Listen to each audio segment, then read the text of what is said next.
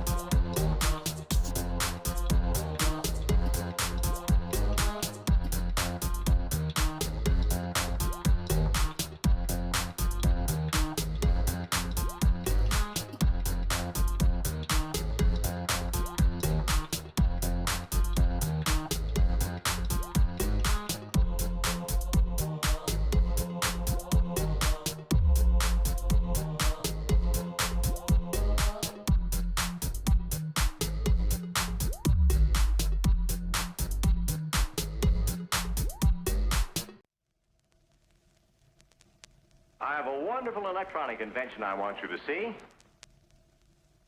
Show you.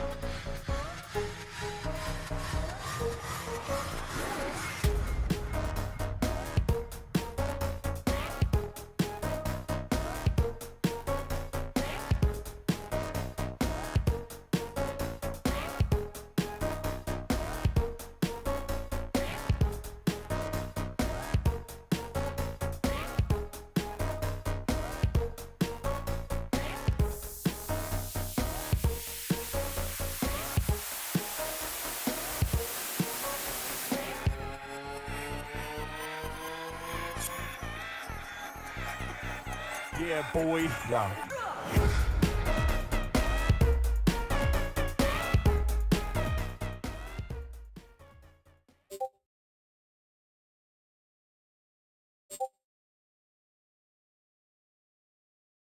Hello there, everybody, and welcome to the 2024 Paris Alive land from Paris. Whoa, whoa, whoa, whoa. You can actually hear behind me a lot of the players, well, I should say, did go on the stage over there back nine. You can see the images right here live from the other room. It's right next to me. We can see Ma'am over there with Paul, or I think it's Paul. No, yeah, I think it's Paul. Talking about what's going on over there on the live side. We do see the players actually going in, and oh my god, I am so excited to actually have this going. This is unbelievable. This is the first time we actually get this kind of a setup over here, which is basically the esport dorm, right? With the computers on one side, with the from our team, with the computers on the other side, with their desk on the opposing side. We do have a good direction over here. From what I understand, the French team from esport is handling all of this. You can see the lights, you can see the stage, you can see a lot of amazing things. And we do have also the players in the lobby right here getting ready. We did try as much as possible to get everything done way before the stream, and as you can see, oh my god, it started. I do have to say that I don't think I have a sound from there, or if I do have sound from there, of course it will be in French. So let's see what the players are gonna do, how they're gonna choose to get the map, how they're gonna choose to go through this game. They do have 8 civilizations they need to pick, and it's very important who is gonna get this win. Now we do have over here also the commentary desk from the French scene getting ready, with Malm setting up, with Paul also setting up over there. Very nice, very nice. And oh my, we got this. We actually got here, boys. It's unbelievable. Hello there and welcome, Honey Dave. Welcome back, Frankie Four Fingers. Welcome back, sirs. Was Nemesis? Good evening, sir, and welcome. I did also notice all triangle. Good evening, sir, and welcome. Mishui, welcome back, sir. And again, thank you so much. Thank you so much for the support. Project Soft also, hello there, ma'am, and welcome. I hope Project Cisco is also good. Is he playing his game from Tarkov again? I would imagine so. Also, Natro, hello there, sir, and welcome. Thank you so much for picking up that first promotion. I did also notice we do have over here on Twitch. Give me just a second over here so I can switch my screens for the chat on Twitch. There we go. The Benja, hello there, sir, and welcome. Yes, indeed. I don't have my hat with me. I couldn't wear it with the headphones and everything. But anyway, we do need to see what the pics are gonna look like. As you can see, they are trying to use, and they are using, actually not trying to use, they are using the CivGG website. So with the cameras in front, in the middle, and we do have the choices on the left and on the right. We're going to need to see how they're going to go through this pick and ban phase together.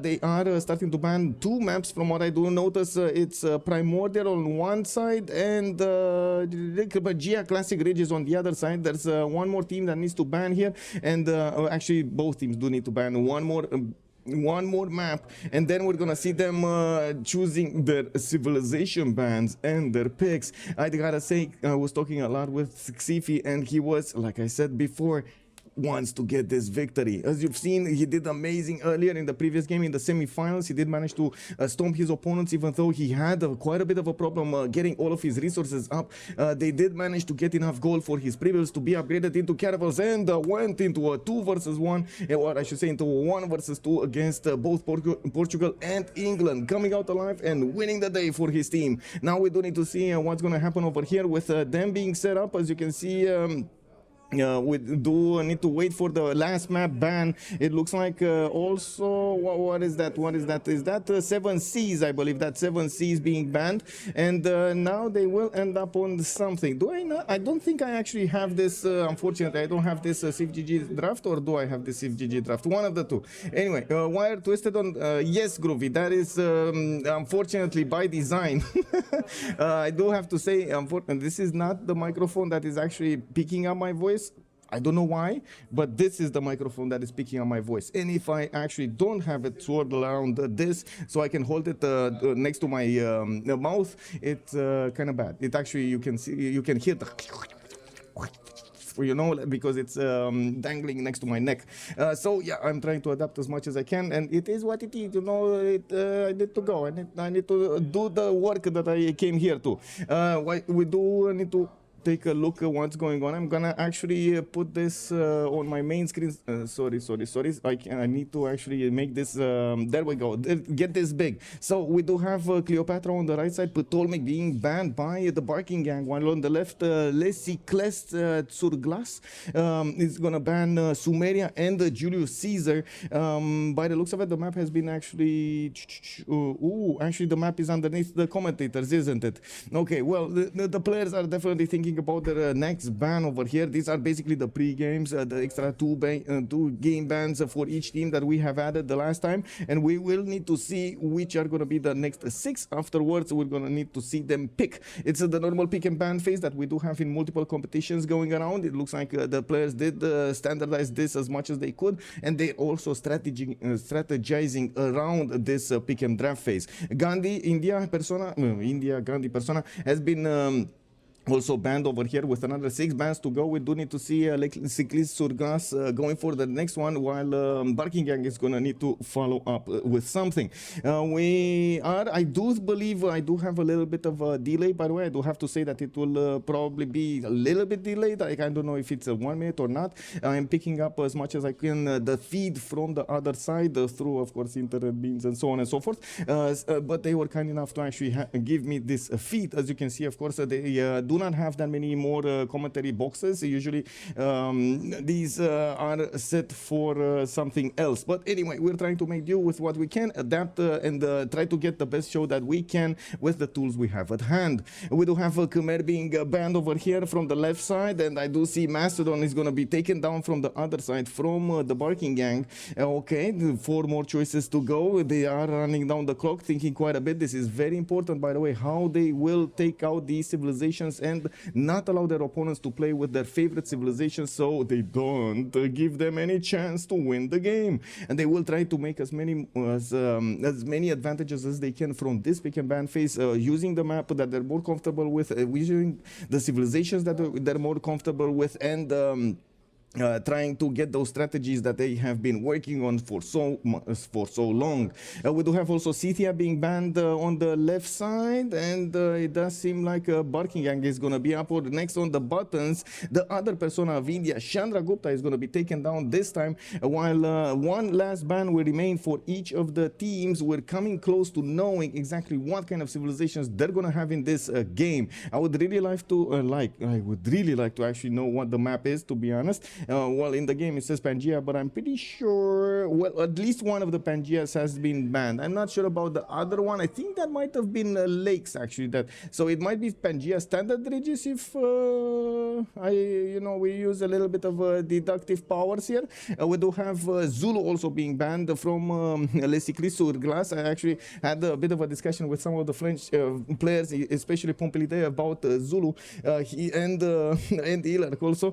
They were talking about how it actually went a little bit under the radar in the last few weeks. It's a very, very strong civilization that at the moment is not picked as it's valued to. We do have one last ban, and then we're going to see the first 4 picks. It's going to be very important who is going to set the tone for this game and how this is going to go. I do think I need to actually turn off the music over here, right? I don't know if you were hearing the music or not, but I hope not. Anyway, we do have Theodora being taken down from Byzantium nation. Rome is going to be picked up first. Of course, it's going to be Trajan picked up by Lesicles Surglas. I would also like to give you I would also like to point you towards the screen over here on the left side. You can actually see the crowd gathering behind, or I should say in front, because they're right in front, right? There's a gallery over there, right in front of all of the players, and we will hear some noises from the background, just like we've heard yesterday when we did have the League of Legends competition right next door. They were shouting, they were screaming, they were, of course, a lot of the times in the emotional moments of the games, the players and the viewers at the same time were expressing themselves just like they do right here. So it looks like two picks, strong picks coming up from the Barking Gang. We got the Cleopatra, Egyptian persona being picked up with Montezuma, also chosen by Barking Gang. On the right side, on the left side, we do have Vietnam, also chosen by Lesicris sur Glace. We're going to need to see who's going to pick it, but Vietnam is, from what I understand, a very, very high value pick here. But I would say also Montezuma is a very high, Cleopatra is a very high value pick. I'm not as convinced as maybe they are about Montezuma, mostly because I do find it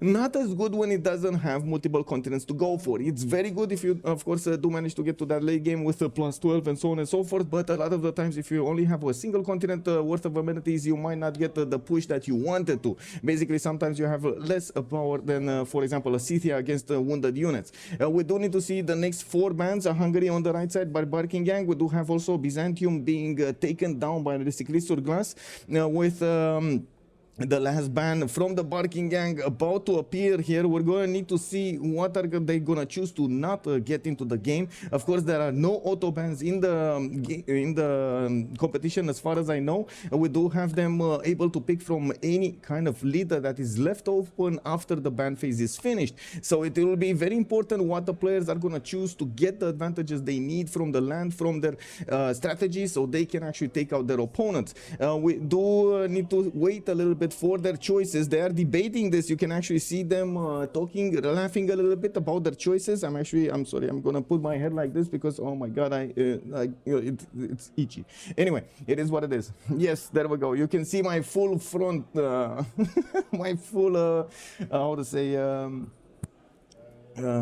forehead. It is what it is. Okay.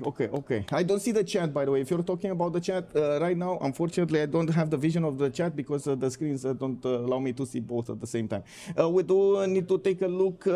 Catherine de Medici has been taken now by Barking Gang. One more ban is left open for Lesicris sur Glace. They are debating how they should approach this, and by the looks of it, Pompey is having quite a bit of a discussion with his teammates. They are trying to figure out exactly what they need to do to get that advantage. And it will be gold. The nation that yesterday did manage to get 2,700 points of production under the gun did incredible at the FFA Season 1 LAN. We do have them trying out a few how to say, we do have them trying out quite a few reactions from the gallery. As you've seen, the few picks that Barking Gang did go through weren't that liked by their fans over there. We do have Nadersha being picked up by the Barking Gang, while we will see the last two picks from Lesicris sur Glace in just a few moments. We will need to see how they're going to try to get the goal, how they're going to try to make sure they're going to have the science and the culture for whatever they need, and we will need to see what kind of victory condition they're going to go for. Everything is available for them. Looks like the crowd does not like Nubia's choice. Pompey is thinking about it. We do have the players right now talking, and Sejong is gonna be picked. Korea Sejong is gonna be the one. Tokugawa also appearing in the choices here, but then got switched to Eleanor England. We are just waiting over here. Oh, back to Tokugawa. As we've seen from Sandro Games, we did actually have quite a few wins from him, and he did explain us and he did show us how Tokugawa is a very strong leader. That is the Japanese leader that prefers his internal trade routes over his international trade routes, actually giving quite a few penalties if he's trading internationally, but having so much of an incentive and bonuses trading internally. We do have Congo, Mubanza, oh, Nzinga and Ban, oh my god, I forgot his name. Anyway, no, we got Congo, the original Congo leader over here being picked up. And we're going to need to see if those Ngao Mubebas will actually have a target to go against today. On the right side, we do have also Germany being chosen, but not actually clicked on, not confirmed. There are quite a few more seconds to go, and it looks like, what did they pick? Was that Lotaro? Was it Lotaro or something? Or the screen just moved? What is going on? Okay, let me actually take a look over here, because we're gonna come back to this screen quite a few times. I am trying to pick up this stream from the other one, from the main stream. So we're going to see where they're going for with this. I can actually show you the lobby right here. Give me a second so I can switch my screens to the proper one. There we go. We should actually have Civilization 6 appear on the screen in just a few seconds here. And boom, we got Omega going for Cleopatra Ptolemy. It looks like Sifi is going to be the one with Montezuma. T-Tube on Nader Shah. I do see Ilark is going to pick up Sejong. Hazagi is going to be the one with Lotaro. So Lotaro was the last civilization that we missed over there. I do see Regis Neveu de la Mer. Oh, okay. Okay. Oh, I see Regis and level of water. Okay, so let's see. They're gonna pick up standard resource, strategic resources, spawn guaranteed. We do have World Age New, Regis on standard, and we do need to take a look. What? Okay. Just throwing good luck, have fun over there. Capitals only, by the way, for BCI, just as we've seen during the tournament with standard opening. Okay, it's not with the balanced opening, it's the 2-2 standard base, World Age New, and yeah, it is standard. And it is Pangea, standard Regis. Look at that, we actually nailed it, boys. Anyway, we got the man here to ready up, and as you can see, all of the players have clicked on the ready button. We're just a few seconds away from going into the game, while I do want to quickly take a quick peek back on the scene over here. Where was I? Here? Okay, let's see what they're doing. As you can see, sometimes it takes a little bit of time for the RTMP to actually close. I'm not sure exactly why, but I think I have a bit of a reason for it. Let me actually click on button, and there we go. Okay, there we go. I did it. I know what it was. It was an option. You know, you need to click that option off. Okay, so we're getting into the game right now, loading into the first map. We're going to need to see if they're actually going to keep this map or not. We will also put, and I'm going to talk a little bit about what's going on over there with the choices, but I do want to use this time while we're loading in to the first map to say hello to everybody that joined us new on the stream. Hello there, sir, Groovy Feet, and hello, how are you doing? Also, Cheesy, good evening, sir, and good day, sir, and welcome. I think he meant forehead. Yes, I meant forehead. Yes, that is what I meant. Yes, 5-head. Okay, it is what it is, you know. Okay, so loading into the game here, we do have the big Sumerian leader showing his muscles to us. Let's see if in the game we will have them with good spawns, so we don't actually see them remapping that much. On the left side, on Lessic list, we do have today Ilark, Mikado, Sprig, and Pompey showing up for them, while on the other side we do have Omega, Ifi, T-Tube, and Hazagi playing today for the Barking Gang. Both of these teams have zero losses from the beginning of the tournament. That is why they actually got into the finals. It was quite a road to take, but they did manage to get here. And since we do have this kind of a fishy map, yes, pun intended, we do have a kind of a tail over here. Let's see who's the poor soul on the tail. We do have Xifi actually, as you can see over here on unfortunately the peninsula, at the start of the peninsula. I guess he's gonna get quite a bit of land to settle to the northeast. It is what it is, man. You gotta adapt. Does he have at least multiple continents? Well, no. Oh man, one big continent. Oh man, okay, sure, he can get on the other side, you know, he can get on the other side. Colombia is a very tiny continent of a sliver of terrain over here that doesn't actually have any amenities from what I do see immediately, like without actually seeing through the fog of war. We do need to take a look from the left over here and talk about the civilization slowly but surely. The information is getting also to the crowd over there behind me in the other room, that about the details of the map, about what is going on right here. They will need to see the players get their early vision going, and we're going to need to see what kind of decision they're going to make at 10-10. We did have, I would need to say this at the beginning, we do have a bit of time constraint for this event. At some point, the event will, how to say, the establishment will close. But that's why we actually had those rules about the timing of the games. We will increase the timer if it's necessary to actually get going at the later stages of the game. But it should be enough time. The French organizers did try as much as possible to put the finals this time much earlier. So we do have enough time to do whatever we want in the games, and of course leave the players to even go long game until the last second of the clock here. We do have to still wait for the game to load for everybody and to see what's going to happen over here when the screen is going to open.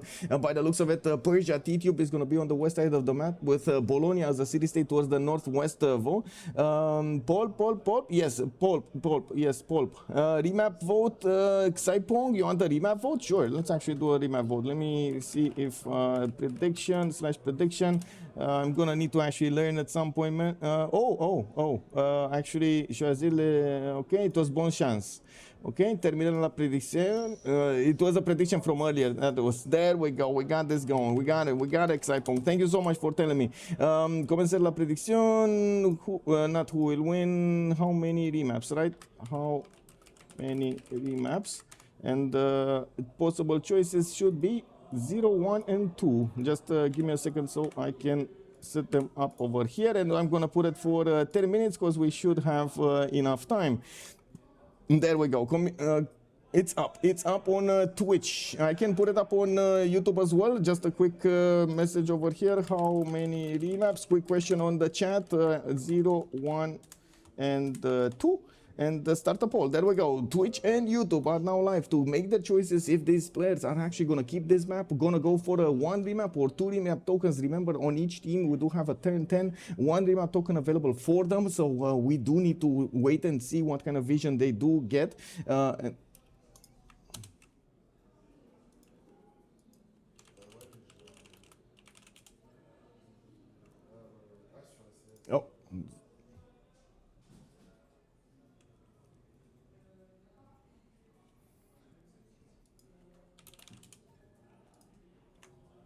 Seems I need to rejoin. Yeah, you have to sit down now? Oh, okay.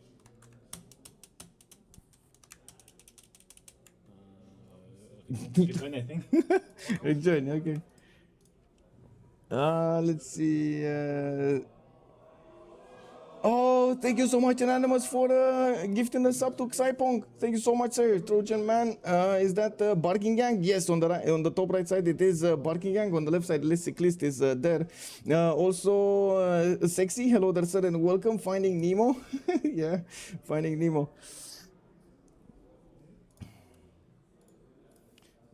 Just give me a second so I can click quickly through buttons. Maybe it wasn't as good. Oh, a 12-month? Wait, whoa. 12 months? Wait, I thought it was 1 month. Oh my God, thank you so much for letting me. That is so amazing. Thank you so much. Unbelievable.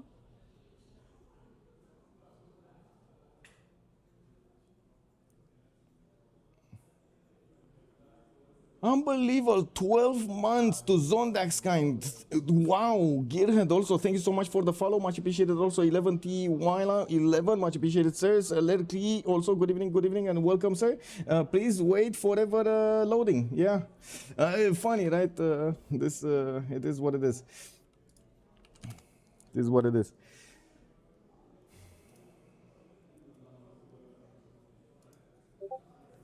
Moonstrath, thank you so much for the biddies. I'm not sure exactly, but I guess we'll need to take a look more at the settings. I'm sorry that the sound settings are not working, or the sound notifications are not working actually for this.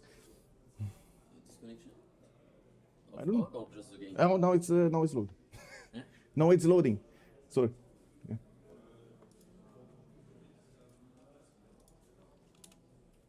Okay. Well, hopefully I'm not gonna desync like earlier. Yesterday. Okay. Oh well. Anyway, let's see. We do have. We did see Mashad being put down. I do see a coffee tile right next to him, and from what I do notice, he's gonna have another city to the southeast, the silk tile over here. We do need to see if he's gonna settle there first. I would imagine so, especially because he's gonna get access to two of those culture tiles. But he also has other good settles to the northeast and the northwest. A lot of fresh water for him to benefit from. These rivers are gonna be nice. He has an opponent close to him, Vietnam on the right side. Sprig is probably going to be the one he's going to be fighting throughout this game. To the north, he has an ally in the form of Racket that Cleopatra Omega is going to play today, and he does have a decent amount of tiles to use, especially these deer tiles are going to be amazing for him. Unfortunately, he doesn't really have a lot of flat plains. I only see like a few tiles of flat plains that wouldn't really make sense for Cleopatra to go for a Temenanki. We do see him getting a scout out, and I'm pretty sure he's going to want to pop these huts. Maybe they're going to go some things. I don't think it's I don't think it's connection. It's you know what it is. It's I need to download more RAM. That's what it is. Oh my god, I'm sorry. We do have a Thanglong over here. Scout out coming up in 110, and I do see. He did manage to get to the left side with quite a few tiles discovered by the warrior. He's gonna get into the Persian territory, and I should say in between Egypt and Persia's territory. We're gonna need to check him out. Where is he gonna change direction? If he's gonna go north and discover Egypt, or gonna go to the south and discover Persia. In the lands of Sprig, we do have him also benefiting from quite a bit of fresh water. To the north, he's gonna have a pretty strong settle on the deer tile, and I do notice he has a 3-1 base. That means he did actually settle something. That is a cattle tile. He's gonna get the extra food going. With a 1-3, he can get definitely the production over there. We do have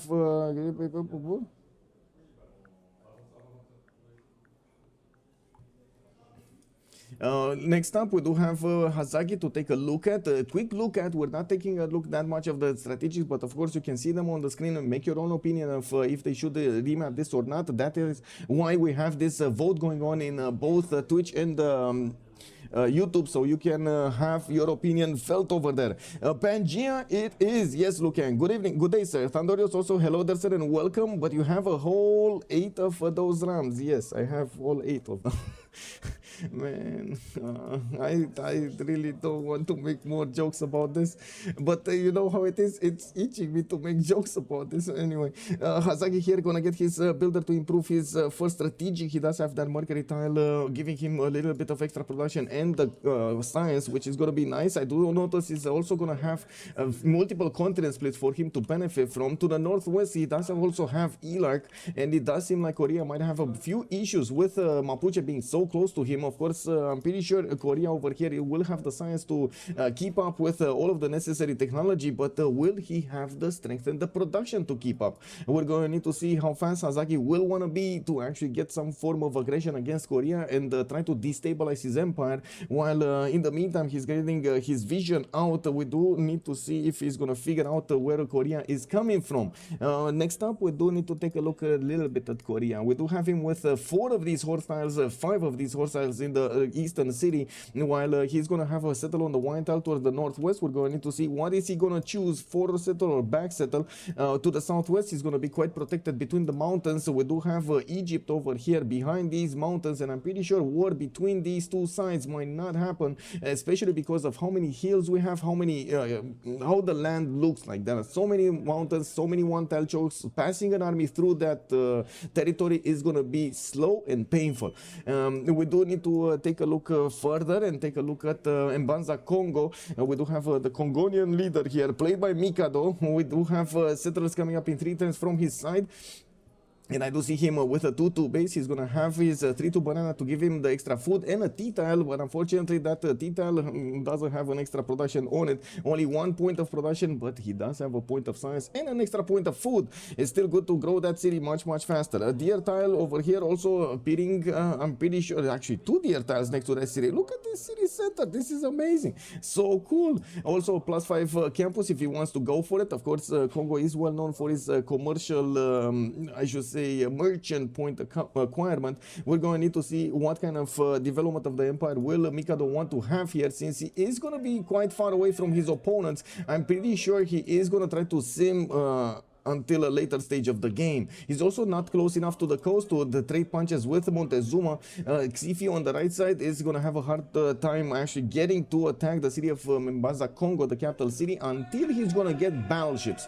We do have also Xifi getting his scout out, or I should say his Eagle Warrior, to move to the west side, where he did find the Grand Mesa appearing, the wonder appearing to give him some extra culture per turn over here, and I think it's extra food as well by the looks of it. This should be a 1-3-1 tile, not this one, not 2-3-1. So you get extra food and you get extra culture from this wonder. I do also notice he does have his first settler moving towards the west side. We do have him also with a secondary Eagle Warrior coming out from his capital. He did not get a first scout. We did not see him also send a unit towards the northeast. He doesn't know exactly how the peninsula will look like, and as you can see, he will have actually the Great Barrier Reef to benefit from here. This is turn 10. We do have one more spawn to look at. Rome is going to have his city over here right in the south of this middle of the map. We do have him getting his settler out, and he did manage to get the builder. Wait, is that a builder? It's not. I don't think it's a builder from a hut. How did this builder get here? Because it looks too far away from a city state. Anyway, maybe he did manage to get it from a hut and he didn't have anything to improve, so he started walking somewhere, you know, somewhere under the rainbow. But you have a whole, yes, Cleopatra needs to build the Temple of Artemis and also go for the Pantheon Open Sky. Let's actually take a look quick back over here on the racket there. We do have him getting his deer tiles improved, 1, 2, 3, I'm pretty sure. And I'm actually curious if he's going to go for Goddess of the Hunt, Open Sky, like you said, or something else. He does have a few panthers on the west side to benefit from, but I do see Goddess of the Hunt is going to give him so much gold here. You can see the 1, 2, 3 in the capital with another 2 on the southwest, and I would imagine he has some more everywhere else. Both teams use the remap token. Whatever happens next will happen. We will have them needing to play the next map. I'm pretty sure since this is a Pangea map type, we won't have that many technical situations to run into. Of course, the technical situations are there to balance out the game, try as much as possible to give winning chances to any player on the game, giving them good land, good expanse, good neighborhood, basically. Okay, so let me quick switch this up so I can put back my screens as they should be. Who are the band leaders? Royalty 25, hello there, sir, and welcome. Also Outrushed, hello there, sir, and welcome. Hello YouTube, how are you guys doing? Welcome. Oh my god, how do I wait a second. Oh whoa.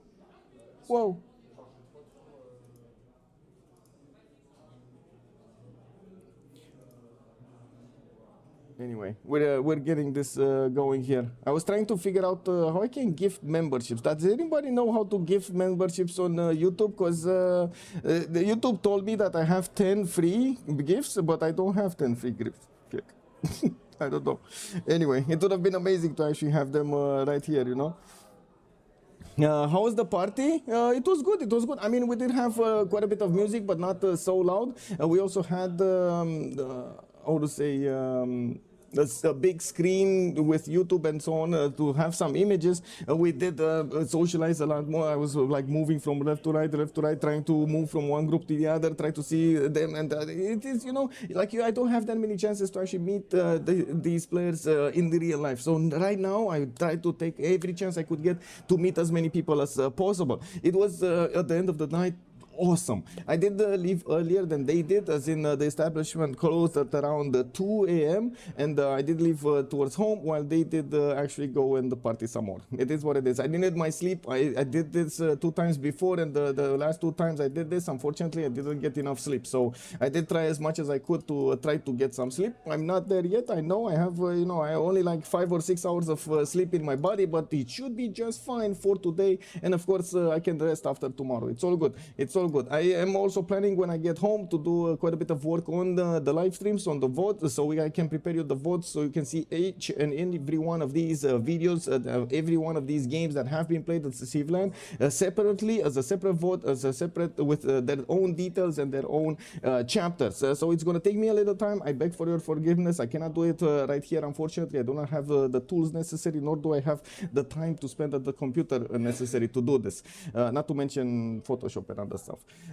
I've been trying to do what I can with Paint. Yeah, MS Paint. It works. Sometimes it works, sometimes it's not. Okay, we do have Mikado still having the game paused. By the looks of it, Vietnam on the west side is still getting there. Wait, did they actually get in or didn't get there? Well,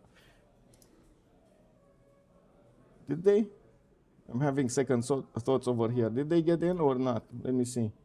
Okay, so I see the game is paused on the mainstream also, right? Okay, so I think we're fine. I can actually use this time to finish up the predictions. Give me a second. And of course the polls, since they both use the Remap tokens, this is it. This is what they're going to have. Let me actually get this done. It looks like YouTube wasn't really sure what to vote over here. They went 44% for the one option and 44% for the second option, while the remaining 11% went for 0. Well, I will end up the poll. The answer is 1. They did have one remap.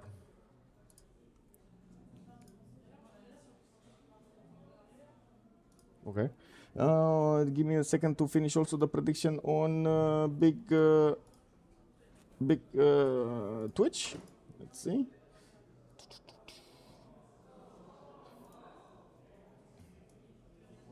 Oh, pause Technica. Okay.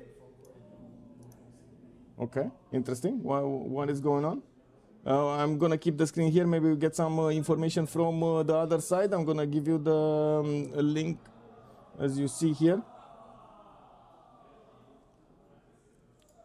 What is it? Not this. Oh, I need to actually, oh, I know what to do. Okay, I see. Other button here, choisir, there we go, terminer, there we go. The points are in.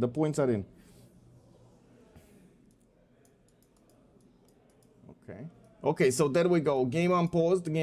We're starting this up. So let me actually switch back to my vision. So we get to see what I comment on. We do have Thang Long already settled on the west side of the map. He is going to be all alone on this west side of the map. By the looks of it, he's the first one next to the western coast. He does have Reef Tile to the southeast in the lake, and I do see he's going to get his scout out in 3 turns. There's definitely going to be a lot of land for him to settle to the south and to the north with a lot of fresh water, and I do see quite a few features for him to get his setup of districts going. Of course, we're going to need to see how many thans he's going to want to get into a triangle or next to each other to benefit from that extra culture from next to each other. While we do see in the capital, he does have both strategic resources in the second ring. He's going to have his horses to the northeast and his iron tile to the west side. We do have to see exactly where he's going to place his next series, but I do see he's going to have a lot of culture to get out of these coffee tiles. He has quite a few coffee tiles everywhere. Cattle tiles to the east to settle, a coffee on the coast to settle with access to a reef fish tile on the other coast. Doesn't look like he's actually going to have any kind of a threat to worry about. I'm pretty sure he's going to get to be safe over here if he chooses to go to the west on the coast. Also, of course, freshwater, rivers, lakes is going to be preferred over here over the coast. If he doesn't get the freshwater there, the housing is very important for the players to get the population necessary for those districts.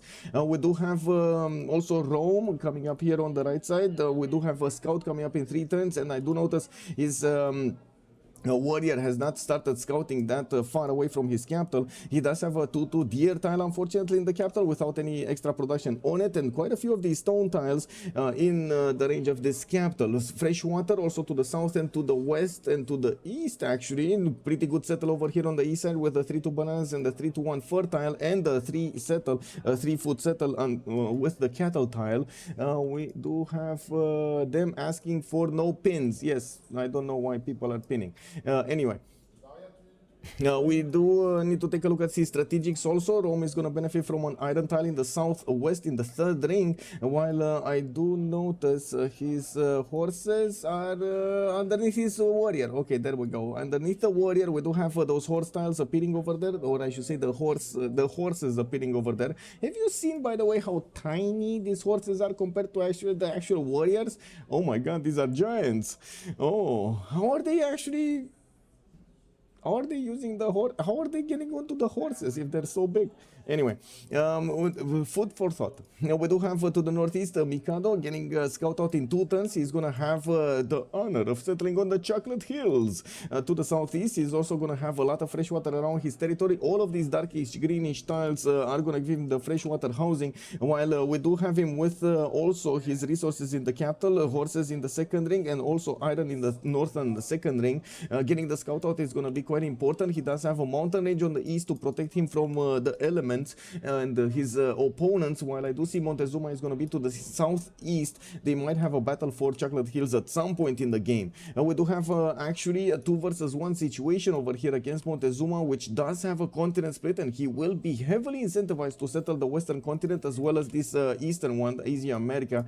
We do need to see if Pompey and Congo will actually gather their forces to go against the big guy over here, Montezuma. Xifi is definitely out for blood. He definitely wants to get this going. Let me again switch my screen back. There we go, there we go, there we go. Groovy, groovy. That the Desert Lakes Wonder. South of Vietnam or north? Wait. Oh, what did you see? This one? The lakes of Onyanga. Yeah. I see 2 instances of same wonder. Wait, it's the lakes of Onyanga and... This is Lensois Maraniensis. Yeah, Maraniensis. 2 different wonders, It's fine, it's fine. Yeah, I guess they're very close to each other, but they're different. Okay, so let's see. We do have Rome. We talked about Rome. We talked about Congo. We did take a look at Xifi, but didn't talk in detail. We do have him with the iron in the capital, while his horses are going to be 3 tiles out. He does have a city center that he could place right next to those horses, and he will have access to a pretty good campus over here, a +4 using the geothermal and the 2 mountain tiles. We do also see him benefiting from quite a few more to the east, quite a few more settlers to the east and to the south. He's going to have an ally to the east side, doesn't need to worry about that side at all, while I do not see that much food throughout his territory. He might actually have quite a few food problems to grow his cities taller. We're going to need to see how Xifi is going to try to counterbalance that. Also look at the same but different. Yes, they look the same, but they're a little bit different. Looking at Engulumapu, we do have him with tobacco tile ran in the capital. Unfortunately, again, lacking a point of production is not going to be that big for Hazagi. Hazagi is again going to be next to Korea. He will get the opportunity to go against the capital city of Seoul with those Malo Raiders, and we're going to see if he's going to be aggressive from the beginning to keep Korea as much as possible on his toes. We do have Engulumapu getting a settler out in 3 turns. They are still scouting out what is going on around his cities or around their cities, and from what I do see, he's going to have horses in the 3rd ring. This is very expensive for him. That's 35 gold at the beginning, which tends to go higher if we do have more civics, more technology is discovered. Iron tile to the southwest also in the 2nd ring. This is much easier for him to acquire, and I'm pretty sure they're gonna need to pull the resources to handle any kind of warfare they're gonna have. 2 versus 1, 3 versus 1 against Korea, and 2 versus 1 against Aztec. Is that what's going on? Wait a second. So Korea is here. We're here, right? And we do have Persia, we got Egypt, and we do have Mapuche over here. It is a 3 versus 1 going against Ilark. Nice catch over there, Moonstra. Thank you. Looks like Ilark is going to benefit from his fresh water from the river to base underneath. He's going to get his settler out in 3 turns, and he does have quite a few hills for those cells to be placed, so he can get the extra science rolling. I'm pretty sure he's going to be interested in also those scientific points points, scientific great science great people points. We will see where is he gonna want to choose to go for, and of course, as he is aware about Mapuche's presence on the west side, he might not be that incentivized to get a position across the river towards Mapuche. Looking at his southeast, he's also starting to scout out what's going on. I do notice he's gonna have Wuling Yuan to the east side, and unfortunately it will take him quite a bit of time to get there. 1, 2, 3, 4, 5, 6 and a 7 to settle. Is not that big actually. He could definitely settle and make up with the extra culture for the time lost. With the extra food he's gonna get from the bananas, he's gonna have a pretty good city here. Also good mountain range to benefit from, and I do notice Egypt is coming off with a scout, and he will discover Wuling Yuan probably first. Looking at Persia's warrior from the north, they already know about the position of the city of Seoul, which is gonna pump out a settler next turn. Now, a lot of the times we have seen the players sometimes take the risk of getting these settlers without an escort to their settled locations. Even if they do have an extra vision, a lot of the times it happens that these settlers are getting snatched. And the biggest question mark that I have in my brain right now is, this is gonna happen or no? No, this is gonna be the finals. They are investing in an escort. We do have a scout coming up from Seoul right on time. He's gonna escort that settler to his next position, and I'm pretty sure it will be the ivory tile over here or around that ivory tile, making that a 2-1 base and getting the amenity immediately in his empire. That is gonna be very valuable. That's a rip for Korea. That's gonna be a hard game for him. Domzi, hello there sir, and welcome. MS Doll, hello there sir. This settler won't go north, so it would have been safe anyway. Well, yes and no. Like, he's going to the west side, so you see how Mapuche is getting one of these scouts snaking his way towards Seoul. You gotta escort your settlers. I'm just saying, you gotta escort your settlers. Now we do have some shouting going on around over here, and I do want to check if anything has happened on the map, so we know about it. Looks like Aztec Xif is being body blocked by Congo, so he doesn't settle the Chocolate Hills. We do have Congo also getting a forest fire in Bubanza, Congo. The settler of Pompi is gonna get to his settled location on the cattle tile. It doesn't look like Vietnam is gonna sustain any kind of damage. Hazak is going on the front line. Okay, he's forward settling or he's settling towards, I should say, Korea. It's not really a photo setter, he's settling towards. To the south of Racket Dead here, we do have Omega benefiting from Pio Pio Tahi, which is a pretty good wonder. As you can see, he's going to have a lot of production alongside the gold and the extra culture that wonder gets you. And we do have him getting another settler in one turn, while he just settled the city of Memphis on a freshwater lake. We do see Korea is trying to go through these one-tile chokes so he can find out exactly what is going on in Racket Dead's capital. Racket Dead, Omega is going to choose to go for the north for another settler on his 2-2 base over there on the Rainforest Hill, and he did put down a Temenangi from his capital. He does have 2, 4, 6, 8 tiles of floodplains here in the capital city, while he does have quite a few farms, especially these rice tiles with the wheat tiles are going to be extremely valuable with Temenangi and Liang in that capital city. We also have him with this extra culture that he's getting. This is going to be an incredible tempo for Cleopatra going into this early game. Do Chocolate Hills count for Congo or Vietnamese bonuses? I don't think so. I don't think so. So yeah, I don't think so. For Vietnam's bonuses, maybe. Wait, which Congo bonus? The one that's moving his units faster through the rainforest, like the Ngao Mubeba bonus, or what kind of bonus? Also on Vietnam, as in, you cannot put a district on it if that's what you mean. But I'm actually curious if you can actually move the units faster. Yeah. I guess we might actually get the opportunity to see that, even though I don't really see that bad of a thing over here. Oh, I see Aztec is coming with the Eagle Warriors. Maybe he's actually gonna turn this Congo Scout, he's gonna turn Mikado into one of his builders. We do have the third settler also coming up from Mikado. He did choose to put his second city on the left side, and of course that forest fire is still raging to the south of it.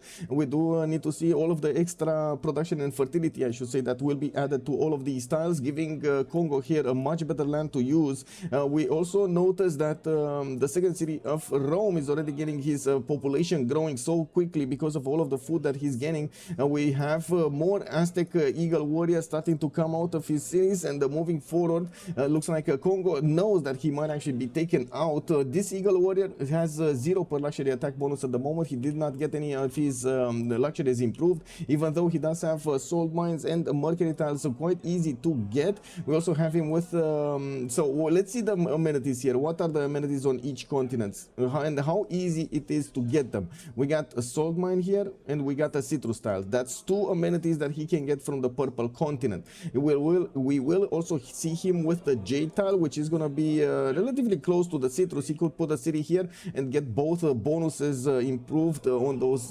tiles, so that's a +3 that he can easily get from his own continent. In the south, it does look like, of course, the mercury tiles are going to be here available from the other continent, from the white continent. It will be mercury and furs, which is going to go for another 2. That's 5 in total. Can we have another one? It looks like there's a honey tile here, but that's going to be quite hard to get. Maybe here somewhere? No, he doesn't have a single one here. Anyway, he did buy out the 3-2 banana, did not go for the 3-3-1 chocolate hill tile, and he did choose to go for a campus first. That's a +3. War has been declared between them, and we're going to need to see who is actually getting bullied over here, because somebody somewhere is getting bullied. Ah, I see. So there was a Korean scout that did try to stop the build of Temenanki in the Cleopatran territory. We did have Cleopatra also figuring out to the north. He does have, of course, an ally Persia, and they do have all together to go against Korea, which is already starting up with its encampments. This is very unlike Korean. Very un-Korean, I should say.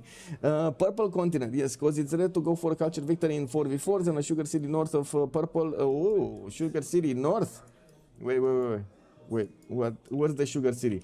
Sugar. Oh, I see. So that's the 4th one. That's the 4th one. I didn't go as far as to the north because it felt like that is a bit too far away for him to settle cities. But of course, it wouldn't be the first time that we've seen a leader like Montezuma go far out of his way to settle his cities for those extra points of amenities. Or I should say, for his extra points got from the amenities. Okay, Eagle Warriors coming next to the Roman cities. We do have a few scouts from Rome also trying to help him out defend this. We do see Xifi is getting closer, trying to put as much pressure as he can on Pompey and slow him down, while it looks like Mikado just wow, like this whole forest fire is incredible. This whole forest fire is incredible. So much fertility is gonna be here, and of course we're gonna need to see if Xifi is gonna manage to overwhelm Congo after he's gonna get all of that going. It looks like the scout of Xifi has been taken down, while his Eagle Warriors are getting into position to do some more damage. We do need to see if he's gonna manage to get 1 or 2 builders out of these scouts of Rome. These are not that hard to go against, but you do need to get into position to attack them with 2 of these Eagle Warriors to successfully get the builder going. Now we do have another settler from Aztec going toward the south, and I do see him, of course, with the second campus from Tenochtitlan. That's going to be a +5. That's a lot of science that he's going to get from the beginning. And we also see that on the west side, Vietnam has started to put down his first sun. That is going to be between his 2 cities, while he has a 3rd city going toward the south. I'm actually curious if he's going to go for the coffee settler or is he going to go somewhere else. We do have also Rome coming a little bit closer to him. They are from the same team. They don't need to worry about attacking each other, and I'm pretty sure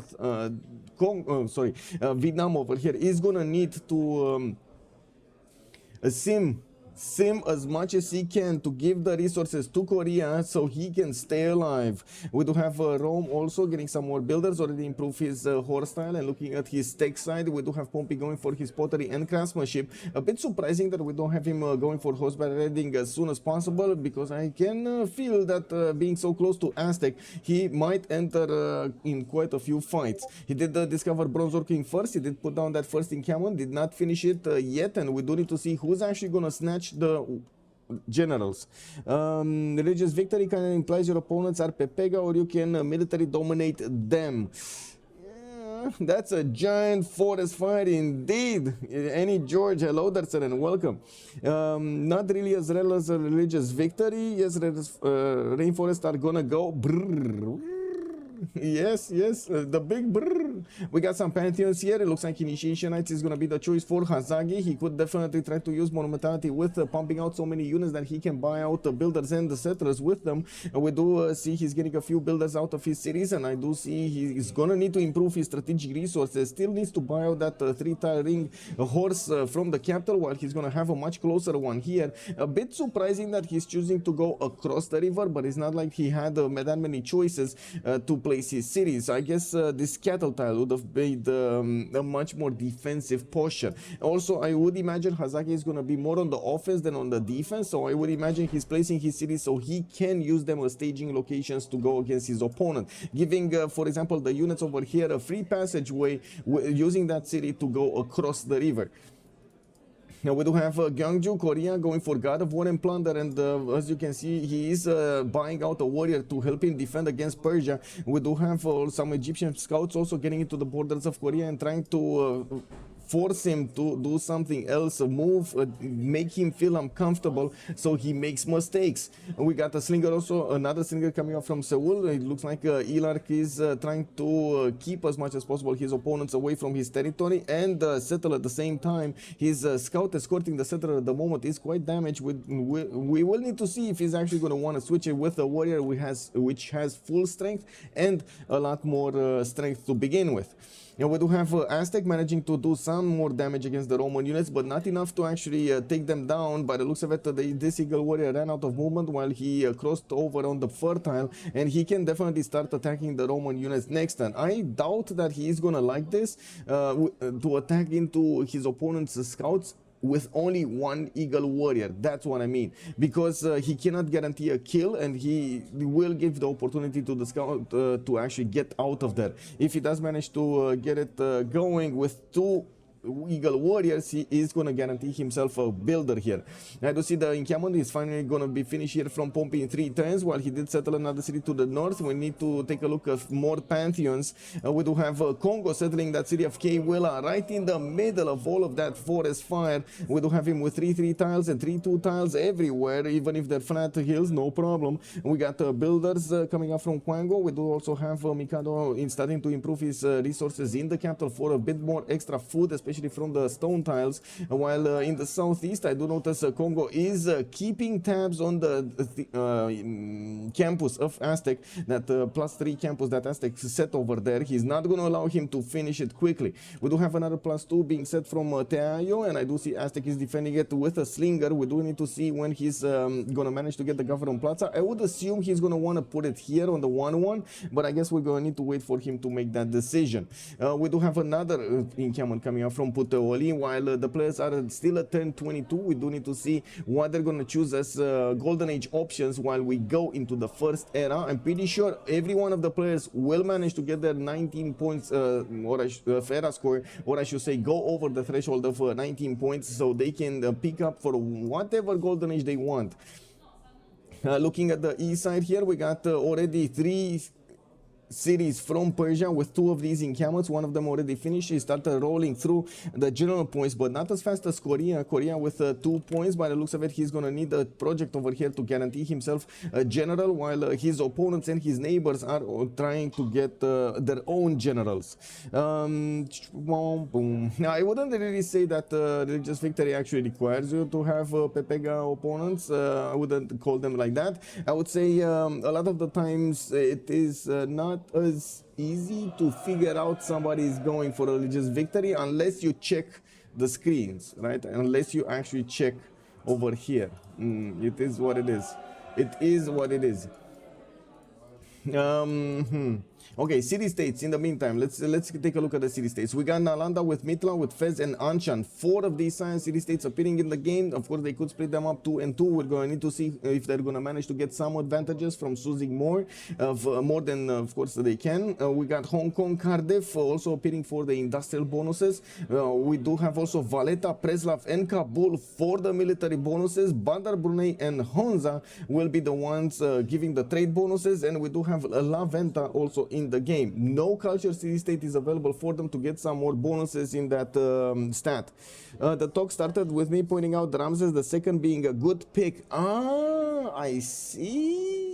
actually, I mean, it is not a bad pick, but out of the all of the Egyptian leaders, I would say he's not the strongest one. I would say, as you can see over here, Ptolemy is probably the first one up. Then we do have Egyptian Cleopatra, and then we do have Ramses. As it is right now in the meta, basically. But as you've seen, a lot of the times it does end up on player preferences. You can definitely make it shine and get the win if you can adapt with that civilization on the maps.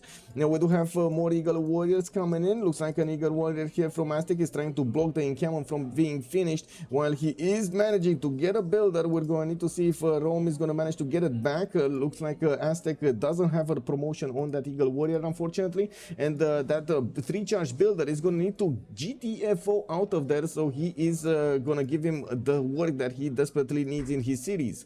He also needs to do something about the Scout of Conco sitting on his campus. Fertility rights has been chosen by Aztec, and I'm pretty sure that is a reaction because of his lack of food in his cities. He desperately needs every point of food that he can get so he can successfully grow his cities to the higher population he needs. You get 100% and 25% construction cost return with 2 instant culture points. Yeah, true. But I think still you can get others working much better. Anyway, now we do have Vietnam here also starting up improving his strategic resources. We do see him going for that Mercury tile to get the amenity going. A 3rd ton is being set here, and he is leaving space for other districts to be placed between the tons. We already have him with a decent amount of culture generated on 10 culture and 7 science, while we do have Pompey on 13 culture and 7 science of his own. On the other side, Xifi is already 14 science and 5 culture. Omega is on 11 and 12. A much more balanced result over here from him, while we do need to see if he's actually going to want to do any kind of military. He did finish his Temenaki, he started to put his sphinxes around, and we do have Li Yang already plugged in the city of Rakedet. Lady of the Ridger Marshes has been chosen as a pantheon. He's getting the extra production points and the extra science points on these tiles, floodplains, and while he does need to actually expand a little bit more to the north, I don't think he has any pressure felt because of the population. We do see him with enough tiles that this population can work. We're going to need to see when he's going to get to the next population level what other tiles he's going to gather and improve. Now, commercial hubs are also first choice of a districts for him, so he can actually get those trade routes going, while we do need to see how quickly he's going to want to get his 4th and 5th city out, or even 6th city out. We do have encampment training projects coming around from Korea, while Persia is on already 16 great general points a turn. He is going to try to secure his general extremely quickly. He's getting also an archer to push back the Korean scout outside of his territory, while he is improving his horse tiles here. We got Tushpa with 2 horse tiles that need to get some love there for the pastures. We do have also Magnus established in the city of Mashhad, and well, I do see a single trade route. He's definitely going to need to wait for the next one. Let's take a look here. Okay, that Eagle Warrior is getting out, and the builder needed to be deleted, unfortunately. Yeah, well, it is what it is. He deleted the builder.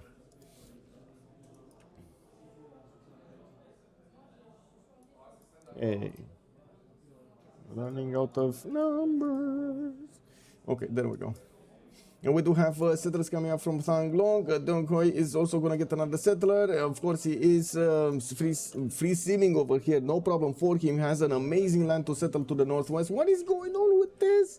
4-3 bananas everywhere. What is going on with the forest fires, man? Unbelievable. This game, man, the finals, set for the finals, unbelievable. We do have an Eagle Warrior going towards the city of Malinganko to handle the scout, and we do need to see if Xifi is going to chop another one to guarantee another builder over there from the scout. We do have him still trying to get his encampment down, and he did put it on the back lane.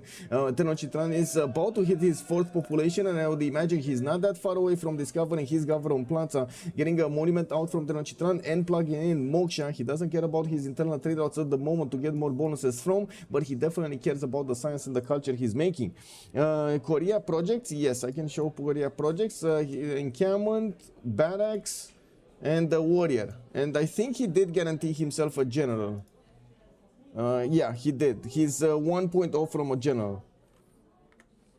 What are the team names? We do have Cyclist sur Glace. I guess I can let me actually put them up on the screen here. On the left side, we do have Barking Gang, BG. Let's call them BG. Got a BG team here, and on the right side, we do have CGS.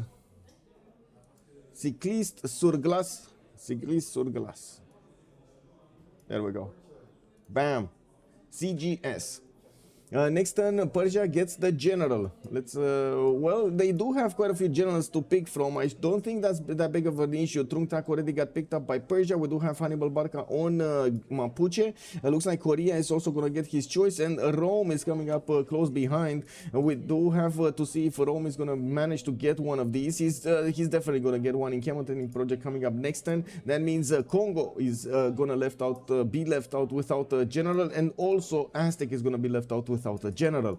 We will have a major warfare being done over here in Korean territory while he is trying to bunker down and use also the positioning of these encampments to help him out defend. We do need to see if these warriors are going to get enough funds to help him defend. We do have already Hazaki going for his item working end state workforce, and I do see him. He's getting one warrior out there. He did manage to get his general, and at the moment he's going to get pillaged in his capital. He does have a slinger coming out from Ngulumapu, and I do see he's still benefiting from a few builder charges to improve his territory. So many chops for him to benefit from. Unfortunately, I don't see the builders necessary to chop these tiles. We do also having Gavron Plaza being set by Omega. He's finishing up his commercials and getting his monuments for the extra culture. We are 4 turns out from switching into a classical era, so we can see what's going on over there in the golden age options. Looking at Congo, he did start up on his commercials, and he's going to start acquiring quite a few of these merchant points. Egypt is already on 2, and he's the only one on 2, while Congo is going to be on a close second here. He just needs to put a little bit more production into those districts, while he definitely wanted to get the first priorities, 4th and the 5th settler out. I do notice immediately after Congo did notice the Eagle Warriors are coming after his scout. He got out of there. We do have an archer also getting out from Malinanko, and yes, Xifi will have the opportunity to start acquiring these general points, but it will take a while for him to get one. Rome has one, Korea has one, Mapuche and Persia have one. Persia, I think it's going to be very hard to handle here, and especially since we do have also Mapuche on the west side. Titube is going to get his horse by riding and military tradition in 2 turns. I do have to point out that it wouldn't be the first time today when Titube did attack somebody with Nader specifically and those horses. We do have his Gavron Plaza getting out from Mashad, and I do notice he is going to get some builders to chop out his units. His general is ready to go, while we do need to see his Pantheon, God of Craftsman. That's why we do see the extra points of production on his horses and the extra points of faith. It should be CSG. CS, did I miss that? Okay, yeah, I guess CGS just felt more natural. Yes, CSG. CSG. Thank you. Thank you, Perhan Short. Much appreciated. Persia is 2 turning in Cameron projects. Yes. He did get it. Yeah, like he was the first one who did get the general. The ones after, but he couldn't deny another one. I guess he didn't want to deny, to be honest, another one. It's going to be almost impossible for Korea to use the general in both locations, to defend the city of Seoul and defend the city of Gyeongju. So even if Korea has a general, he's not going to have the general on both sides. It will give the opportunity to one of these players to get into his borders and smash those cities down. We do need to see if Victor is going to establish in one of the cities of Korea to help protect that, give an extra +3 to his units around, even though a lot of the times the players do prefer to have stats more than this, going for Moksha, going for Pingala, going for Magnus instead of Victor. MS Doll is also me, a priest of passion and a rabbi, enter the clinic to donate blood time, probably. Okay, I don't get it, MS Doll. Not gonna lie, I don't get it. But I'm not that good on understanding what blood types and so on. I don't think I even know my blood type. Okay. Also, J-Rob, hello there, sir. He finally learned how to check great people progress. Just be thankful of that. Wow, J Rob. Wow, sir. Wow, welcome. Thank you so much for the compliment. I don't know what I could have done, man, if I didn't know that. I'm so sorry, man. Let's take a look at what's going on here on the west side. As we can see, the Bannacs are starting to get into the encampments of Rome. We do need to see if he is going to manage to flex his military option against the Aztec. I would imagine he is going to get a few of these units improved and sent to this create some discomfort here in Civic's territory. While I do notice that Governor Plaza, as predicted, is being placed to beef up those two campuses, I'm pretty sure we will have Civi over here with more than enough science and culture to keep up with the necessary technology and civics. We do need to take a look which CGS certainly is. Oh, I see, a typo.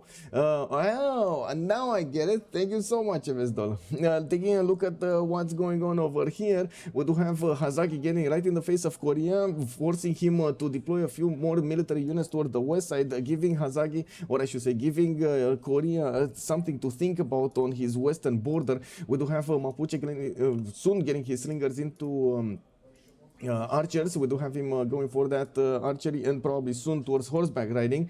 We are turn 30, so one more turn to go until the next era, one classical era to go. Okay, let's see what they're gonna do.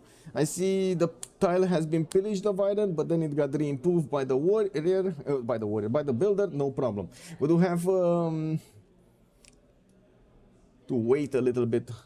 Even if Mapuche got his swordsman, this is not really a big attacking force to go against Korea. This is more discomfort, to create discomfort than anything else. And I'm very curious what kind of Golden Age option he's going to go for. We do already have forces coming up from Persia going towards the capital city of Korea, Seoul, while we are going to need to wait for a few more units. He's instead going to get his barracks in and going to try to get that extra production towards his units. And of course, the bonuses that you get of housing and so on from the Bannacs. We do need to see if he's going to couple that with everything else. And wait, do I see this correctly? Are we all 8 desyncing? Oh.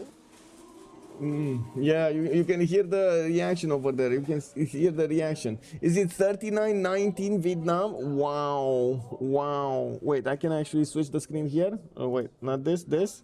Okay, this one. Bam. Yeah. Okay, so it does seem like the warriors of Rome are starting to move a little bit to the east, but not that far into the lands of Aztec over here. It's going to take some time to get there. While Aztec is still on 3 cities, we're going to need to see when they're going to start expanding. It's definitely a necessity to go for a few more cities over here. Usually the players at this point in the game are trying to get their 4th and 5th cities out, especially if they're not in a war situation. We do have Congo, for example, already getting his 4th and 5th. We do have Vietnam getting his 4th and 5th, and I do notice on the right side Mapuche is trying to get so many more units around the Korea's territory with the Persian army bearing down from the northeast. That he's definitely going to need to beef up somehow. We're going to need to see how he's going to smash through the Korean defenses. Ancestral Hall is going to be the option today for Rakedet. I do want to stop here and take a look at all of the options slow but sure, so we do get an image of what the players are going to do in this era. We got Exodus of the Evangelist being chosen here. Lotaro is gonna get his 2 horses, 2 iron tiles per turn, not to mention the 15% more production towards military units, and unit maintenance will be reduced by 1 point. This is extremely important for his military upkeep and also his ability to flex that military power against Korea. Nader Shah is going to have also Exodus of the Evangelist with 10 science and 14 culture. He's already on 2 encampments. And we do have him 2 turning settlers here from the city of Tushpa. I am very surprised that we don't actually see a bigger army, or at least 2-3 more horses to go against his opponent here in the city of Seoul. I would have imagined that would have been extremely valuable to get a few more pressure points against Korea. Looking at what do we have? Montezuma over here, we got him on 21 science and 14 culture. Very, very good results with the campuses. He is seeing the Roman Great General, and of course, since Aztec doesn't have the Great General, he's going to need to get to the higher technological level and also try to get as many units as necessary to stop any kind of Rome push. Now, we do have another settler coming up from Antium. I do notice the barracks are still up in the build queues. In Malinanco, we got that campus finishing up next. next turn. While he did finish up his Government Plaza, you can see how fast these campuses did turn into a +6 and a +3. We do have what timer? What timer? Oh, Paul is saying timer. Okay. Aztec is also the only one making Rescientist points, and he's gonna go for Hypatia for a free library and the ability to instantly build a library, while the next regionals are gonna be 60 points. It is gonna require quite a few projects to go there. Egypt is already making 3.4 Great Merchant points a turn, while Congo only finished one of his commercials. He's on 1.5. No other nation at the moment has commercials to actually get these merchants. Zankian is the first one, and it is definitely gonna be valuable over here for Egypt to pick it up. I guess, I hope. Anyway, we do have to take a look. Oh, wait, kick. Okay, well, I guess I'm gonna need to pay a bit more attention to the screens. Okay, what do we have next? Omega with his 70 science and 32 culture. We do have him getting a 4th settler coming up from Abydos. He doesn't have his 5th being trained right now, while I do see he's getting a campus out from Memphis. We do see he has quite a few commercials already finished. 1, 2, 3. No markets in them yet for those extra trade routes, and I do notice he is getting his campus, the level 2 campus over here, right between his Government Plaza and that commercial and the city center, to try to get as much adjacency as possible. It's not like he would have had that many mountain tiles to choose from, and of course it's extra adjacency from other districts. It's always nice. We do have him also getting Moksha in the city of Memphis for a bit more extra culture, while his Ancestral Hall is what? Wait, didn't he finish Ancestral Hall? I'm pretty sure he finished Ancestral Hall. Anyway, now we do have more settlers also coming up from Persia soon. We do need to move around towards Elark. Elark is going to be here, and he's bunkering down as much as he can. Mapuche's swordsmen are coming against him from the west side with quite a few of these archers training their shots against the units of Korea.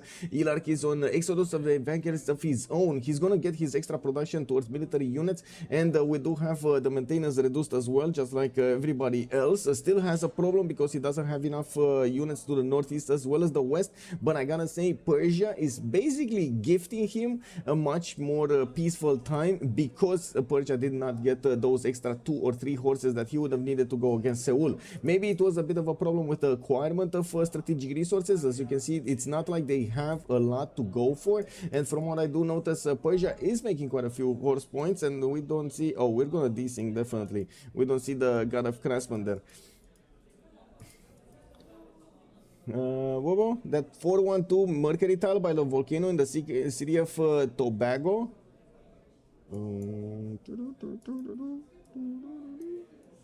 Whoa, wait. Did Xifi get another builder here?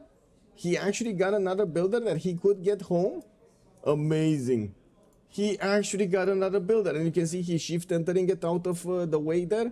Very nice. The Aztec South City in Teayo. Oh, this one, the 412. This is amazing. Yes, this is very nice, very nice. He's also gonna get the 3-3 next to that volcano working. That's pretty good. He's getting his builders out, and he did put down one of these encampments there. Let me switch the screen back to this.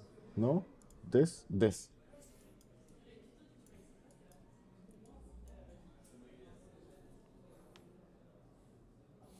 Okay, so it looks like the builder with the Eagle Warrior did manage to shift enter on the right side, and we do have him moving towards Malinanco. I do notice we do have horses also coming around from the Roman cities to get in there.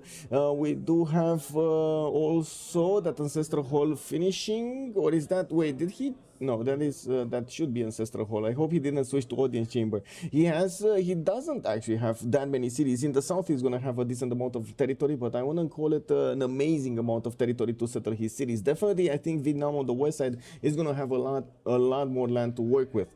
And okay, there we go. We're safe to actually join back over here. Bam! Look at that fixing. Troubleshooting in real time, guys. This is what's happening. We got horses coming up in from Baza Congo, and I do notice we do have some commercial hub investment projects starting to come out. They did manage to recruit Zankian, and that was Congo that actually recruited Zankian. Unfortunately, Cleopatra did ignore the fact that he could have gotten a project. We do have one more turn for Ancestral Hall to finish here for Omega, and he's getting his other settlers out already from Abydos and Memphis in 3 turns. Each of those cities are gonna pump out one. We do have to see also what Persia is gonna do with his next settler. Looks like he's gonna want to settle on Wuling Yuan to benefit for more culture points, and of course positioning over the Korean territory. If they do manage to keep Korea contained over here on 3 cities, this is gonna be massive massive advantage for the Barking Gang. We're gonna need to see also if Hazaki is gonna Mapuche is getting quite a few of these archers to take out the swordsman of his opponent. He will have, unfortunately, a single swordsman to attack with, while he does have a warrior here. I'm pretty sure he needs to retreat it and get it with a swordsman upgrade. We do have barracks coming in from his cities. Warlord's Throne also setting the capital as a specializing building of choice of the first kind. And of course, initiation rites, whenever he's going to pump out a unit, he's going to get some faith out of it. We do need to take a look at Aztec production. Okay, swordsman coming out from Malinanco. We do have Xifi shift entering probably out of the way here, and we do have to see if he's gonna manage to defend against Rome. We do have, of course, a possibility for this Eagle Warrior to actually turn back and hit that Slinger and make another builder. I mean, you know, it is what it is. One Eagle Warrior is getting multiple builders. That sounds very nice and balanced, right?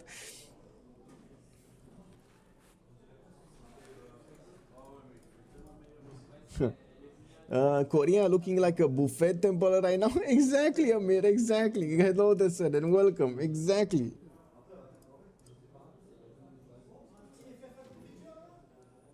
Oh, I think we're gonna relobby really quickly to fix this issue. I'm pretty sure it should be fine, or hopefully, fingers crossed, it's gonna be fine.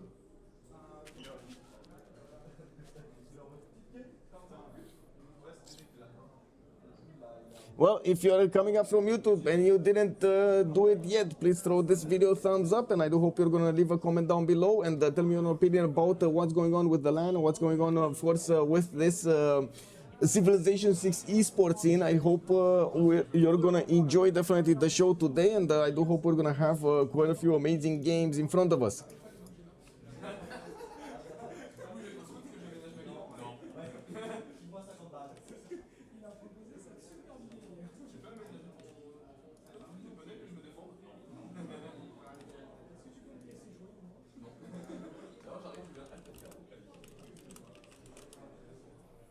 Asking where the lobby is.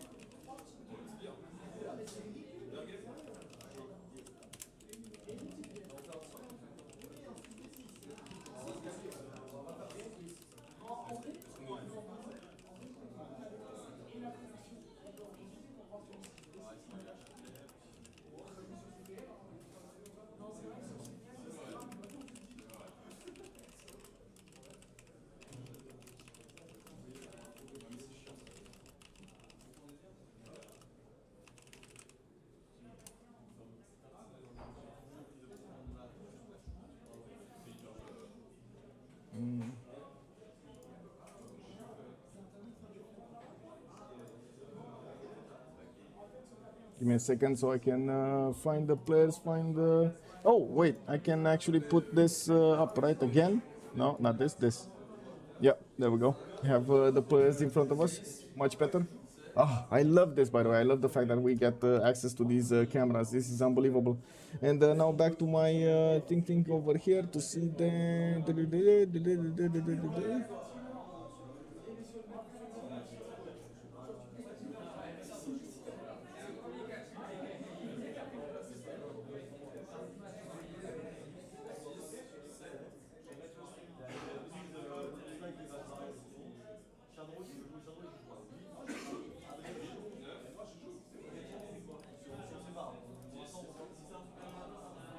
Okay, connecting to players. So quite a few things are happening throughout the map. We do have Korea that is gonna need to withstand the Persian push and the Mapuche push from the west side. Mapuche did get his +5 against civilizations that are in the golden age. We're gonna need to check their golden age options all together. We did have enough a few ones to take a look at, and we're still waiting to connect to players over here to get back into the lobby. And there we go, we're getting in, and we do have Mam actually the host right now. Okay, there we go, there we go. You know what? I'm actually gonna restart as in back out and get back in just for the sake of it, so I don't have any like, you know, missing connections or something like that. Hey.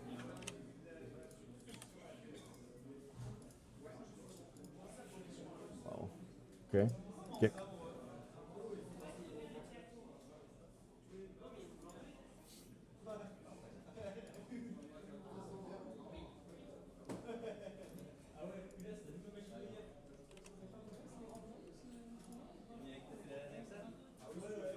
Okay, there we go. Connecting to players, and we're back in.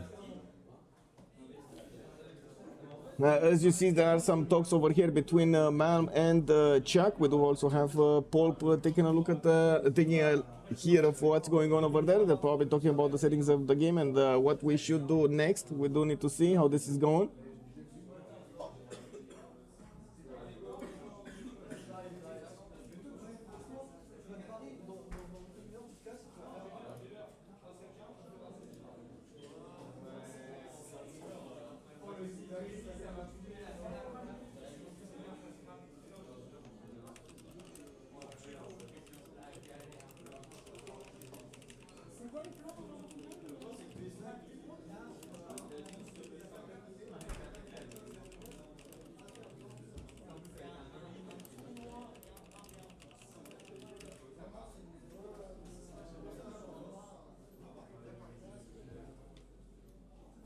Okay, there we go, there we go. Come on, we're ready up. What is going on? Oh, I see. Rome is reconnecting. Okay.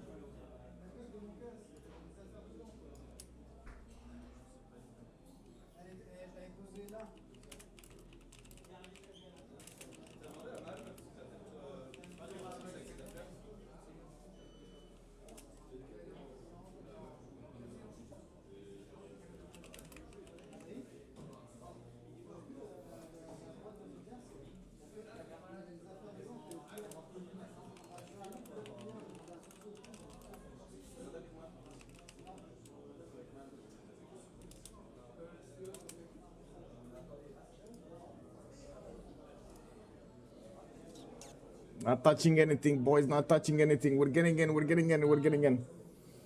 I wonder if this event has a prize pool and who funds that. The event has a prize pool. I don't know exactly, but I think it's around 1,500 euros. And from what I do understand, it is funded by the CivFR community. Every one of us that did come to the land paid a ticket over here. And well, I guess they were kind enough, actually, I do have to say this, they were kind enough to refund me my ticket. So basically they sponsored my participation to this event. But everyone that is participating in this event has this going. Also, the CivFR community has an association which most of the CivFR members are a part of, and this association is how to say with a paid membership. With every year they are asking for a modic amount that is being used for the prize pools in the tournaments. For example, the prize pool for the Hidden Cup finals, for example, was funded by that also.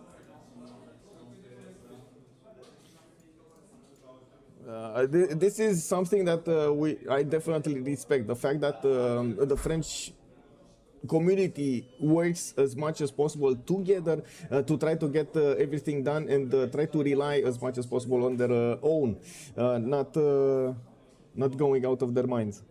Okay, we do have the war started up, and it looks like Korea is going to have a bit of an issue. That swordsman is getting hit from quite a few sides, and we do have Hazagi managing to do a lot of damage to Ilar's swordsman. I do want to switch the screen so we can actually see my feed. We do have Shunsu over here also trying to help out the Korean swordsman. It has a sliver of experience needed to get his first promotion level and pop that heal. He didn't attack anybody, he didn't move, so he is going to get his heals popping off soon. In between the turns, we're going to need to see if Mapuche is going to be quick enough to delete the swordsman before it gets his promotions out. There is a possibility also for Gwangju to try to reposition the swordsman inside of the city center so he can get a new one out and about, out to defend himself on the west side. Still, not that many units are coming out the moment from Mapuche cities. We do have a swordsman in 2 turns from Nagmapu, which is going to take a little bit of time to get to Gyeongju. In the lands of Egypt, we still have a settler hall being built, and by the looks of it, we do have a settler coming out in 2 turns. This was relobby in a previous turn by the looks of it. Encampment training projects coming out from Persia from 2 of his cities, while we do have his settler that keeps on moving towards Wuling Yuan. A bit surprising that he's actually going to go for another 2. Is that the trebuchet? That is the trebuchet. General, he's definitely going to want the trebuchet early on so he can smash through early defenses, especially walls are going to be extremely easy to take out. We also have Aztec going for his encampment training project from Malinago. After he did finish his first encampment, he's going to get another one from Teayo. We did have Xifi going for a pen brush and voice golden age with 25 science and 25 culture. He does have 37 points of production, not that high, and he's trying to get some new settlers going. We do have, by the looks of it, yes, Korea did manage to save that swordsman and he put it back into the city. We do have Hazaki still pressuring the south of the city of Gyeongju, while he does have his archers starting to take pokey shots against this new swordsman. They will start getting their promotions up, and of course Mapuche did have his +5 activated against his opponents because he is in a golden age. We do have Omega with a 19 science and 41 culture already, starting to put a few more sphinxes out of his on his territory, while he's getting the new settlers out from all 3 of his cities. We do have 3 settlers coming up in the next 2 turns, which is going to be very, very valuable for him to benefit from. On the west side, he has 1, 2, 3, 4, 5, 6 cities that he could keep on settling. That's going to put him at 9, and I'm pretty sure that's going to be very, very good for him. We do need to see if Korea is going to be kept on 3 cities or he's going to get the opportunity to get another city out. There might be a possibility, but he definitely needs a lot more army to defend the possible settler coming out of his cities. The fact is, still Persia is not pressuring him as he should, so unfortunately because of that there is quite a bit of time for the Korean units to find their place to defend the west as well as the north. Now we got also Ilark with 10 science and 18 culture. Ilark on Sejong is going to get his Exodus of the Evangelist. We talked about this. Mikado, Pen Brush and Voice Gold Region 5 series and Congo. He's going to get his Odin Shimber. Did he manage to get both of these? Zankian? No, he got only Zankian at the moment. The next one up is going to be Marcos Licinius Crassus for the extra gold for each of the tiles annexed to the territory. Now we do have him also managing to get 4.9 Great Merchant points a 10, while we do have 3.4 over here for Egypt. Timur, great general. Okay, the next one up, it looks like it was successful. Persia was successful in recruiting Ethelfled, and he is gonna send oh my god, he's gonna get Ethelfled on the front line, activating it, turning into a popsicle here, into a trebuchet to attack the city of Seoul, unsuspecting city of Seoul. Okay, that's gonna be interesting. Now we got also Heimerdinger, Spriggan with Battery U, Pembrush and Voice Gold Range on the left side. He does still have 5 cities, putting down his Governor Plaza in between all of those stands, getting his commercials up, and finally finishing up a campus. That's a +4 campus in the capital with 20 science and 31 culture. It does seem like Heimerdinger definitely needs a lot more gold. He's only on 4 gold points with a 57 production, putting down another sound from the city of Cantho, and since he did go for a Pembrush and Voice, whenever he's finishing up one of these districts, he is gonna go. Oh, goodbye. Goodbye, man. Have a good night, boss. Distoria leaving the scene. We got Pompey, also Exodus of the Evangelist on Rome, 3 series Rome with no other settlers. I do see him getting a lot of horses and oh wait, he did get another settler right in the face of Aztec. What he is doing right here is trying to protect as much as he can Congo from being attacked and taking all of the attention of Aztec on the city of Cume. We do see Xifi is defending himself with quite a few swordsmen, and he does right now have +2 per luxury resource. We do have him also needing quite a few more archers and upgrades from the singlers into archers, so he can do the damage against Rome from afar and not use the strength that he has right now on the swordsman. Encampment training project coming up next turn. Xifi is gonna get another settle on the east. That is gonna give him another +1 on his units, while he definitely needs to improve this fertile over here. I'm a bit surprised he didn't get his Mercury right next to Tayo, but I guess it is what it is. He's gonna improve another one. Oh, I see. He's going strategically. He's going after his bonuses. Now we do need to take a look back on Korea. What do we have here happening? It looks like Mapuche was forced to retreat his swordsman from the front line while his archers keep on taking shots at the Korean units. We do need to see if Hazaki is going to manage to punch through. Unfortunately, Korea is not going to have the stats. 11 science and 16 culture. This is going to be very slow development for him. Yes, he will probably defend quite some time, but unfortunately his next door neighbors over here don't have that many more stats either. But they do have a lot more production than him. So we do need to see if the production capabilities will manage to overwhelm Ilark, or his opponents are going to make quite a few mistakes and Ilark is going to survive way too long in the game. Now we do need to also take a look at what's going on over here in Egyptian territory. He's seeming towards the west side, and I do see him starting up on his harbors. Gold is going to be quite important. He's the one getting the gold for his teammates with 28 per turn. It looks like one of the Aztecian swordsmen has been taken down. Congo and Rome are pushing through. Wow, wow, wow, whoa. Anyway, it is what it is. I clicked on buttons that I shouldn't have. Anyway. Now we do have Rome also getting into the tile with the campus of Malinanco, so he can pillage that, get a little bit more science from it. While I do definitely want to say Aztec here is going to need a lot more units. He is getting another swordsman from his capital city. It will take a few turns to get onto the front line. His city center will be problematic to defend over here. Can he? No, he cannot use this Eagle Warrior. If he moves into the 1-3, he cannot use it. Oh my god, he cannot use it to defend, that's what I mean. Like, this swordsman is gonna make quick work of it, and if these horses are managing to get onto these tiles in the back line of Malinanco, I fear that city might be dead. I guess we're gonna need to see if Xifi is gonna manage to survive over here, the onslaught. From the north, we do have T-Tube getting a few more horses, and yes, from what I do see, Trung Trak is peering over here toward the south, trying to get some help. I do see Ethelfred is also being deployed towards the west side, and we do still have Persia with a single horse. This is more to stop Korea from actually expanding into the north and attack Korea. They're trying to contain him. T-Tube did manage to get only 12 science with 23 culture. It doesn't seem like he has that big of an advantage at the moment, while he did manage to put one campus down. We do have him also with the Cavern Plaza right next to Mashad, but he's not like he's getting that big.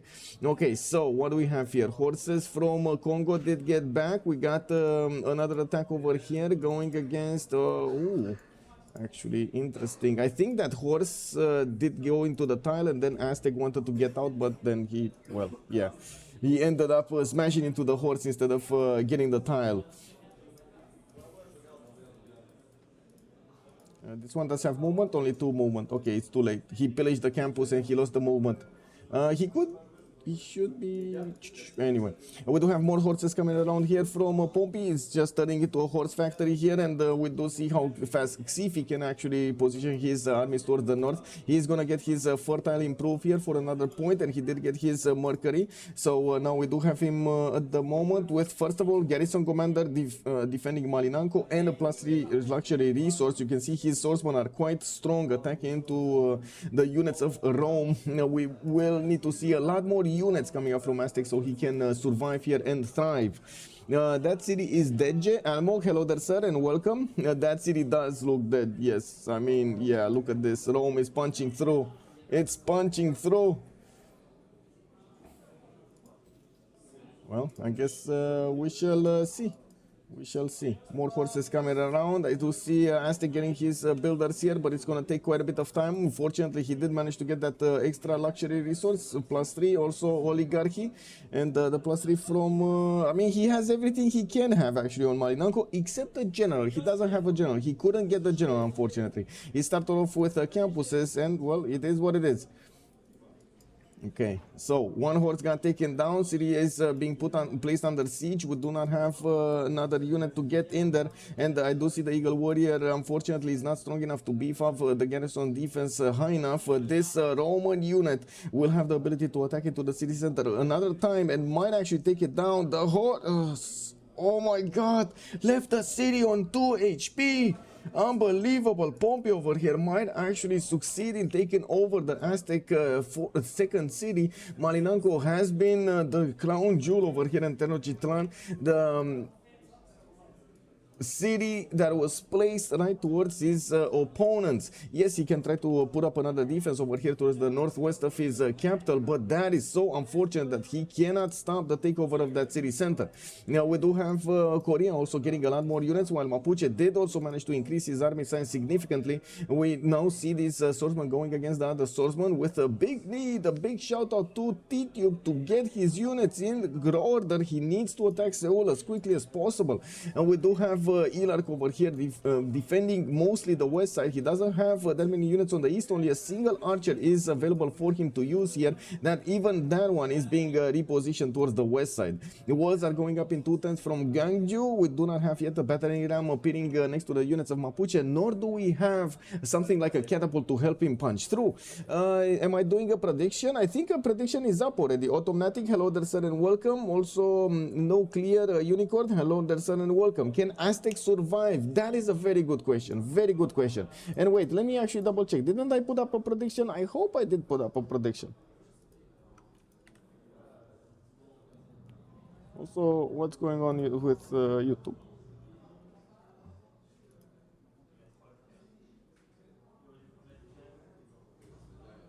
What's going on with YouTube? But okay, sure. Anyway, you're doing a bad. There isn't one, really? Okay, give me a second. I can fix that if there isn't one. Oh, it isn't. Okay, there isn't one. There isn't one. Okay, who will win? We got it. We got it. We got it. We got it. And on one side, what was it? Whoa. What do we have? CSG versus BG, right? CSG versus BG. And we put it for 30 minutes. There we go. There we go. It's up. It's up. It's up. It's up. Thank you so much for reminding me. And I'm going to put up one on YouTube as well. I still don't know exactly what YouTube did over there, but YouTube did what YouTube did. How many luxuries in Aztec working right now? He was on +3, but I think he might have lost one actually from Malinanco. Didn't he lose one from Malinanco? No, actually no. Okay, we got men-at-arms actually coming up from Aztec, and by the looks of it, yes, he's going to have the higher strength here against his opponent. He did have a lot more science to work with than Pompey at the beginning of the game because of that opening with campuses and pretty strong ones. Looking at his strength over here, +4 per luxury attack bonus. Okay, putting up the prediction. Also start a poll on YouTube for who will win. We do have on one side a CSG, on the other side is BG. There we go. Start the poll. Get the points in. Get the points in.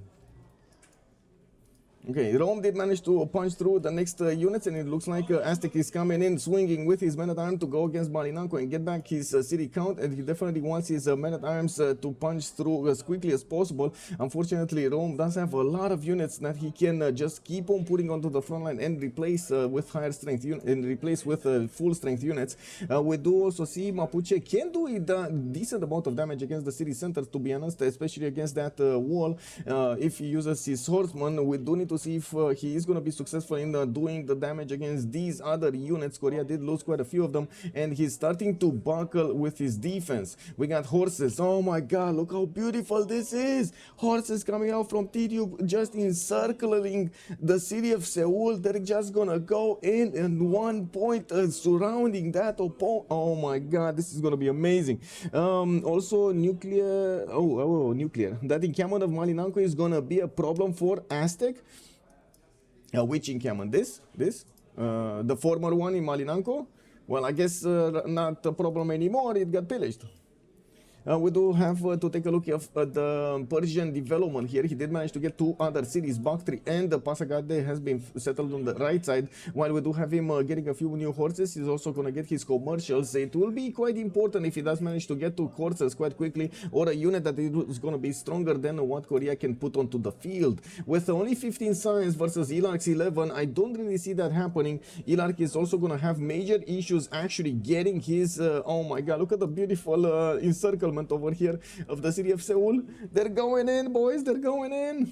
We do need to see if Korea is going to manage to get any kind of Seoul down. I don't think he put any one Seoul down. We do have the city of Seoul, the capital city of Korea, getting hit by Persia and taking it down with a trebuchet. Already the crowd behind us, by the way, is starting to... Whoa! The DTU attack is starting to unravel here in the city of Seoul. Even if that city is going to get a swordsman next turn, it's already less than half HP. The trebuchet is doing massive amounts of damage from 2 tiles out in the north, and you can see how T-Tube just wants to hit the city, take the city, not care about the units yet. And we do see from the west side also the units of Mapuche still need quite a bit of strength to go against these units of Korea, but they do have the option to keep on punching through until they hit the city center. Looking at what's going on here, we do have to take a look at the economy on both sides. It does seem like the one nation that the barking gang chose to give them the gold, that is Omega. He is on 69 gold per turn. He's making about a little bit more than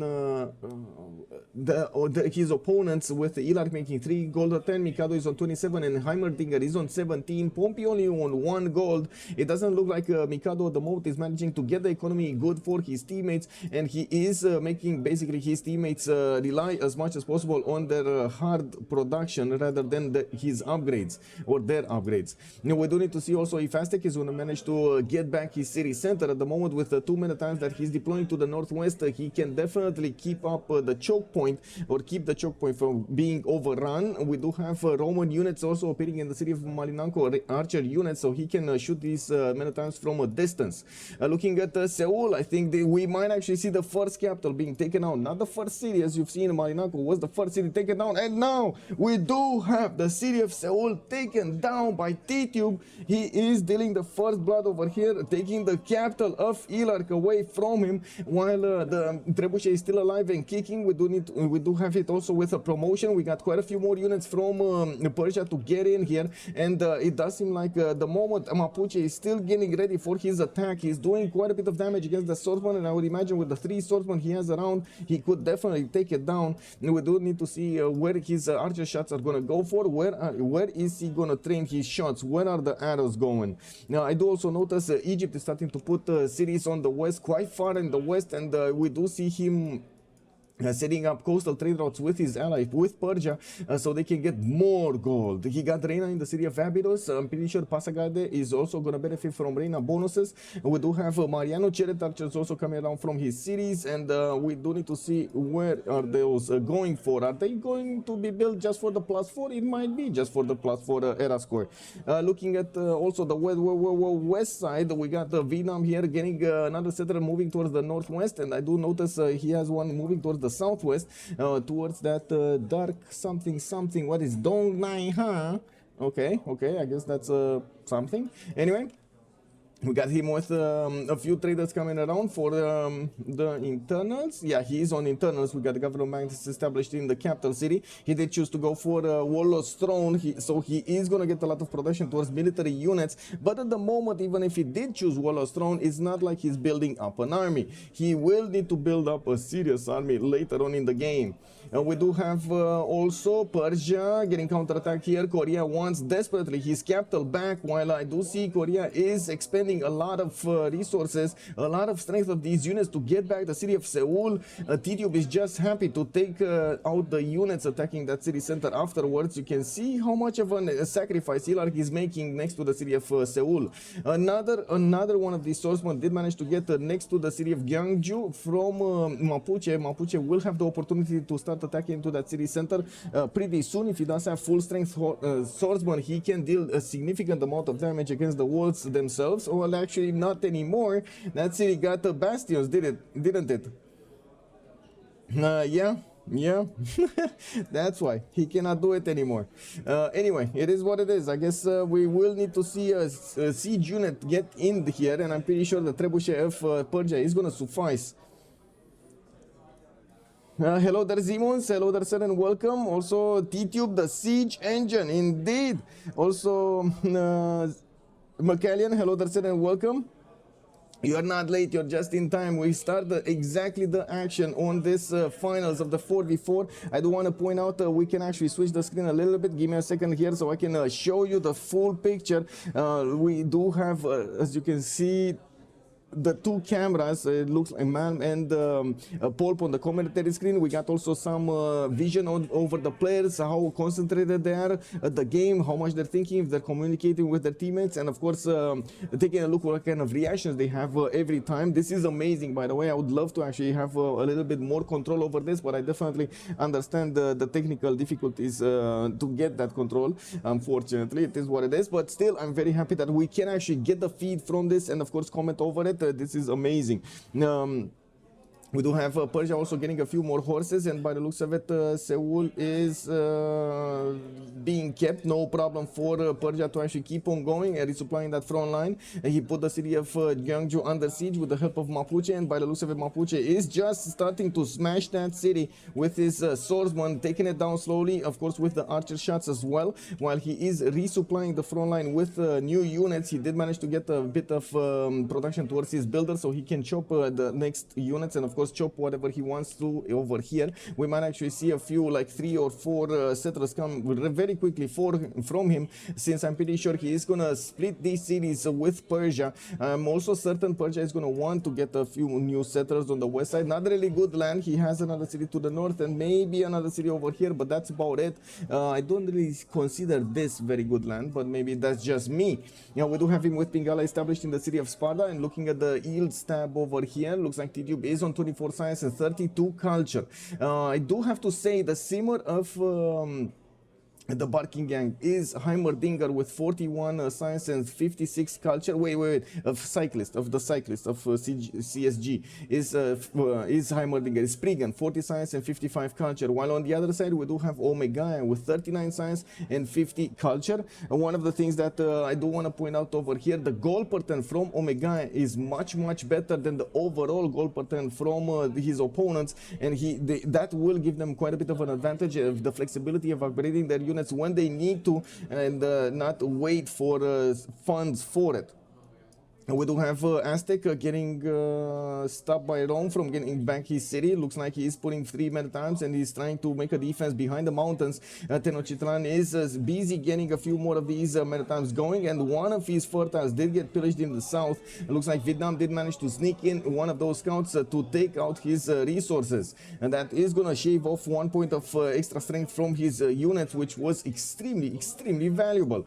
Looks like the city of Gyeongju is trying to lash out. Is still being put under siege, and that city did not receive any kind of help to resupply here. We got a new Mapuche swordsman with full strength getting next to the city of Gyeongju, and it does seem like still Korea is having a dream, getting back the city of Seoul from Persia. That doesn't seem to be happening. T-Tube is having a good grasp over this city. Korea did manage to get a swordsman core there, which is gonna be very strong. He can definitely do damage against the city center, and it doesn't seem like Persia is that interested in moving forward.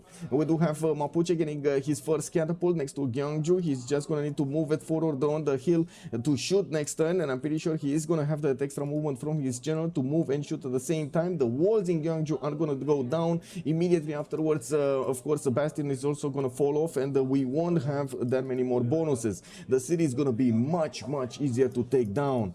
Now, how many games are there playing? Best of 1? Yes, this is is a best of one. This is a best of one. Whatever happens, happens. I do have to say the whole format of the LAN has been evolving from the first version we did like 3 years ago to this version that we have right now. It is much more, I would say, how to say, social event on one point, and it's tempo, like how many events we have, how many games we have, and so on. The tempo is a little bit lower, so it's much easier to handle everything. It's much better. I have to say this. It's much better, and I hope we're gonna have much more of these events, many more of these events, many more.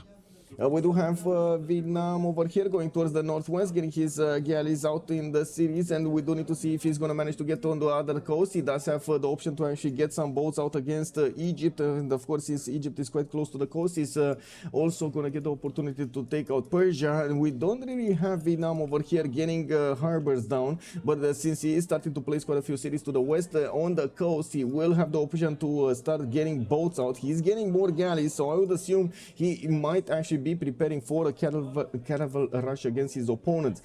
Well, rush. It's not really a rush anymore, is it? Engineering coming up in 3 turns, divine right in 1 turn. City of Gwangju is going to be taken down next turn. Looks like with the help of the catapult, they did manage to smash through the city's defenses very quickly, while there are only a few more Korean swordsmen out there. It looks like even the core got taken down. Persia is moving to encircle the city of Korea in the south, and I do have to point out they will end up with a 4 versus 3 situation. The Barking Gang boys are managing to take out one of the players of their opponents. That is gonna be Ilark, the first one out. Xifi on the other side, yes, he is getting pushed by Rome, but Pompey cannot push through this mountain range. Xifi does have higher technological units like the men-at-arms, and like I said, because he did have start off with his science and he did not manage to get his general, he is gonna need to rely on his higher technological level to keep up with the necessary strength to stop the attack on his cities. He does have to fend off legions, he does have to fend off swordsmen, and I'm pretty soon he's gonna have to fend off swordsmen, crossbows. We do need to see how fast Pompey is going to manage to get there, while I'm pretty sure Aztec is going to try to get there also. Apprenticeship finishing up next turn, feudalism in 5 turns, while Omega is going to get it next turn. We do have Xifi also with a decent amount of cities to settle on the east side. I can't really say this is going to be bad for his development if he keeps expanding over here to the east or to the north. We got a few horses from Rome also passing through the south of Mubumbi, going towards the east side here towards Ngulumapu, where there is a settler coming out from Hazagi. I would imagine that settler might actually get there. Yeah, he should be able to get there quite quickly, even if the horse is going to get close. He's still not going to get the option to move across the river before the settler is going to be down. Don't get me wrong, it's very close. It's very close. Hong Kong looks to be the target of those Roman horses. We do have Hong Kong not being gathered by anybody. Nalanda is not being kept by anybody. Looks like Hazagi, Bandar, Brunei, and Heimerdinger on Hansa. We do not have anybody else doing anything here. One last city for Korea. We do have him down to 5 science and 8 culture with only 12 production. He's desperately trying to get the swordsman out, while he does have one single swordsman with his general outside of the city of Gwangju. Inside doesn't have anything. Victor is scrambling to get in there to try to put a little bit more protection on that city's defense, while yes, Persia is getting a few immortals to also throw shots at that city center from afar. The trebuchet is gonna get in and he's gonna smash the city to smithereens. We do have also the catapult of Hazaki that's gonna cross the river into that encampment tile and gonna also start shooting down the city center. It doesn't seem like at the moment there is any way out for Ilark. Korea may get a city-state in bottom left of the map. Think I saw Rome. Whoa. No. Okay, yeah, Rome was sending units here. He was sending units here, but he did not manage to get anything. Yeah, there we go.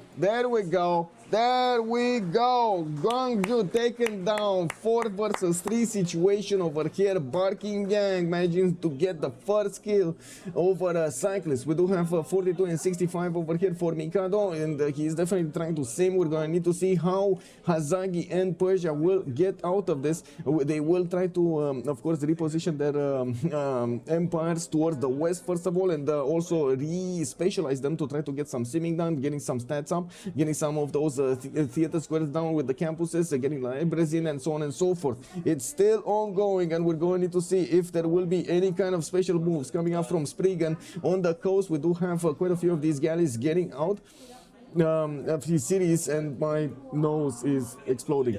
We do have markets getting out over here in Canso. I do notice we do have Trakiu also starting to get those markets out for the extra gold. It does seem like it's going to be hard clawing back. It was going to be hard for them to claw back into this game. Xifi also, by the looks of it, is keeping Pompey in check over here. We do not see any kind of possibility for Pompey to punch through. Even if he did try to get those sources next to Hong Kong, it was too late to save his ally. We do have Pigala established in the city of Hong Kong, and I do want to go through the stats really quickly. It does seem like Omega 57 science, 50 culture. We're 5 turns away from also getting into the golden age, so it is important to take a look at the era score at the same time. Hazagi golden age right now, but he's probably going to go into a dark age with 19 science and 25 culture. He got 2 other cities, no, 1 other city, and I'm pretty sure he's going to put settlers in production, so he gets some more. And we got also T-Tube on 30 science and 39 culture right now on 2, 4, 6, 7, 8 cities with a decently big army. He's also going to get his settlers to expand some more, and I do see him already putting down his industrial zones with new campuses coming around. Now I do also notice we do have Xifi here with 41 science and 24 culture. He's still on 3 cities. He lost 1, the city of Malinganko, but he's still alive and kicking. We've got these Manatimes also getting the support help of multiple archers to help out the defense against Rome, while yes, he's trying to expand behind all of this, getting his warlords thrown importance from the city of Tenochtitlan, and I do see a Manatimes is coming up from Teayo also. Now we got Omega here also with 62 science and 54 culture, 90 gold a turn on Egypt. He's happily seeming away, getting position on more flatable terrain tiles over here in Akhetaten, and finding his spaces for his commercials. Extra trade routes are going to be the way to go here. Giving an economical advantage to his teammates is going to be very, very important. His opponents are managing to get also a lot more gold right now, 50, 83, and 20 coming in together. We do have builders coming around from multiple cities from Egypt. This is probably the feudalism timing. All of those builders will benefit from extra 2 charges. Mikado engineering, let's see, era score. Looks like Omega is going to get 66, or I hope he's going to get 66. He's very close. Tidio did secure his golden age. Mikado also 1 point out from a golden age. Heimerdinger not going for a golden age. Pompey is 6 points out from getting a golden age. We do need to see if there will be anybody picking up on the fact that Vietnam is starting to build boats. We do not have harbors being placed down by Vietnam, so that might be something helping out Vietnam mask the build of his galleys. Surrender when? Wow. Pretty Flowers, hello there, sir. This is Carcessian, hello there, sir, and welcome, family. Hello there, sir.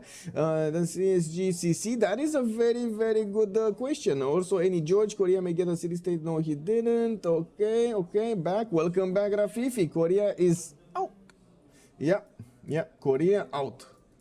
Korea out. Let's see what's going on in the room right here. What do we have here? Okay, it's fine. Okay, Congo, by the looks of it, is just watching Rome take down Hong Kong. He's placing a few more cities in the north. I do see him getting his Colosseum in between his cities for the sim. And yes, we do have quite a good sim over here from Mikado. Pretty good stats, 60 and 82. Of course, he's going to require to use that production of 144 points to do a lot during this game. We do have him with a very, very high potential for this empire. And yes, he does have quite a few more of these chops to go for. We do see him also getting some theater squares for the extra culture that he's going to get from these writers, and he's the first one up with 16.6 points of writers per turn. Did he get Oracle somewhere? No, he didn't. He did not, or at least I don't see it. Maybe I'm blind. Anyway. We do have Mapuche also getting a great prophet, KW. We do need to see what kind of religion is he going to go for. We do have him repositioning his armies slowly towards the west side, and of course he will want to punch through the Roman defenses. We will probably see him try to get some Melo raiders and try to do some pillage pillaging maneuvers in Congo's territory. I would imagine we're gonna see horses way before that happens, as in pre-built horses from Mapuche on the west side of the territory, or towards wherever he wants to get the pillages done. Okay. If you do emerald points, that means you have a harbor. Yes, basically, yes. The players can see the emerald points. Wait. Please explain how harbors reveal boats construction. Yeah. There we go. So anything in the Great People points, by the way, do give away a little bit of your empire. If you do want to do the math of, for example, how many commercials somebody has, or how many scientist points, you can start reducing how many campuses. You can also start working to see how, if you want to go like in deep into your opponent's mind, you can take a look at how fast his cities are growing, how many district possibilities does he have, how did he open, what kind of options is he going to have left, and what kind of position is he gonna go for. You can deduce a lot of that from these points over here in the Great People screen. We do have Vietnam also getting. I do have to say, one thing that he cannot mask is his increasing military strength, and I'm pretty sure his opponents are going to start noticing at some point. Of course, at the moment it's not that big. It's only 185 with 61 science and 80 culture. That doesn't really mean that much. We do need to see if Egypt is also going to manage to get a few boats of his own out and about on the east side to scout out at least a little bit. While looking at the tech side, I do see Heimerdinger is going for his machinery, not directly towards Caravels. We do have Omega going for his astronomy and divine right. Are People of Victories still very strong in 4 versus 3s? Yes, they are very strong. They are very strong.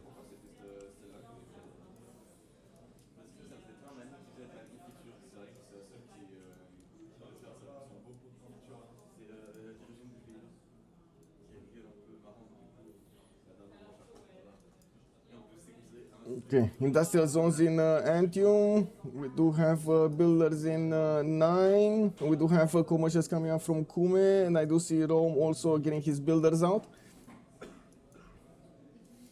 Still in the lands of Heimerdinger over here, we do not yet see that many more development plans. We do see him militarizing very, very quickly.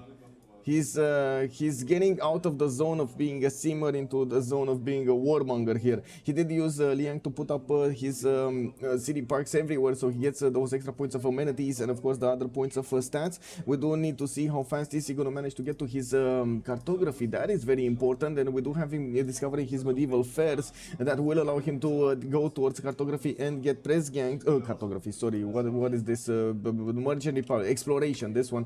So he gets his press gangs, while I do see T-Tube expanding towards the northwest. Of course, the economy is still booming, and this is the heart of the economy of Egypt and Persia. Throughout this coast, a lot of gold is being generated. We do have him also with Reina there established in the city of Abydos. Of course, you can, especially against caravels, you might say you can put up some defense, maybe even against frigates. If you do have a lot of science, a lot of production, you can get out quite a few catapults, turn them into trebuchets, and those are gonna defend your cities. You do need high strength cities. You will probably gonna need some walls, but defense is not impossible. I would say there's definitely an advantage here for Vietnam to get a surprise attack against both T-Tube and Omega. This is gonna cause quite a bit of a stir in both of these empires if they're gonna start losing cities. There are so many cities being settled on the coast by both of them.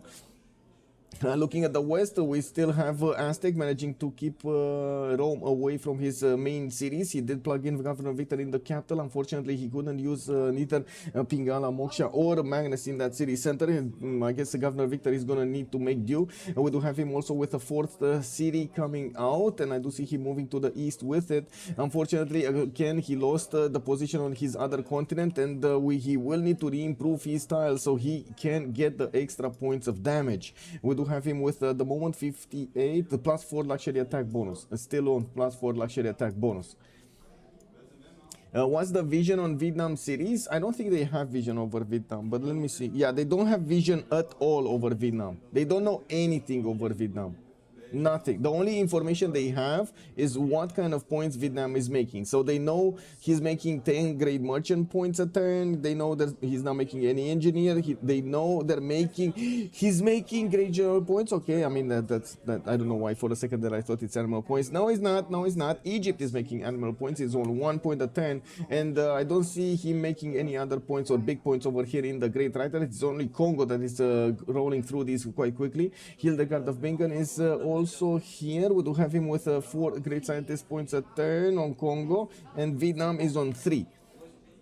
Basically, that's the information they know about Batriu, more than, of course, just the stats, the 69 and 65 points of science and culture, not to mention, well, I guess you can take a look at the trades, and he is making 114 points per goal per turn, GPT.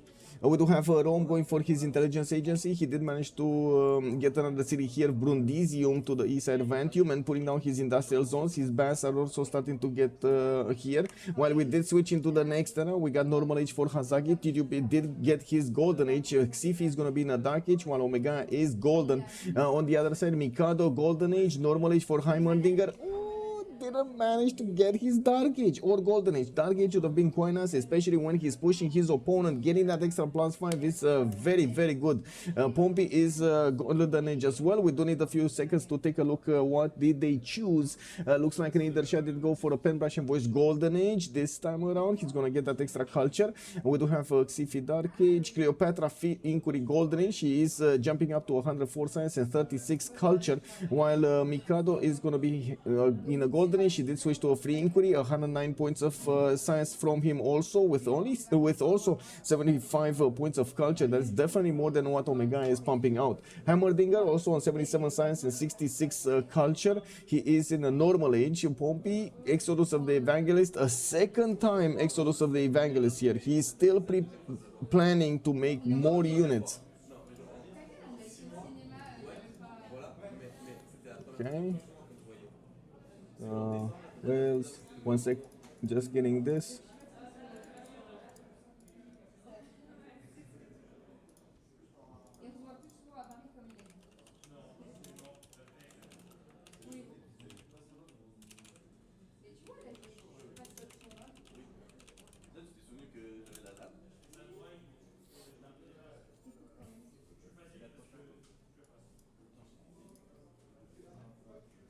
Yeah.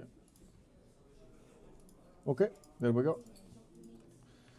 Coordinating over here to nullify. Hello there, Colorado. Good evening, sir, and welcome. Commander Kin, also good evening, sir, and welcome. Thank you for the answer. Yes, I'm guessing Vietnam also doesn't have view over Egypt. I think they have view over Egypt. Let me take a look. Yeah, they have view over Egypt. They know, for example, even Persia has a coastal. They don't know about the coastal of Egypt, but I think they can deduce there's another city here. You can see the borders, and there's no way these cities actually grew that far into the north. They don't know the south, but again, they can probably deduce there are more cities there. But yes, they don't have that much vision. I guess that's the point.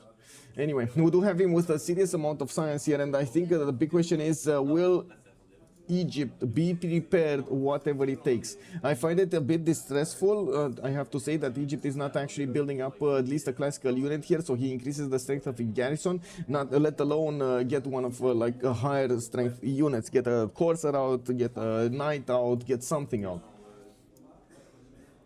Can you show the live floor? Just curious about what DJ player Ilark I think is doing. Yes, I can see the live. I can switch to the live floor. There we go.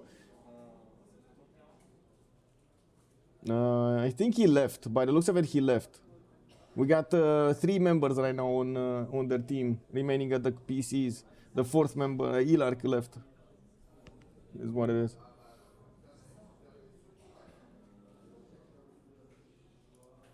Okay, so let's see what's going on over here. Ooh, I can see this also. Check. Cake. Anyway, we do have coffee, duplicates of the chosen luxury resource granting amenities, and I do see Catholicism is going to get the +10, while of course it was the only religion to be found. We do have also diplomatic victory points for Cleopatra, for Omega. Okay, I guess it is going to be very important to actually keep the coast over here, and since we do not have actually anybody getting boats out, this is going to be an issue for Barking Gang. They might get slapped. We do have to see what's going to happen in the eel stab in just a few turns, and of course what will happen with all of the strength of Vietnam here. Kabul is going to be taken down. Vietnam is going to benefit from another city center. He does have already 2, 4, 6, 8 of them. I'm pretty sure he's going to be happy getting his economy also working with Congo. That's one of the reasons they did manage to get so much gold per turnover here on their side. I do notice builders also coming up in Hong Kong to improve that city center, while most of the military of Mapuche is starting to move from the right to the left. So he starts to plug the chokes and also manage to go against Rome if need be. He does have his generals with him. He does also have the support help of the Persian military that is all doing the same thing, is repositioning towards Rome over here, doing as much damage or trying to do another attack run against their opponents. Is going to be crucial for the next part of the game. I'm pretty sure they don't want their opponents, even if they are in a 4 versus 3 situation, so they feel they are ahead, they still don't want their opponents to feel comfortable enough to attack into them. And that is going to be a surprise when they're going to figure out all of those galleys are going to be turned into caravels, and they're going to go against their opponents over there on Egypt and on Persia. Those cities might be raised or definitely being put back. A lot of production will need to be redirected towards building a defense, and all of the sim that they were really hoping they're going to get is not going to be there anymore. We do have harbors coming out finally from the city of Vietnam. He's probably going to try to go through the admiral screens quite quickly. Since we did switch the era, we're going to need to see what's going to be available soon. Intelligence agency also coming out from Vietnam in 10 turns. We do have more of these amphitheaters getting into the lands of Congo. I do notice, of course, he does have a lot of amenities here being helped by Colosseum to keep his people happy. He's benefiting from a lot of points to get his sim up. Mikado, 121 science and 78 culture, 84 gold a turn, 175 production. There's no member of Barking Gang that is reaching those productive numbers, but they are managing to get close. TTUP is on 145, and that is after he worked an opponent and got his capital. While we do have Omega on 137, he's definitely not up there yet. Now we will probably gonna need to see how he's gonna try to get his setup going with some aqueducts and industrial zones here. We do have Egypt putting down his holy site, and I'm actually quite itching to know this religion here. Zen meditation, itinerary preaches for Mapuche and cross-cultural dialogue. Interesting position over here. If he's gonna start spreading out this religion everywhere, not only he's going to be happy and be benefiting from happier citizens, but he's also going to get quite a few points of science from that population converted in his opponent's in his allies' territory.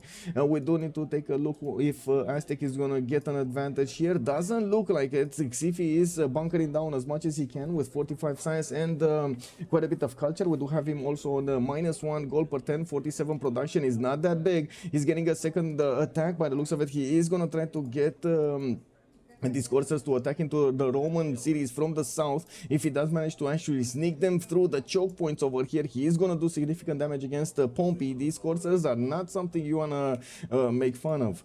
We do have the volcano already getting to explode. He's getting excited over there that the war is going to happen. We do have Xifi needing to give the order to all of these Aztec coursers to start marching towards or running towards their his opponent's cities. All of the units of Persia are also being deployed to the west. I do see TDUB is going for his banking and mercenaries, while we do need to see if he is going to get his courser upgrade. No, he doesn't have castles yet, does he? No, he doesn't have castles yet. Okay. Caravels? No caravels. Where is the tech side? So Heimerdinger is 3 turns out from cartography. I'm pretty sure he already got his mercenaries, and in the meantime he's trying to get more boats out. I'm pretty sure he doesn't actually have yet any harbor points. No, he doesn't. And so this harbor is gonna finish a little bit before the attack will start. But it's not going to give up his hand that much. Like, even if he's going to give up his hand for 1 or 2 turns, it might not be sufficient enough time for Egypt to pick up on it and also react to it. Because let's be honest about this, you don't look at points every turn to try to see exactly what happened and what's the difference between them. Is this 3 relic Congo? That's a very good idea to check, by the way. Let me actually take a look at his capital city.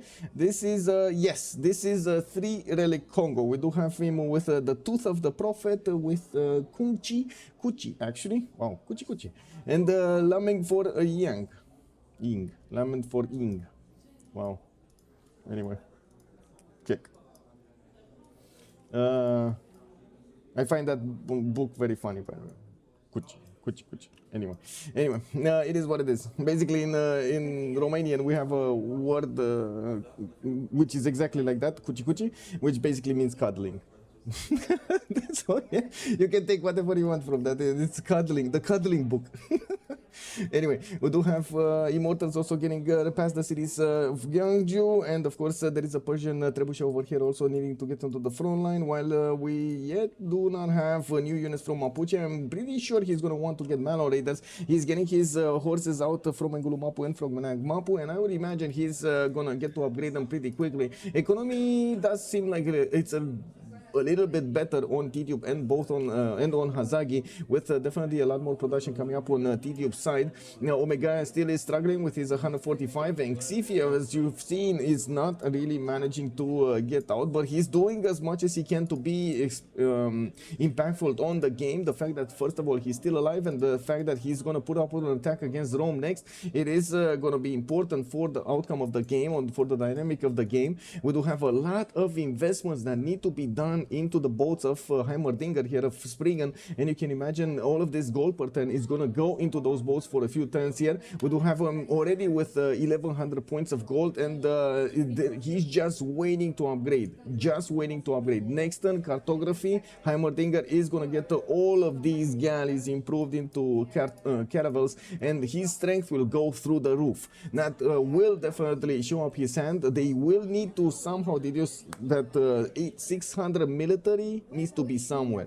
Like, nobody builds 600 military without having a plan, especially a backline civ. So I would imagine if they do put two and two together, they will figure out that there might be an attack coming up on the coast against them. I'm pretty sure they are realizing that Persia is exposed over here in the north, even though he doesn't have too many cities on the coast. He only has Pasagad on the coast. That city is quite exposed. Abydos, for example, is quite defensible, I would say, because he has all of these tiles that he could put his trebuchets on, or get some catapults to swing those rocks against his opponent. Foreign Ministry coming up in like 3 turns. We do have temples coming up from Memphis, and I do see new universities giving Omega here a decent boost in his science on 136 science and 42 culture.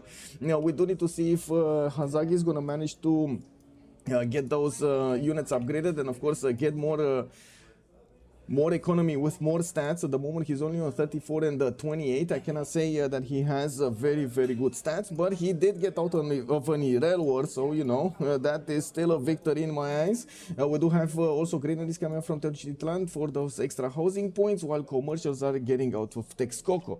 CSG doing pretty well for a 30 versus 4. That is true. Extinct KH and hello there, sir. Sandorius also, yes it is. Also, I'm really hoping that Barking doesn't realize the water attack should be more interesting. Yes, a nuclear unicorn. I think Heimerdinger Spriggan is gonna do the nuclear option. Can we call it that, nuclear unicorn? The nuclear option on Egypt. He's gonna press the button. Okay, well, it is what it is.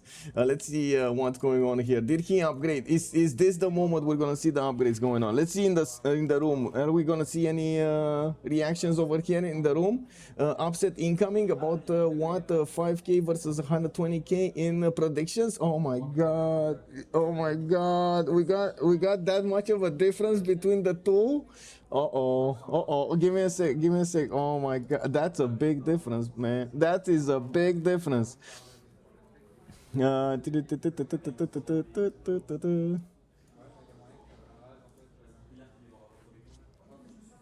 where is the prediction? Here? No? God. Hello? Oh. Prediction. Oh, I see. There. So we do have all of the boats of Vietnam getting upgraded. Barking Gang did actually receive 121,000 points from the viewers, while CSG is only receiving 8% of this support over here. This is unbelievable. That is, oh my god, so much support for Barking Gang. So much support. Did you guys vote because of the name? Okay, let's see your hands up. Who voted Barking Gang because of their name? Come on, let's see you put that hand up. I want to vote for CSG, but I delayed voting for too long. I see. Okay. Yeah. Okay, we got the intelligence agency coming up in 3. You snooze, you lose. Exactly. Okay, so let's see. Corsair. Oh, where are the Malo readers? Where are the Malo readers? Okay, we got more pre-builds. That's what's coming over here. And it looks like also TTUP is going to get his Corsairs upgraded. Xifi is 3 turns out from his own stirrups, while Hazaki is going to get his castles out in 2. Omega is printing in 1 turn for that extra diplomatic visibility he's going to get against his opponent, while Hermandinger is following this up with Quadrim pre-builds. He's going to want to get his frigates here. Military science also coming, military engineering coming up in 1 turn from Heimerdinger to discover Niter and give him those extra points over there of strategic resources. While he did finish his harbor in the city of Guangtri, we do have him finishing up that lighthouse, and he started exposing himself as a great admiral points here. He will need to do quite a few projects so he can actually recruit one of these, and we're going to need to see if he does manage to get one of the medieval Renaissance ones so he gets the points on his caravels back then.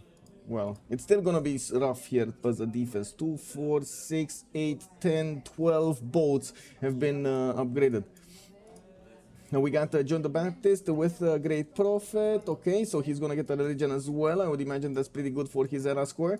It would have been nice to have it before. It looks like also Rome has started getting a few of these courses out from Hong Kong, which is a staging location to attack into Mapuche or Persia. We do need to see all of these units getting their upgrades, and of course we do need to take a look at their gold right here, right now. It doesn't look like it is that good at the moment. They are making a significant amount of gold per turn, but it's gonna take a while until they can actually upgrade all of the units here. Do we see the same picture? Wait, do we see? We don't. Oh, yeah, we don't see the same picture. There we go, there we go. It's fine. This is the same picture. Okay, they'll probably see the military strength increase of Vietnam. I hope so. I hope so. Yes, Horizon, hello there, sir, and we thank you so much. Yes, like, I'm trying to bounce around through multiple pictures over here, but yes, now we should be able to see the same picture. Now, victory in 3 turns, establishing in Pasagarde. You can imagine, I think TTUB just got the message. If Victor is establishing here, I think TTUB just got the message. I think it's a bit of a... I think he's underestimating how fast this attack will be, but it's definitely they're definitely getting the message that they do need to defend against this. We do have galleys coming up from Abydos, and I do see Omega is starting to upgrade a few of these tiles here, finishing up actually the upgrades for those tiles. Foreign Ministry is finishing up in Rakedet in 1 turn, while we do have new temples coming up from Memphis. He did get a holy site, did not get to actually get a religion at the moment. We do have about 4 turns for these Vietnamese boats to get onto the shores of Abydos and Pasagade. We do need to see if the boats of Vietnam will manage to be successful on their pursuit, on their campaign over here, while I'm pretty sure we're gonna see quite a few shots going in from the south. Okay, Aztec is getting in. Sif is getting in with the Corsairs. He's going through the south. It looks like Rome did the plug the choke over there in the south. Oh my god, he just keeps on going, man. Xifi just keeps on going. He wants to go all the way around and then come back towards Ostia and Rome. Oh, that is gonna be so problematic. That is gonna be so problematic. I mean, it's so much of a problem for Rome, not for him. It's not gonna take that long to actually go all the way around, but I would imagine he's gonna want to slow down Rome quite a bit. Rome already has quite a few courses getting out of his cities. At the moment, he's focused on getting them towards the northeast, towards Hong Kong, where he did, of course, get the road from having that city-state over there. He has the means of logistically getting those units much faster there. We do need to see also him trying to get his stats up. Rome is at the moment on 64 science with 48 culture and 200 points of production. That is massive at the moment. We don't really have that much of amount of production on his opponents. TTUB did manage to jump up to 94 science and 77 culture with 189 points of production, not to mention 150 food. He's still trying to get his series down. Foreign Ministry finishing up in Mashhad. I do see Great Library in Tushpa and more libraries for the extra science. Egypt is starting to get boats out from both cities. He did put a harbor out from Rakedet, and I do notice he's using it to get a fleet out. Well, unfortunately, these boats might actually die before they turn into caravels. We do have Omega going for his astronomy in 1 turn. I do see medieval fairs in 1 also. Intelligence Agency finishing up next turn from Vietnam, getting his Omar Khayyam. Let's take a look if any one of these scientists have been, important ones have been taken. Not really. Well, Aztec did manage to get this one, Hildegard of Bingen. And wait, didn't he have, no, that was not Aztec, that was Mapuche, right? Mapuche had one of these. Yeah, Aztec did not have one of these. It is what it is, like one of those holy sites, I mean. I'm actually quite curious if Aztec is actually going to go against Hansa, or is he going to go against directly Rome over here to get the pillages. They need so much gold. They need so much gold to upgrade all of this. There are so many Malon Raiders. The griefers, the farmers are starting to get into position. Trebuchets would be a better defense. Yes, yes, I agree. I think Trebuchets in this case, when you're already late, I think Trebuchets, or at least, like I would say, two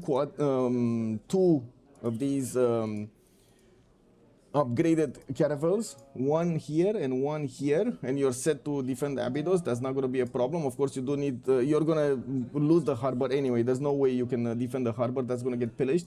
And the city of Passagarde, I find it extremely doubtful that it's going to remain alive. I'm pretty sure Vietnam can just smash until that city goes down. With the amount of units he has, he's not going to have an issue. I can't believe how close this all feels. Yes, it still feels. Yes, this is what happens when you have extremely good players going against extremely good players. They're still trying. They still have that hope. They know they've been in a lot of these situations before, 3 versus 4 situations, and a lot of the times they did manage to get the victory. Yes, a lot of the pressure is also coming from that diplomatic victory, but it's not that close. You gotta realize you need multiple world congresses to get that victory, not to mention securing the place for the wonders and everything that you need from them. So I think this will be the most important part, right? The next turn we're gonna have the ability of these caravels to get closer, but not hitting these Egyptian units. Egypt is just straight up buying a galley. Okay, I mean, I guess it's a bigger navy. Wait, wasn't there a galley coming out from Passagarde anyway, or did the turn not go forward? I guess the turn did not roll over. It is what it is. Too late. Yeah, too late. Oh man, I can't believe what's going on here. Oh man. Anyway, Great Library in Kwango. Looks like Egypt is gonna get it next turn, right? Wait, they didn't. What? Didn't he put down Great Library? Wasn't he working on Great Library? Did he? Oh no, it was sorry. So it was Persia, right? It's here in 2 turns. Let me actually take a look at the who has the upper hand here. So it was T-Tube or Congo. Congo is Mikado. Mikado is last. It's T-Tube that's gonna get it. If it comes to the same turn, it's T-Tube that's gonna get it. And it will come at the same turn. So yeah, it is T-Tube that's gonna get it.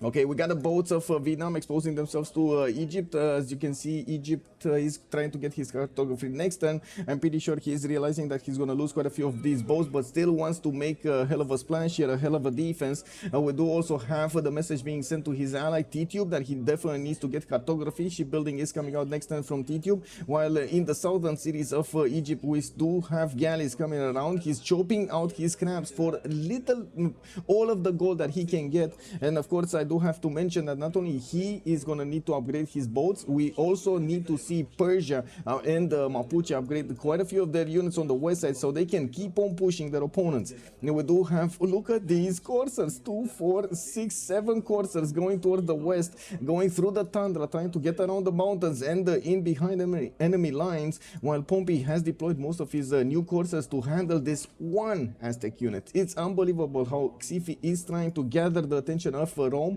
towards one place and then hitting him in another.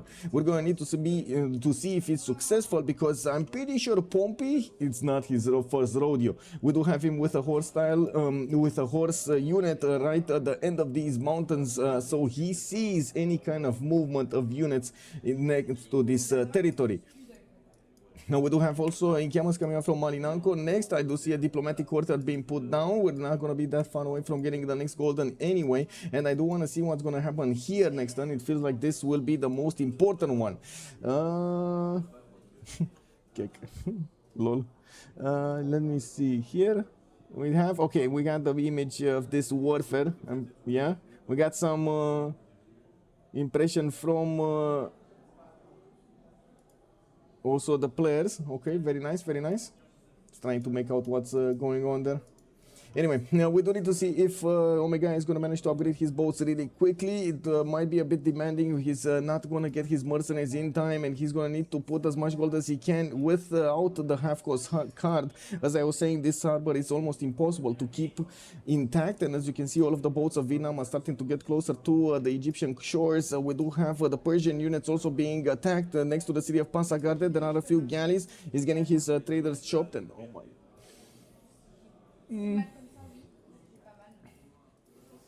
Okay, we do have Omega getting his mercenaries out in 2 turns, and I do have to say, like, there's a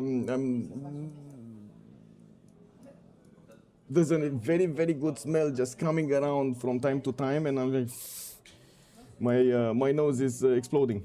Anyway, we do have Persia getting his units on the front line. Yes, Mapuche keeps on going towards Rome, and yes, we do have quite a few of these corsairs did already get that upgrade, so they should be able to withstand an attack from his opponent. The corsairs of Montezuma are still going towards the west side here, and by the looks of it, Aztec did retreat into the one-tile choke. Rome is letting himself getting pushed by Rome towards the south, so he gets the attention of all of these corsairs, thinking they will get a corsair from their opponents. Well, they will let others pass. Now we do need to take a look if T-Tube is going to manage to get his military going. He's getting his another harbor from Tushpa, and he is one-turning Batres. He's going to go very quickly to his cartography. It's a matter of getting his boats out, and as you can see, he's trying to use multiple cities right now, even if they're not coastal, to try to get more production towards it.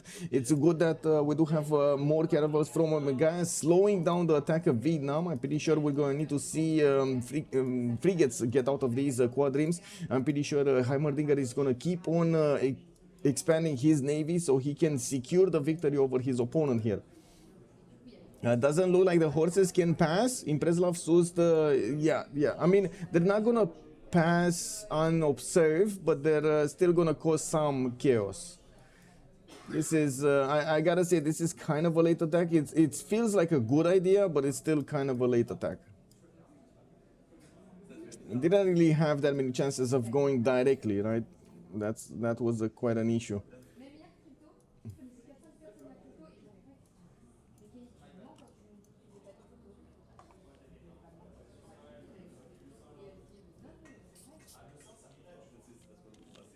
Okay, boats, attack. Let's see. Omega, okay. Omega is not gonna get his promotion on this one. It looks like Vietnam is managing to punch through. It's just a matter of time until he's gonna take that harbor. We do have Ancient Walls getting off from Abydos next turn, while I do see Omega is gonna need to reposition this caravel in front, so he takes the next hit. The next hits, I would imagine also that this caravel needs to get inside of the city center, so he pops the strongest heal.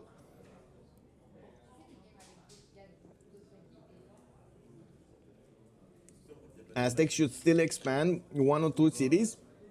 I agree. I definitely agree. I thought he's gonna get more cities here, but I think he did get a settler. What is it? Oh, he's GTFOing, man. He's GTFOing out of there. He's getting into safety. He doesn't care. I mean, you know, he knows. He understands that Rome is at some point gonna overwhelm him. We do have Mikado also with 213 science and 123 culture. This is not over by a long shot. We got Omega also jumping up to 180 and only 50 culture, while TDB is on 104 and 92. It does seem like Mikado is seeming much better. Of course, with Congo, big Congo over here hasn't been used that much in the previous games, but looks like right now it's shining. We do have Heimerdinger with 120 science and 90 culture, fighting on the seas in a 2 versus 1 war, but he's managing to win. We do have him pushing in Persia's units, and yes, there is a... Oh my god, the Ancient Walls are going to finish way too late. There's a knight coming out from the city of Mashhad. He needs to get it as quickly as possible to Pasargade, so he increases the garrison defense of the city to be... strong enough to withstand multiple hits of the caravels, and we will see how fast he will be to click those buttons to get that unit to where he needs it. Looking at the west here, we do have Pompey getting a few more encampments. His units in the south, okay, are getting deployed. They did try to get a few glancing shots against the Corsair, but couldn't actually take it down. We do have Aztec about to start going north. Now, I would imagine he's not going to care about Preslav that much, but the second he actually starts getting north, he's getting into the position of seeing that Roman unit. And let me actually take a quick peek over here over the city-states. I really want to see who's Preslav. So it's Omegaia. It's Omegaia. So Omegaia on Cleopatra is actually getting this, and the Roman horse might actually be taken down with us. Oh my god, really, bro? A blizzard? Really, bro? Anyway. The harbor going down, Trebuchet coming out of Rakedet. We do have the new boat of Egypt getting out on the east side, and it doesn't look like this knight got in. Hello, T-Tube. Hello? I mean, T-Tube? T-Tube? Hello? Why no? He still has movement. He needs to click. Oh my god, maybe I'm missing something, but he's not clicking. He's not clicking, not getting it into his city center. Kick. Anyway, we got galleys coming out from Tushpa, and taking a look at the tech side here, we do have Xifion Fortes, Omega, T-Tube machinery in one. I'm pretty sure he's 1 or 2 turns away from getting his own cartography. There we go, 1 turn away from getting cartography. It's still gonna need to get a lot of boats out. In the south, let's see what's happening. Do we still have boats coming out from the city of Ses? No, we don't. Actually, that one galley got beat to the ground here by the caravels of Vietnam. We do have him getting the ancient walls and also trying to re-specialize in getting these trebuchets to help him defend. The Preslav wall, exactly. But Aztec probably doesn't know where to go because they have no vision. Yeah. Well, yeah. He's generating the vision right now, I guess. Okay, looking at the economy here, it does seem like Mikado has exploded 277 points of gold per turn. We don't have him also on 277 points of production per turn. Unbelievable numbers. It looks like Omega barely gets 172 production. T-Tube did rise up to 205, and Hazagi is also hitting up 136. You know, we do need to see if they're also going to manage to acquire more points of science and culture in the meantime, because it doesn't seem like at the moment they're doing as well as they should. Let's see what's going on here with Mapuche getting in the borders of Hong Kong. We do have a significant amount of military that cannot get the upgrades going. I'm pretty sure the gold pattern is going somewhere else. And also the city of, my god, of T-Tube has been raised. The city of Passagarda here. He's getting his caravels to the north of Tushpa, where he's trying to also get the campus research project, because it is Emilien du Châtelet. I'm pretty sure he's not caring about this one. He's caring about another one. They're passing, and trying to hit that Newton and Ipfadlan. We're going to need to see who is going to get what. Okay, trebuchets. Let's see the damage. I cannot see the damage right here because it lost the movement, unfortunately. Never understood why losing the movement doesn't give you the drop down of the damage, but sure. We got so many frigates coming out from Vietnam, and they're gonna get quite close up and personal to Rakedet and Abydos. Abydos can be hit from the right side. This is a flat tile. This is not a flat tile, so he can be hit from 1 to 3 tiles at least. That is gonna cause a problem, and he does definitely need a wall of these trebuchets to help defend that city center. Rakedet, even if it's gonna go down in strength, he's gonna Sprig is gonna require units in the land to actually take it, and that's the reason he's actually bringing these horses with his navy. Now we do have the Aztec units actually getting close up and personal with the Vietnam units, and by the looks of it, he got discovered. We do need to see if he's gonna drag down some more military from his opponents, and if he will manage to be successful in doing some damage. It doesn't seem like it, to be honest. It doesn't really seem like it. Yeah. Oh well, he's gonna definitely trade punches with some of the Pompey units. I don't know what his results will be. Doesn't look like he's gonna do that much, but still, the fact that he's taking away this amount of attention from his opponent, quite a bit of gold and so on, it's still good for the position he's in.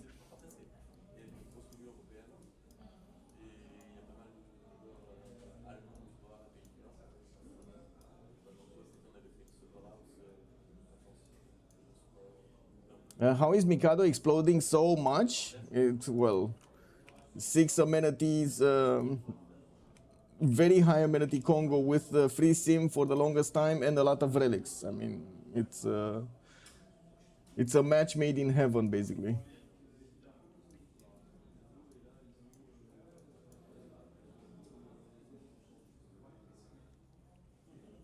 Okay, let me put the screens back.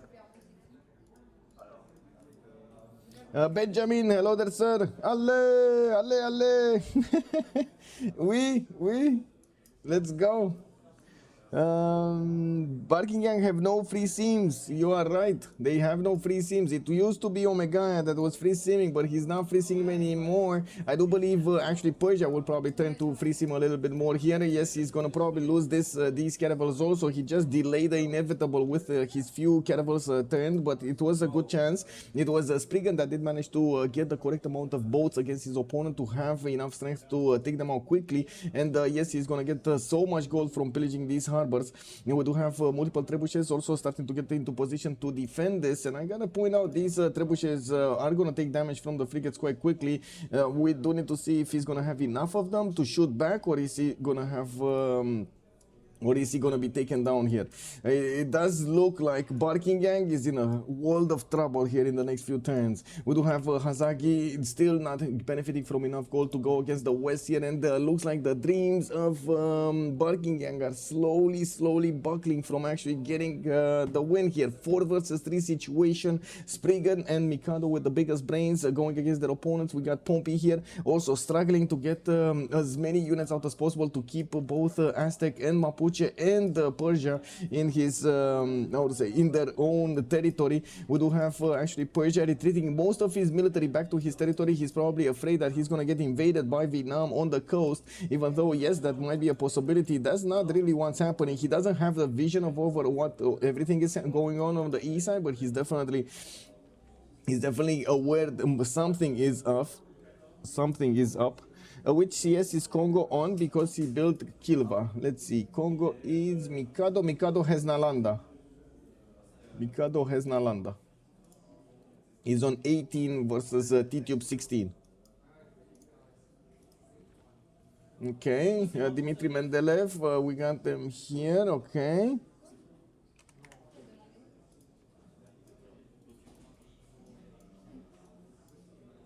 Okay.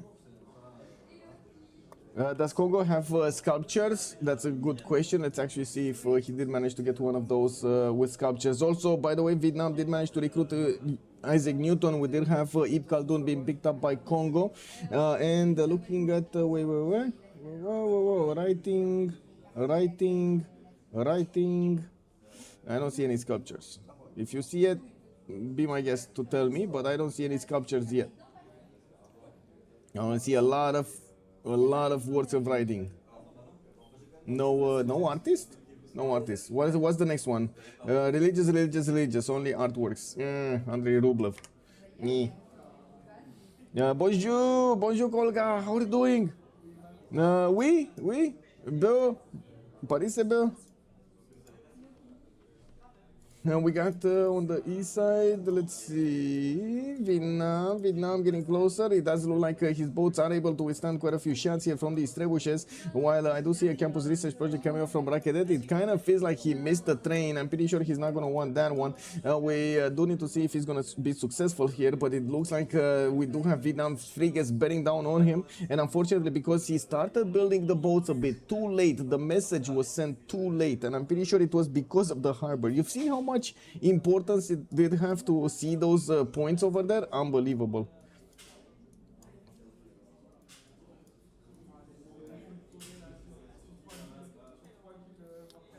Oh, really? How is the weather? And I said that the weather is fine. What do you mean? I said the weather is good. Okay.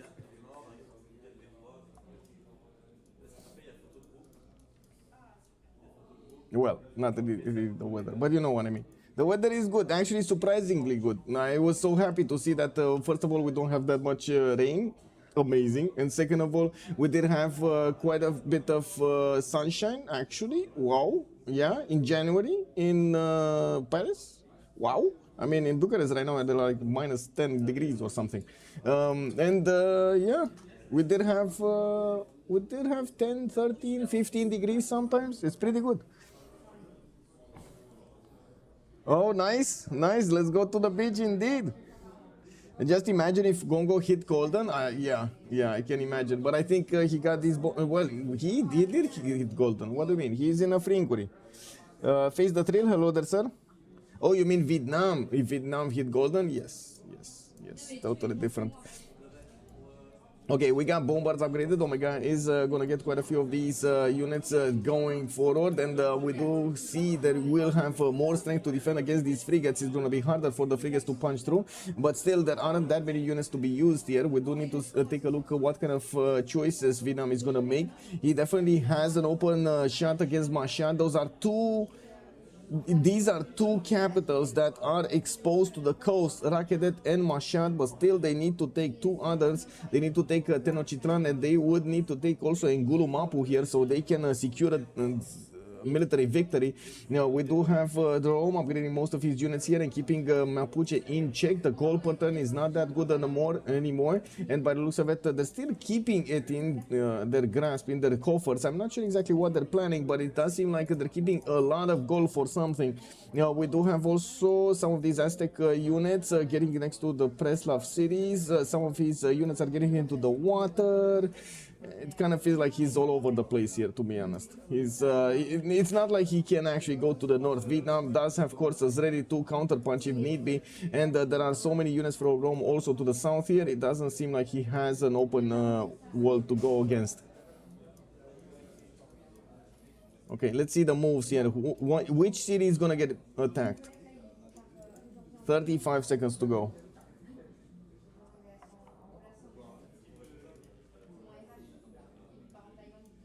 Okay.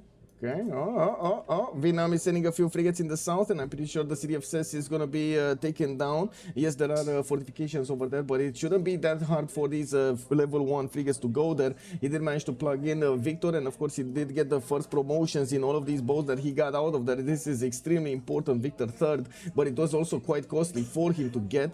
We got also quite a few knights coming out, universities following up, and new harbors for the extra economy, with Mikado taking in 326 gold per turn. He's making quite a bit more gold than his opponents combined.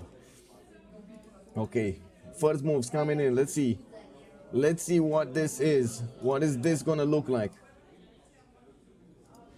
More bombards upgraded. Okay, more bombards upgraded. That's it? One bombard upgraded? Oh, well, I guess that Caravel did get a promotion there, so he's not gonna get the city this turn. But there are quite a few frigates that are gonna start shooting down the bombards, and we do need to see if they do manage to do the shots against the city. It looks like yes, they will. They will take down the walls instantly. While there is a Caravel getting out in 2 turns, it looks like there's a slim possibility they will lose the city next turn, with 3 more frigates available to shoot next turn, and level 1 frigate to take the last damage. I would imagine the city of Abydos should go down next turn. Take cess by coursers, pillage. Exactly, Amir, exactly. Abydos feel very well undefended. Yeah. Well, the city of Cess over here is also undefended. Is attacking with a caravel, while these frigates are still needing to get their move going there.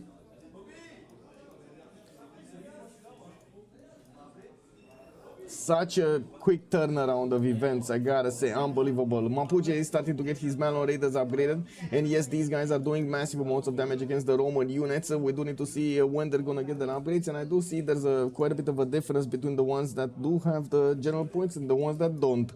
We do need to see Hazagi try to get this game back, and we're gonna need to see what options he will have. It looks like there will be a direct option actually going against Rome, going against Hong Kong, and then following up against Congo. To be honest, with the amount of science and culture and production that Congo has at the moment, it kind of seems like he's just gonna rule the map. He's gonna clean the map with GDRs later on in the game, or tank armies and artilleries. And you know what's even funnier? We do have the prediction going around, and most of the prediction points are actually going towards BG. Oh no, we got the low rollers getting so much out of this if Barking Gang doesn't get the win here. CSG is about to redeem all the points I lost. Yeah, yeah, exactly, Halosar, exactly. Kick W. Okay, I do see the frigates. They're not moving. Come on, man. Come on, Heimerdinger. He's so confident he's gonna take that city. He doesn't even care, right? You see? Yeah, there we go. Another city has been taken down. Abydos is raised to the ground. Oh my god, is losing another one of his crown jewels there. And I do see the city of Cess is also gonna be taken down. We got frigates getting to position. The walls are down, and yes, he's getting some research projects, but it's not looking good. Now we do have the north that is also gonna get attacked. We don't have any defensive capabilities from T-Tube to defend his capital to the north, while those hills over there are non-existent. I'm pretty sure the Vietnamese frigates will punch through the capital city. We do have also Tushpa in danger. Wait, no, wait. This is Plains Hill. Yeah, this is a hill and this is a hill. So Tushpa is okay. Tushpa is okay. Mashhad is not okay. This is not a hill. This is a plain style and this is a plain style. So yeah, they can shoot over. The Navy pushes everything. Yes, this turned around the game 180 degrees from us believing that we do have an easy victory for Barking Gang in this 4 versus 3 situation. Spriggan is bringing the game back on track for his own teammates, for the cyclists. We do need to see if Hazaki is going to manage to do something here, because he's definitely wanting to go against Rome with a lot of these swordsman kick. You know, a lot of these Malon Raiders, they do have a significant amount of strength against some of the Roman courses, and they will start punching through quite quickly. We got them with quite a few promotions also, so we do need to see if they can actually overwhelm their opponents. Well, their opponents. Pompey. Overwhelm Pompey. I think CSG's total city count is higher than Barking Gang. Let's actually take a look here in the era score. We got 8 plus 8 plus 3, that's 19, plus 7, 26. While on the other side, we got 10 plus 9 plus 8. So 20, 27. It's about there. 26 versus 27. Easy 3 versus 1 with access plus 4 luxury. Yeah, kick. Yeah. Okay, let's see. Mapuche will need to start attacking. The reposition of the Vietnamese units is happening towards the north of Mashhad. We do have them also with the possibility to go against Rakedet. I'm pretty sure these are not hills. Oh, this is a hill. I mean, this is a hill. The Rakedet is not going to be taken down. Excusez-moi, I did not see this. The hills, I thought with the districts over there, they weren't hills, but they are hills. He cannot attack into the capital city of Rakedet, but he did manage to take the city of Ses, and he will take also Shedet. Okay, what's going on here? Do we have the Corsairs getting in? Looks like they did manage to sneak in through. Xifi will get a few pillages, free pillages for him, and he's bringing back his other Corsairs from the journey toward the west side. There are quite a few of these Vietnamese units also starting to clump up next to the city of Preslav to take it down, while we do need to see how fast Rome is going to feel the pinch of these Corsairs, the pressure of the Xifian Corsairs. We do have Xifi with still +4 luxury attack bonus. Another settler coming up from Texcoco. He did get a safety settle, but he still did not put it down. It's still moving towards the north of the former city of Seoul.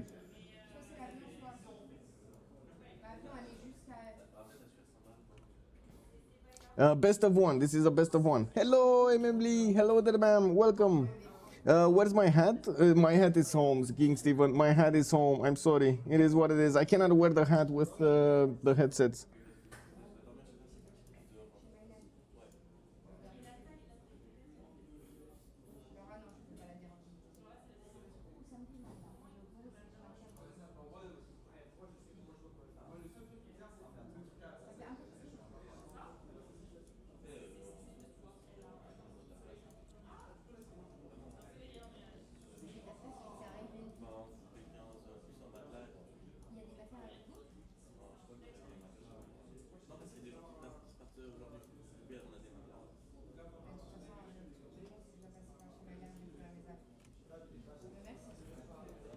Okay, so Shedet is taken down. Even if there is a Mariano Shedet Archers getting next to it, doesn't seem like it's gonna pull off any kind of victory there. We do have Injured Walls getting up in Mashad, trying to delay the inevitable while Purja is getting a few catapults. He's also gonna need the strength, the science to get to his trebuchets and then upgrade them into bombards.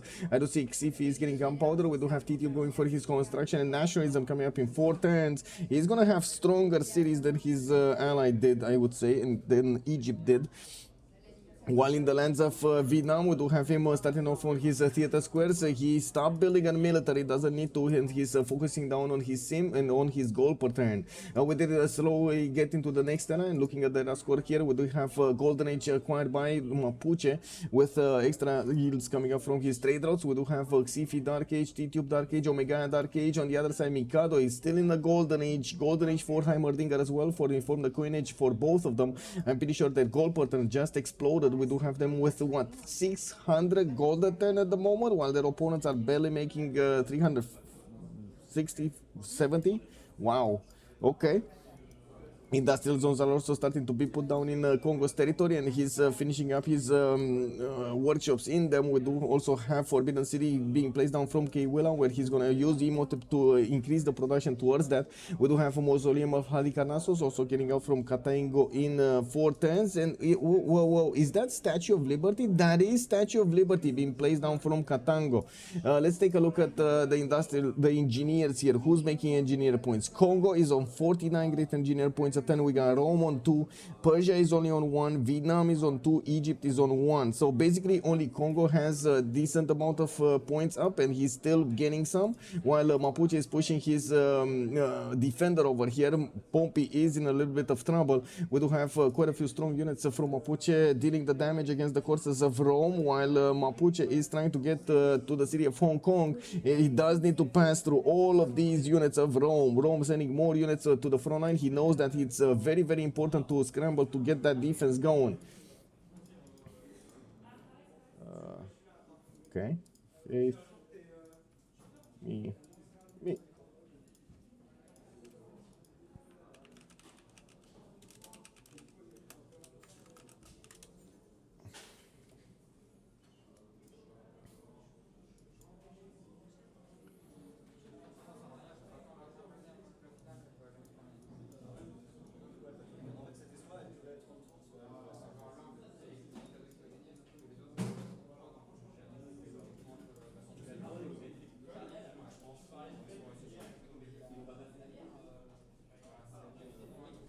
Mal?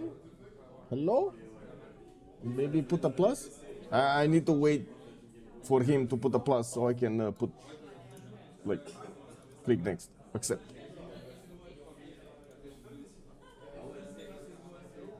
This is big.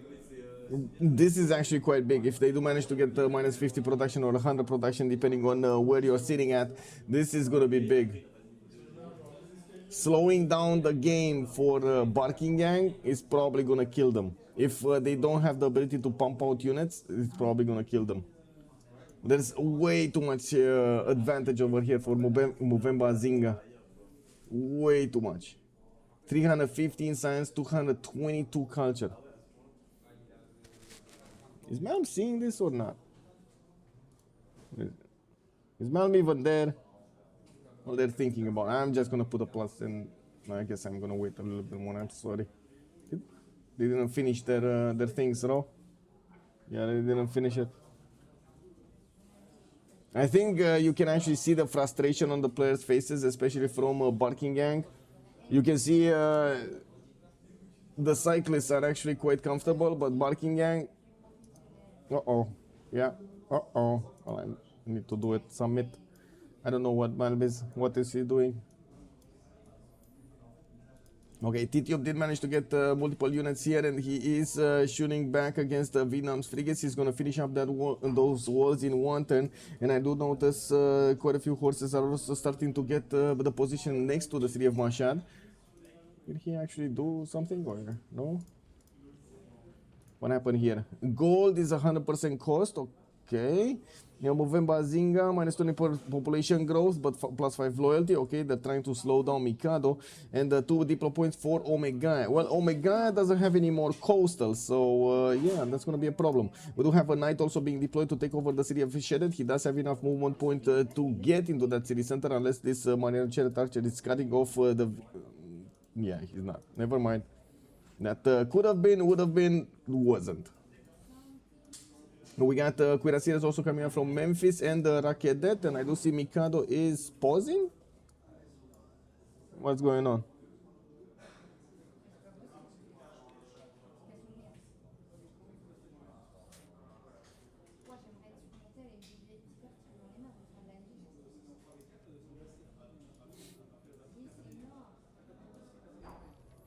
Domination C for CHG to show dominance. Yes, CivLAN production team with the camera angles. Oui, Bob. Hello there, sir.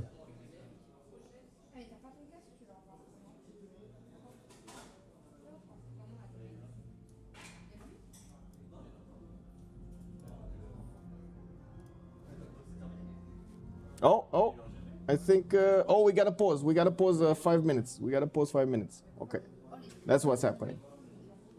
So let me mute myself and let me see. Can I ask you if you can hear this? Can you hear this? Actually, I would prefer not to have this because I have no control over the music, as in no, you know, copyright control. You hear? Okay. Sound is fine.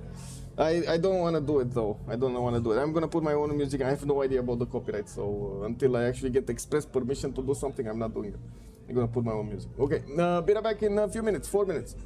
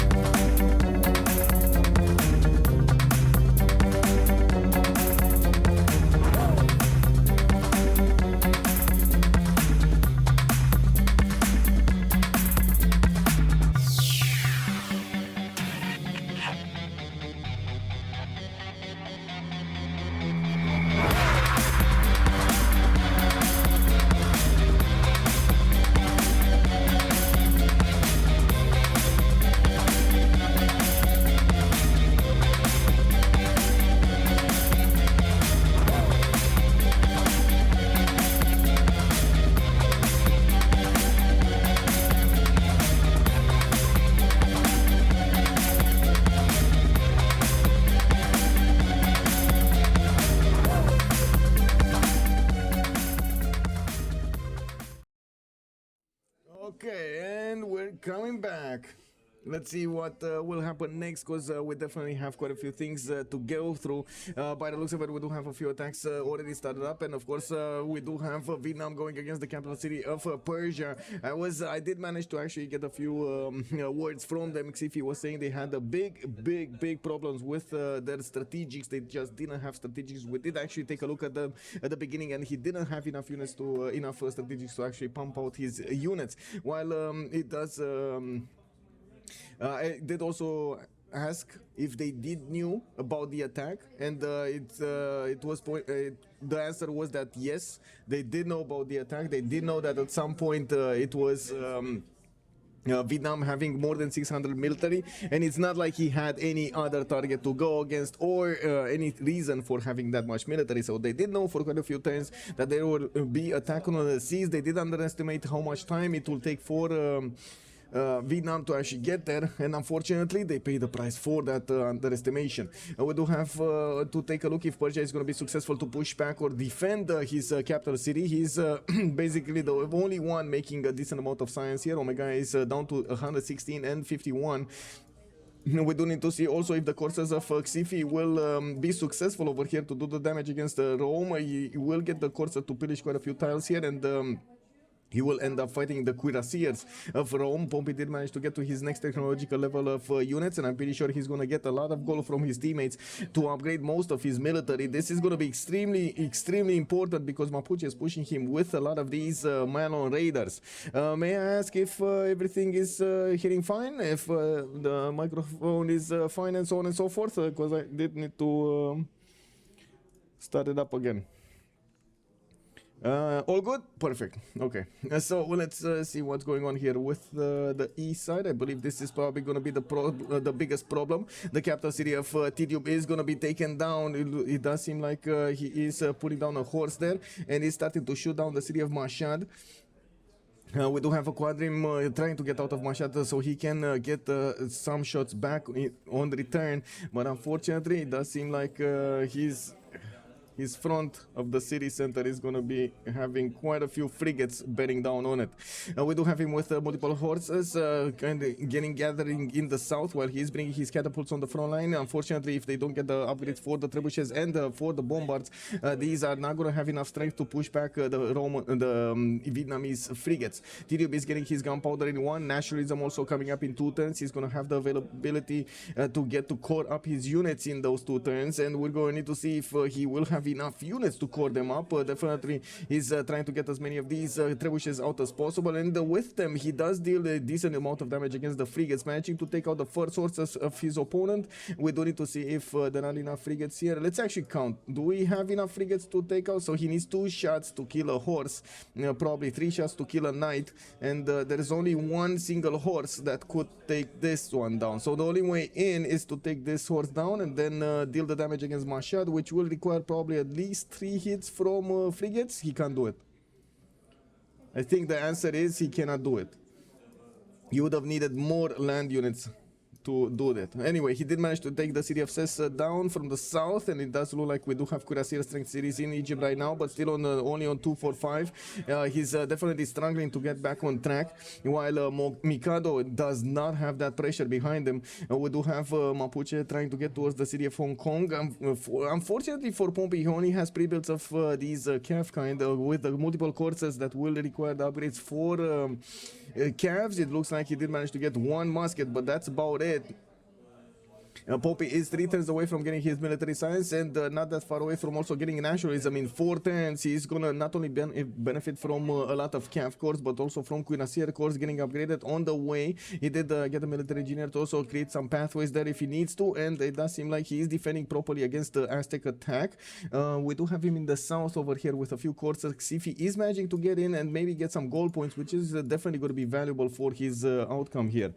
Even if they get the Mashhad, they can't keep it. That is true. That is true. Well, I mean, it's still going to be extremely damaging. Government Plaza, Foreign Ministry, Audience Chamber is going to be taken down.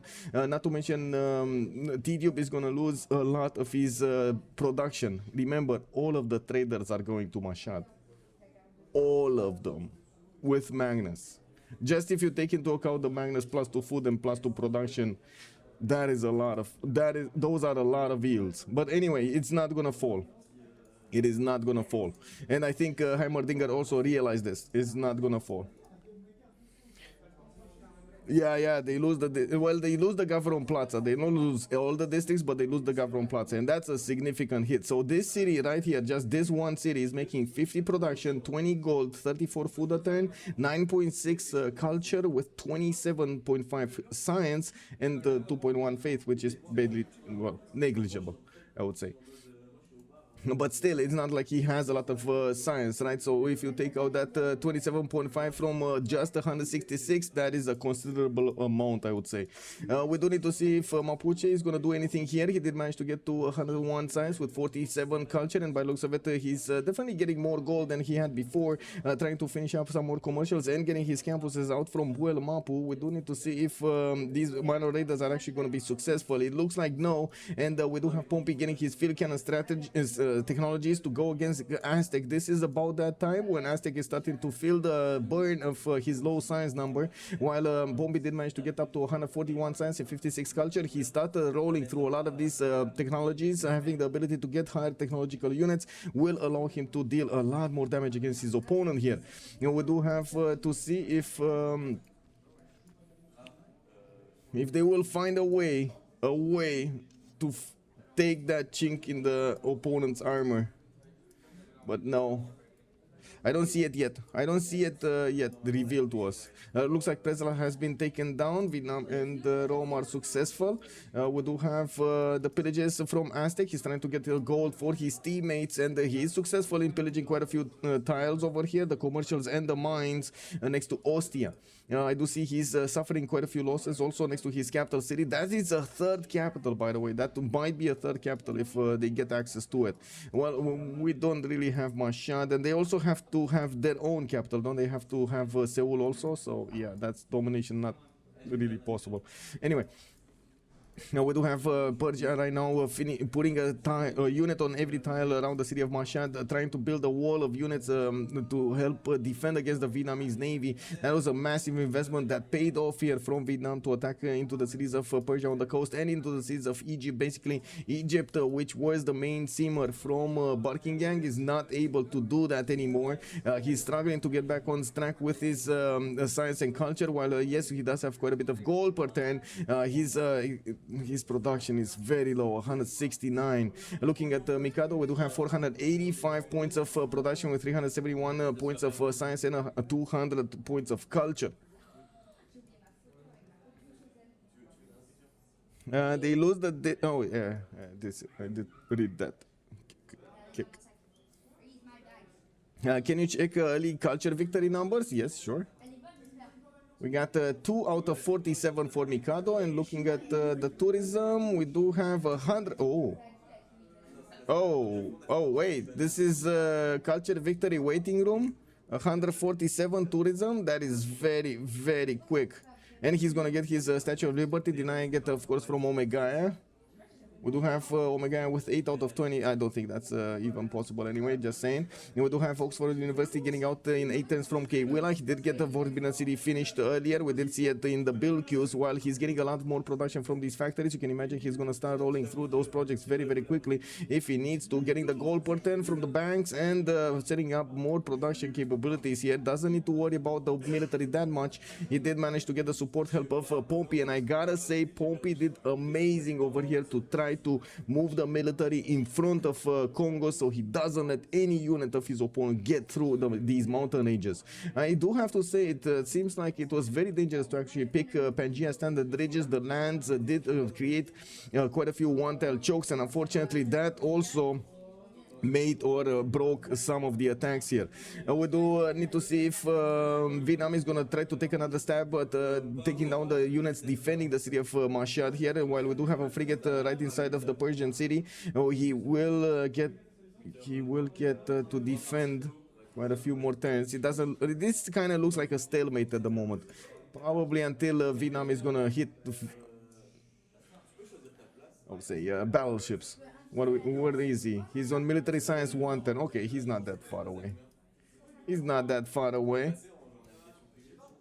Okay, let's see the units here. Rome with the level 2 field cannons can definitely two-shot these musketmen. Oh, baby, 82 damage against 66 of the musketmen. It looks like the Roman units definitely do the damage here. He does have John Dark as a general, and he's upgrading his caps right behind all of these field cannons, trying to get also cuirassiers on the front line. These are going to be definitely stronger than what Aztec can do. Aztec is getting his military science in 3 turns, and I gotta point out he doesn't have a single pre-build at the moment that will help him upgrade. Well, wait, the line infantry, right? He can get the line infantry for the musket. Never mind, I was thinking calves, but also military science is opening up the line infantry upgrade.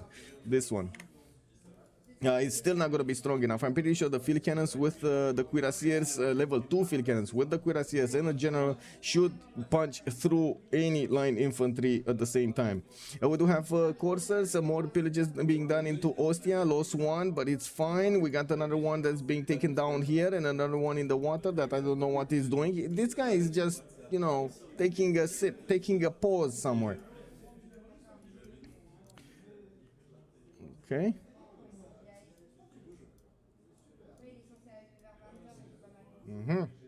Rakitic gonna get another settler. He does. I don't really see any position that he could take except this one, but I'm pretty sure he doesn't want this one. That will be easy for him. Anyway, then we got Vinam with Knight trying to get in to pillage a few more tiles. Egypt is getting enough courses to try to fend off attacks. He does have level 1 and level 2 bombards in the capital. No, level 1 bombards over there, so he can defend a little bit better. I do have to point out in the Congress we did have gold getting 100%. It's very, very costly to buy out units with gold now. Minus 20% population growth for Mikado. Not that he cares that much anymore. He already grew those cities, and we do have 2 depot points dedicated to Omegaya. I do see coal power plants in Mobanza, Congo and Kwango. In 4 turns, we're going to see Statue of Liberty finish in the city of Kantango, while we do need to take a look if Congo is going to prepare an attack from the north. Anshan is next to him, and I want to check if that's his city-state or his opponent. That is his opponent's city-state, and I'm pretty sure he's going to want to take this down. It's just a matter of time until he's going to get enough strong units over here to go against that city center. Yeah, it does have Persia, does have money in there, but that's not Persia, that's Omegaias, that's Egypt. That is Egypt holding it. For how many points? We got Egypt, there we go, with 9, Tidiup with 3, Mikado with 2, and Heimerdinger with 1. That also means the city's defense strength is not that high at the moment. Yeah, looks like Hazagi was forced to get back, especially after the upgraded calves took shape in the city of Hong Kong. They got all of the upgrades and received a lot more strength, better equipment. We do see also the military engineers of Rome are busy building more infrastructure here, so it will be much easier to pass armies through back and forth. And we're going to need to see if they are punching through to the capital city of Aztec. We're just a few seconds away from actually seeing Aztec cities being taken down by Rome, successfully managing to do the damage here. We got the field cannons that still can hurt significantly these line infantries, while I do notice Pompey did send the coursers first. We're going to need to see him resupply this front line with a few new cuirassiers. The first ones he did send them towards the northeast, while I do notice he's sending a few of them towards Tenochtitlan at the same time. Even if Markingang somehow defend, can they do Diplo? No, they can't do Diplo anymore. If they lose the Statue of Liberty, and I think they already lost Potala Palace. Wait a second. Yeah, Potala Palace has been built over here. Mahabodhi Temple, I don't think the Mahabodhi Temple was ever built. Well, anyway. No, I don't believe Diplo is on the table anymore. I mean, first of all, they're not going to stay alive until Diplo hits. That's the problem. They need at least 2 full congresses and a wonder, which they're not getting. As you can see, they can't win everything. And that means what? 40 turns? 40 turns of survival versus a Congo that's very, very high in culture. Right now, Congo is 6 out of 48 to get the victory condition. Nobody's defending the culture victory. He's on 149 tourism, and he's rolling through this very, very quickly. He will get tank armies with fascism pretty quickly here. Mikado is already getting his research labs while he is on 400 science and 235 culture. This is gonna be a problem. 572 production for him. He got most of his infrastructure done with his industrial zones, and he beefing them up with aqueducts here and there.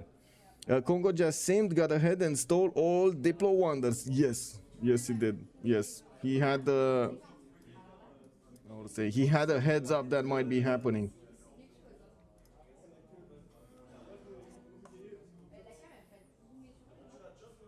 Oh, weather now. Thank you so much for the follow, sir. I'm sorry if I'm a bit slow on the notifications over here. I don't hear them in my ear, and unless I have the screen in a proper window, I cannot actually see the notifications. It takes me a while.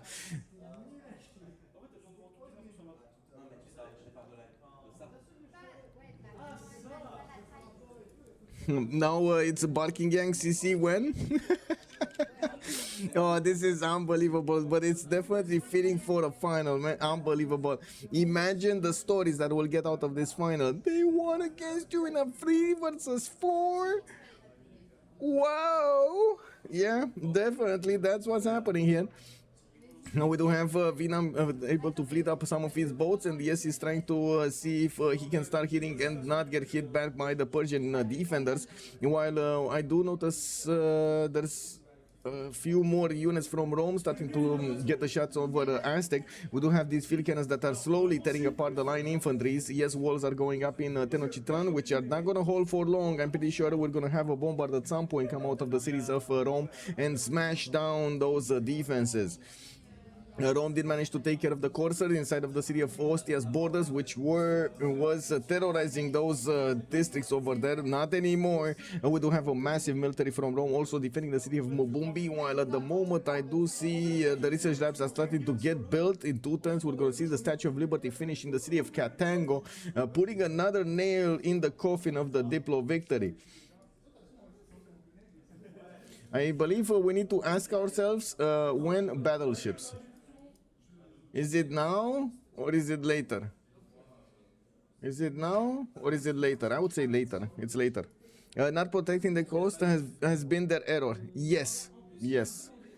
Yes. Not protecting. Again, underestimating the amount of boats that are going to come against them and how much time they need to get those boats out. They had probably a plan in mind how to get the development going in their own empire, and they started changing that plan when they got the extra information that their opponents will get boats against them. It just they didn't nail when to start building boats. That was the problem, the start of the build queues.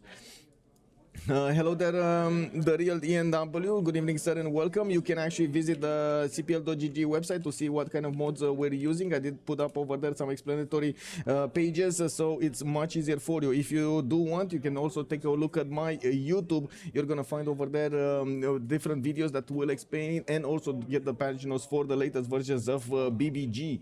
Brother, I must go. Amazing commentary with much pleasure, sir, and I do hope we're going to see each other in the next one. Very impressive for not naivety. Much love. Thank you, sir. Thank you, sir. That is amazing compliment. Thank you.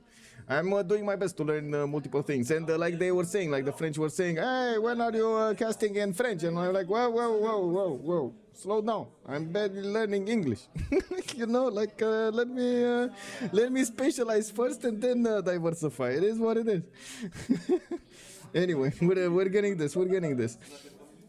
Now we got research labs also getting out in all of the cities of Congo. We do have an archaeologist also coming up from Mubanza, Congo. He got Dimitri Kademir for the music works, and I do see Vietnam is also getting quite a few musician points per turn. He's gonna get another one of these and will help out Congo get so much more tourism. Already on 163, not even getting all of the full works in there. Mimar Sinan got recruited here. This is the extra military engineer, right, and the extra housing. We do have him also getting his Oxford University for extra science in 3 turns in the city of Kewilla. While I do notice Mapuche is going to be on the back foot now. He's going to get attacked by Rome, but Rome still needs to upgrade most of his units. We do have Pompey 2 turns away from getting refining, while Heimerdinger is going to get refining next turn. He's going to get the upgrade button on those frigates to turn into battleships, but unfortunately he doesn't have a single frigate in a position that could upgrade. Who is Bandar Brunei City? That's Hazagi. Okay, so he can't upgrade. Why is he not sending his frigates back? I guess, to be honest, they don't even need to push anymore. Like, at this point, they don't even need to push anymore. Maybe they can push if they want to see the game finish faster, but they don't need to push anymore. This is more than enough military to withstand any possible attack from Mapuche. This was a good enough push to slow down Persia and Egypt, and not to mention take a big hit in their economy. They dropped down like 200 gold when they lost all of those trade routes there, 200 gold per turn, and it lost quite a few cities. Definitely it was a crippling hit here for Egypt, losing those 2 cities. We're gonna need to see if Xifi is gonna remain alive, even though I find it quite doubtful over here. We do have very strong units coming up from Rome with cuirassier corps and field cannons right behind them. I would imagine also Rome will need to get a few just normal field cannons over here to core up these level 2s and get them stronger. And we do have Persia also deploying a spy in the city of Brundisium, which to be honest, well, I guess he's gonna get some damage over there extra, or maybe some pillage, maybe some missions done, but I don't think it's going to be that important. He's trying to do something, and we're going to need to see if he's ever going to go on the offense. He did upgrade quite a few cabs here, so I would imagine he does have something in his mind other than just protecting the lands of Mapuche from Rome. I would imagine also Rome, with his 144 military and 52 culture, is still finding it hard to keep up with Hazagi and Xifi, but he's finding the way, especially with the help of his allies. We do see also Mikado jumping up to 617 production per turn with Heimerdinger on 290. They definitely have a major advantage over their opponents. Wait a second. It's no. So Mikado, if he gets more production, he's actually going to have more production than the enemy team combined. Uh-oh. I mean, that's a big woof. That is a big woof. It feels to me like it's a big woof. It's an amazing performance, but big woof. Anyway, we do have more of these artists coming around. I see a great writer, I see a great musician. We do have Mi Martina still there trying to do something with theater squares coming up from Katango. He did finish his Statue of Liberty, and with, of course, the theater square, he's going to get new slots to upgrade his tourism. We do have right now Mikado on 189 tourism a turn. The computer is saying he is on 8 out of 52. And let's see who's the defender. We do have the defender. T-Tube is the defender. Uh-oh. T-Tube is the defender while T-Tube is trying to stay alive. You can imagine he's not going to have both. Like, he's going to need to choose stay alive or get the culture defense. Stay alive, get the culture defense.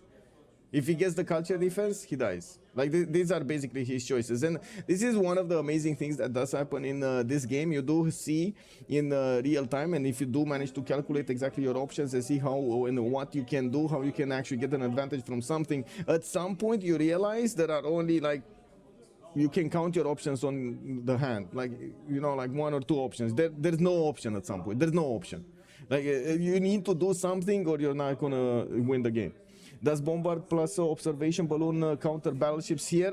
No, the Bombards don't have enough strength to attack into the battleships properly. Maybe Bombard armies, though. I don't think he has enough culture to get to Bombard armies, I'm pretty sure, actually. With T-Tube only on 87 culture a turn, yeah, he's not.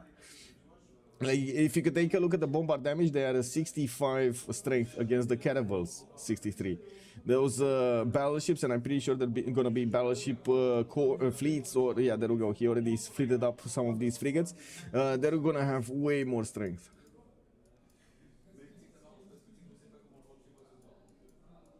And also, who's gonna get the balloon? Because he needs flight for balloon. So there's no defense he can master against battleships? No.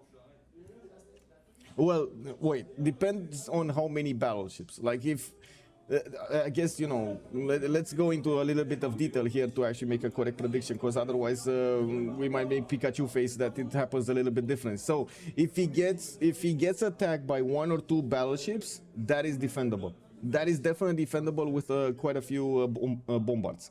If his opponent is gonna get all of these, like 1, 2, 3, 4, 5, 3 of them are going to be normal frigates, and then 2 of them are going to be fleets into battleships. There is no defense. The battleships will tear apart the bombards from a distance, and then they're going to just take the city. They're going to make a pathway towards that city center, taking care of all of the units in between, and will shave the city center to its core. I guess it will be also a question if TDU will manage to get to steel walls. The battleships do have a problem actually attacking into steel walls. They're very, very strong. While, of course, Persia is going to get his upgrades for artilleries. Now, artilleries definitely can defend. But this is, unfortunately, this is time sensitive. And Sprig is now making the moves. And I think he's now making the moves because he knows whatever happens over here, his job is done.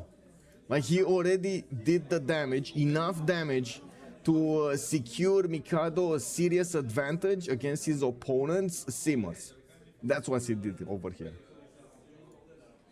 I mean, he doesn't need to sacrifice any more amenities to take down cities or take gold from his teammates to do something. We do have Mikado getting his broadcast centers. This will significantly increase his tourism if he does manage to recruit a few more of these musicians. Vietnam still doing quite a few points over there, and I do see we got Congo only on 6 great musician points a turn.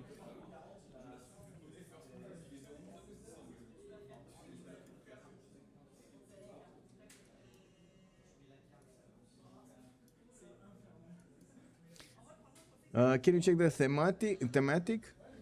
Congo needs the Hermitage for Michelangelo and Donatello works. The themes? Oh, I did see Oracle. Oh my god, I didn't see Oracle yet, earlier, but now I do see Oracle. Maybe I was blind, or he didn't build it, or he built it in the meantime. I don't know, but he does have it. I'm a bit surprised that he has it in this city, not in the Pingala city, but I guess it's fine. Now, Oxford also next turn for Congo. He's on 476 size right now per turn with 335 culture. You can imagine he's gonna grow taller. Wait, is he about to make more science than his opponents combined? Okay. Okay. More science than his opponents combined. Well, Mikado is on 8 out of 54. Yeah, he still didn't roll new ones. And we do have him jumping up to 334 tourism. Oh, this is gonna go fast, boys. This is gonna go very fast here. 334 tourism. He's also gonna discover computers pretty soon. Mobilization in 3 turns, and gonna go forward towards environmentalism. So he gets an extra 50% tourism throughout his empire. He should be in the next 10 turns over 1500 tourism per turn. We're turn 86. So culture victory maybe turn 99? 99, 100? No, I would say, depending on what kind of works he's gonna get, he might actually get between 98 and 105 victory. I do see a holy size coming from Halicarnassus in Persia's territory. We do have Catholicism already spreading in his territory. That was the Catholicism that was created over here by Mapuche, trying to get more science from his teammates. He's on 131 and 53, but he never actually managed to get out of that position he was at the beginning, going against his opponent and smashing those cities down. I mean, in the museum, when you have the same time from 3 different artists. Oh, yes, I know. And Christina has it automatically. Yes, I am aware of that. But I would find it very hard to actually check this, because I need to wait and double check which is which and how is how, and it doesn't tell me, oh, that's like this type of a book or this is type of a book. I cannot check them. There's no way to check exactly what's in there. Now, unless you really remember which work is which, and that feels to me like a bit too much useless information for how much time it is. Yeah, I can't. Yeah, what was CSG full draft? They had Congo. They had Congo. Sejong. It was Sejong with Congo, with Vietnam and Rome. Hello there, ICQ. Grey Frost also, good evening, sir.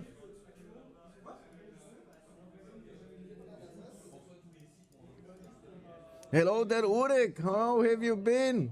Welcome. He's already 1.5 times their culture. Yes, he's already, that's why I'm saying this is gonna go faster and faster if there's no defense, and that's the problem, right? There's gonna be a very hard choice for T-Tube to make. He's the only one that could actually try to defend this. He does have the cities for it. His ally, Omega, is trying to take it from him, but it looks like he's not succeeding that well. TTube is still on 53 domestics, while Omega is on 50. We do have Mikado jumping up to 14 out of 54, and the computer says victory in 7 turns. Well, he did roll quite a few points here, and I do see Mikado is on 356 tourism points. Wait a second, I might have been overestimating how how fast this victory is gonna be. Maybe we will see it turn 95, or like the computer says over here, 94, like the computer says over here.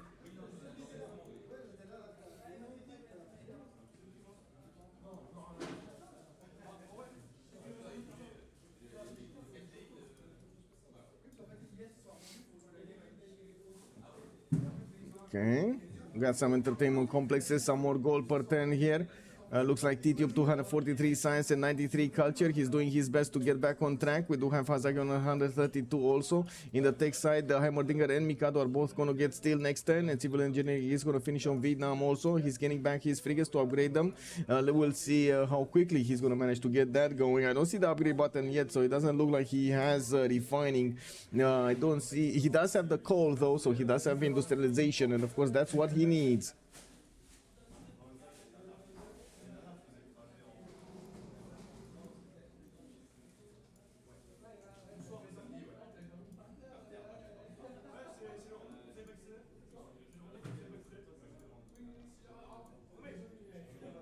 Barking ass says no win condition. Yeah. I mean, to be honest, even if they just go for victory screen, it's still gonna be good. It's not like we have these competitions every day, right? So you might as well go the full 9 yards. That's what I'm thinking here. And it's a good mentality to have, definitely.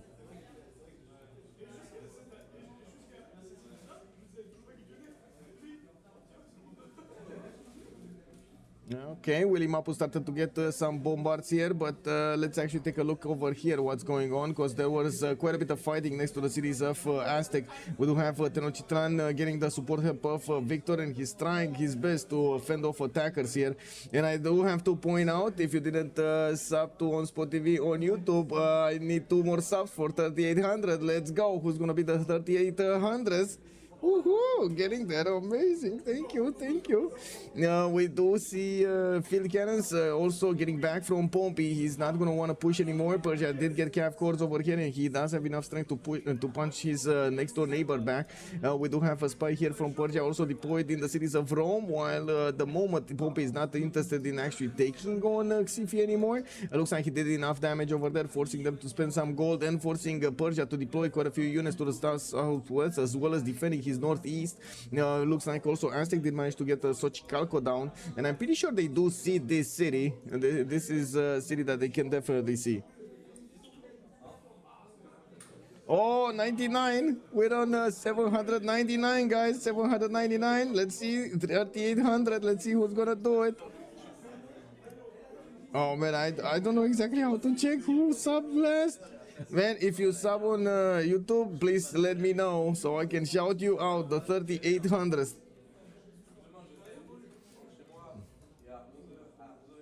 Okay, Menashki Temple also put down from Omega. At this point, he's just getting wonders from every city he can. He's also getting his Diplo quarter in the city of Neki, and that was the city that, okay, he didn't want to put at the beginning, but he needed to put anyway. We do have also Hueto Kali finishing up in Rakedet in 1 turn, and I do have to point out, Mikado did finish his Oxford University, and he's now jumping up to 530 science. We do have him also on 500 culture a turn with 566 production. He's on 428 tourism on the PC. The computer is not actually giving him any more estimates here. It's still 14 out of 58 to get the victory condition. We do have Mapuche. Still bringing some heat in the north between the mountains. He can still do damage against the Roman units, but cannot punch through properly. That's the issue. He can do damage, but cannot punch. Problem. Is this Phoenician arsenal? Oh, that is Venetian also from Vietnam. Oh, I see. And this is Mahabodhi Temple, so he finished both of them. Did he get the religion? Yes, he did. Let's see. Vietnam did get Jesuit education with sacred places and defender of the faith. Egypt did manage to get his tithe, his divine inspiration, holy waters, and pagoda. To be honest, not that it matters that much. And Persia is getting choral music with world church. Okay, upgrade button. Yes, we do have the upgrade buttons for the battleships. I'm pretty sure they do have enough gold also to upgrade these units. And we do need to see if Heimerdinger is gonna upgrade and send them immediately towards their opponents. They can definitely start to take out Rakedet and Mashad with both of those units. We do have Titio going back towards astronomy like... oh, and he did not manage to get steel walls. He's getting medieval walls. Why is he getting medieval walls where he could get steel walls? Okay. Anyway, he's going scientific victory. I guess he just doesn't want to discover steel yet. And that's the issue. Okay, what do we have here? Projects, Theater Square projects, Theater Square projects. Bolshoi Theater is going to be finished. Broadcast Center, Theater Square project, Aerodrome in K-Willa. Another Theater Square project. He's just rolling for the musicians here. We also have landscapes, artists here by the looks of it. No relics, no relics, you know what I mean. No sculptures. We do have Albert Einstein, also the next scientist, and it looks like Congo Dance have 33 points at 10 with Rome on 22. I didn't see any project for the campus, but I do want to double check again. Maybe he's making a few projects for the campuses from some cities. Commercial hub investments, no. Broadcast centers for from so many cities, and that's about it. Okay. So no, aerodrome is also coming out from Gay-Willa. That's going to be the first aerodrome being put down in the game, and he is going to get the option to get some biplanes up. And we're going to need to see how quickly he's going to get advanced flight for those fighters.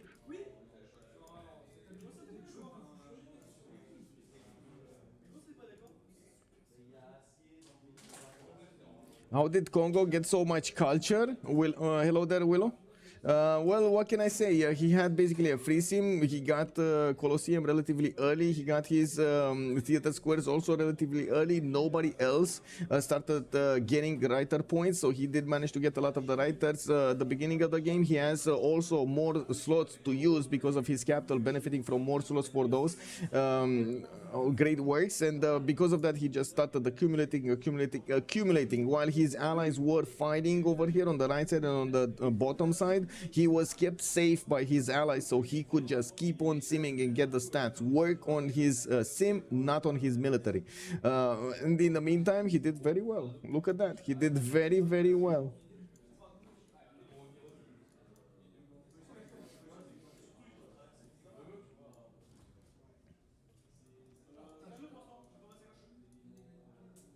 Okay, shipyards coming out here from Vietnam. He still did not put the upgrades here on his units. I do have to say these frigates are taking quite a bit of time to get upgraded into battleships.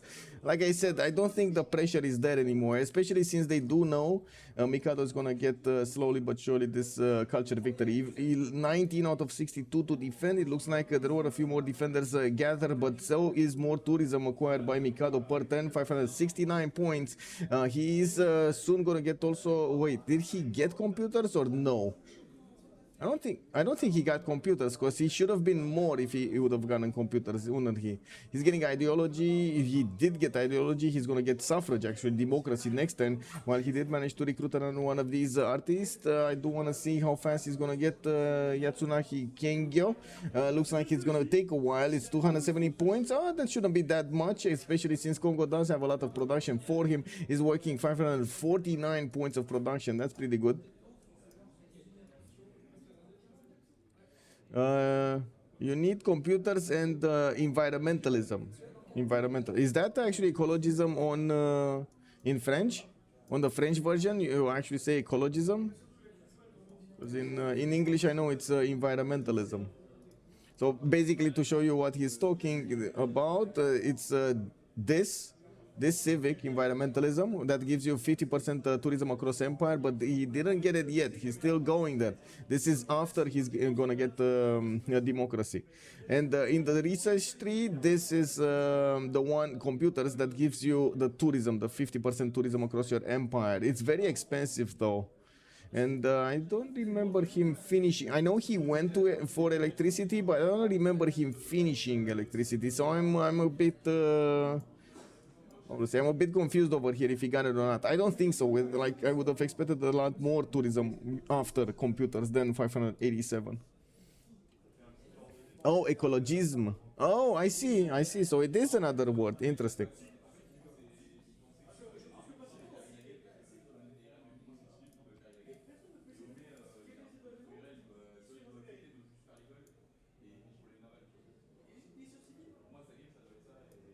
Oh, thank you so much, no hero. Much appreciated for the follow, sir. Much appreciated. And let me actually see. Do we have 3,800? No. YouTube.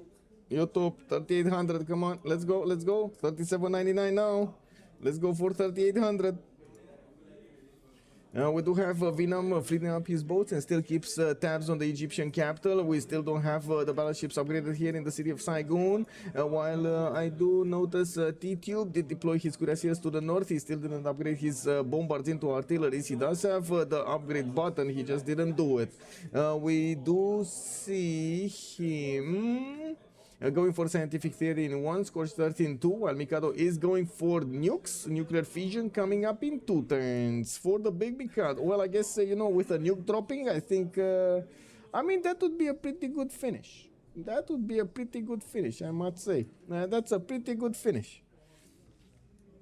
Free Pope Brunelleschi also allowing him to get more production towards Bolshoi by the looks of it, while in the meantime he's working on more Theater Square Festival projects. Wait, is he actually gonna get a nuke while he's getting his culture victory undefended? Wow. 22 out of 64 here for Mikado. 632 tourism per turn. What so he did switch to democracy. What does he have? Frescoes, symphonies, Republican legacy, nationalism, liberalism, trade confederation. So wait a second, he doesn't even have the good cards on. Oh my god, as in the good cards, the tourism cards on. Yeah, he doesn't have them yet. Oh my, lol. That's gonna be so much more tourism. He needs, just to show you what I'm talking about, he needs this one, the satellite broadcast for the 200% tourism from great works of music, and there was another one here, this one, right, the cultural heritage, and he's gonna need to get this one anyway for environmentalism, so it's on the way there.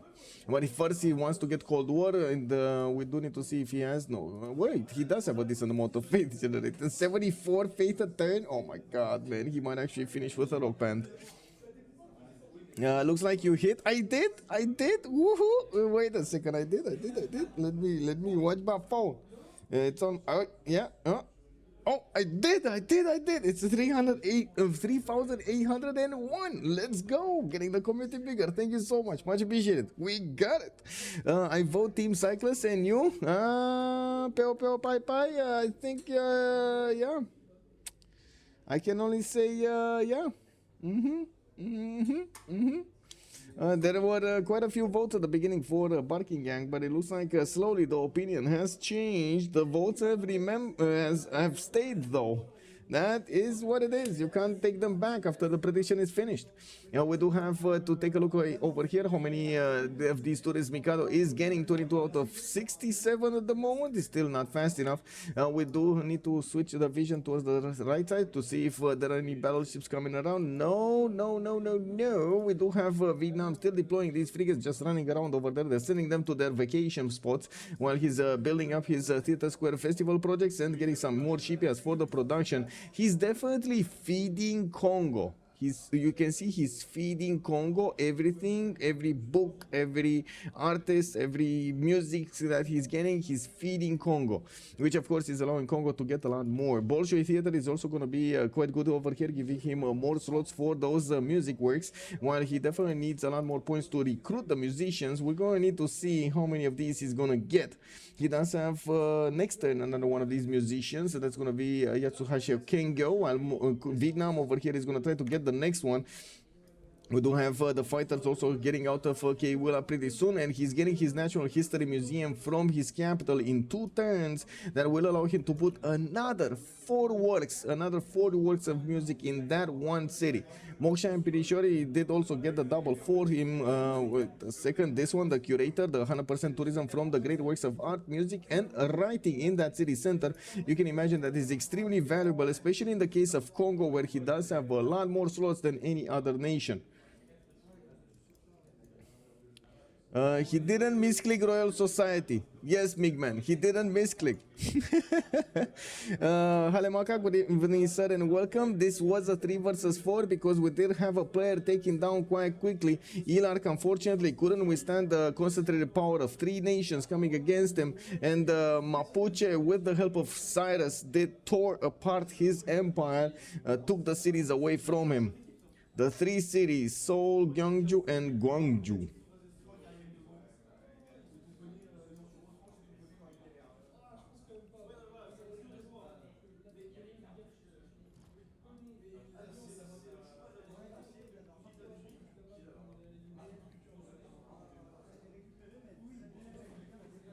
Okay, well, Statue of Zeus finished here for T-Tube.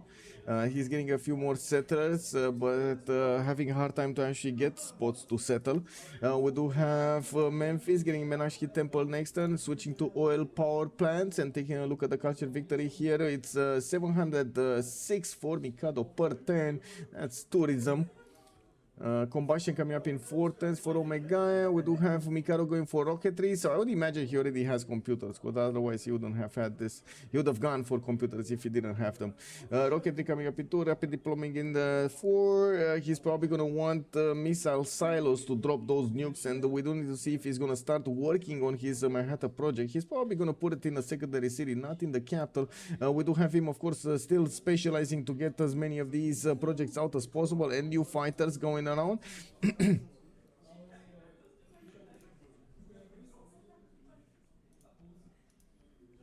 Culture 28 out of 76. Okay.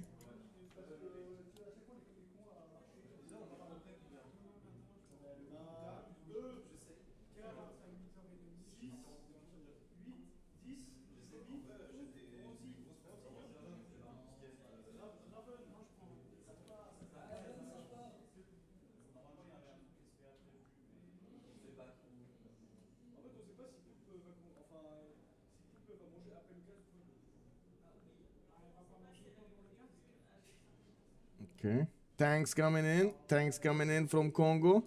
We do have him deploying them on Mipinda, and we do need to see if he's actually going against Anshan. By the looks of it, Anshan is starting to build up his walls over there, and we do need to see if he's going to be successful in taking those down. I would imagine so. Those 8 turns are not going to 6 turns are not going to finish. Congo only has 2, maybe 3 of these units here. Not a lot of them to actually be quick about it, but it should be having more than enough strength to take down Anshan if it's not growing anymore.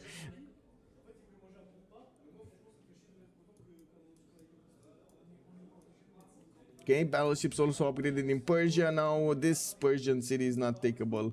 That window of opportunity has gone a long time ago. And Heimerdinger is, of course, focusing on totally something else. He wants to feed his ally to get as many of these books as possible, to get as many of these tourism points as possible. Mikado is 30 out of 78. We do have turn 94 over here. He's not halfway there yet, but he's coming very close to it. 754 tourism, rapid deployment next turn, and he will start putting down the cards for those extra tourism points. He still did not switch for that 200 tourism. Well, he didn't get there yet, that's why.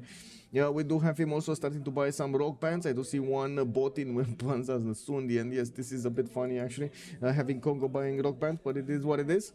Some Congonian rock banders.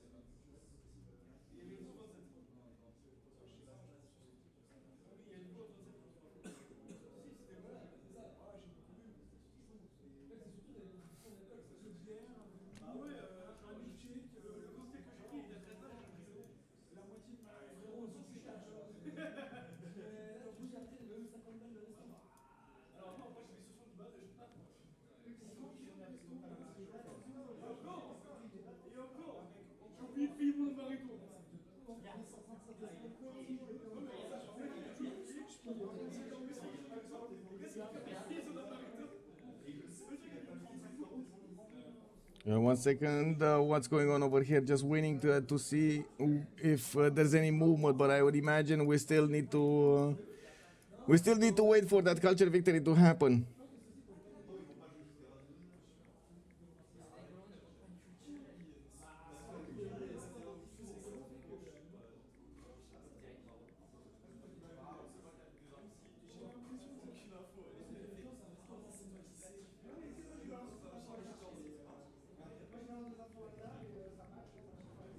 Okay, World Congress, let's see.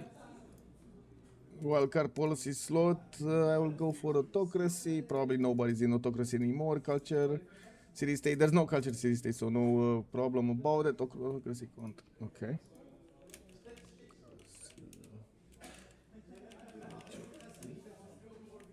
Go B. Unfortunately, that Buckingham couldn't set up safe trade routes on the northeastern. These, you mean these?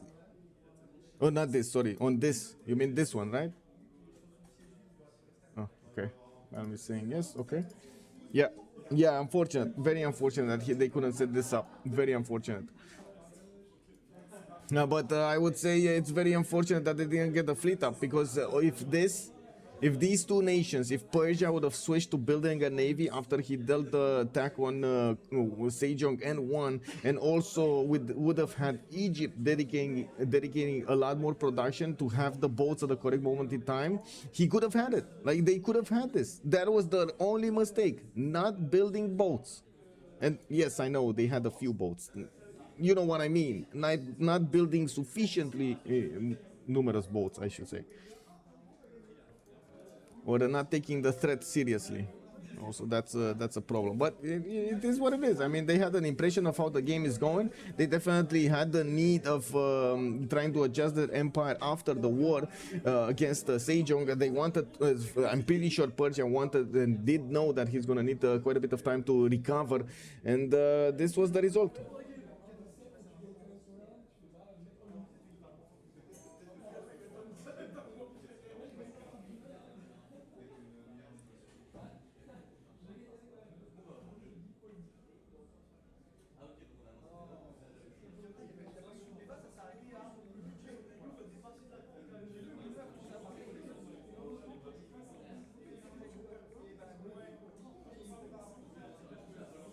I need to share the video from yesterday, actually. Give me a second. I'm gonna do it anyway while I'm speaking. Okay, so what do we have here? There's Angkor Wat being built in Sparta, and by the looks of it, yes, we do have new settlers coming around from Persia. He's still trying to get this back, while his opponent does...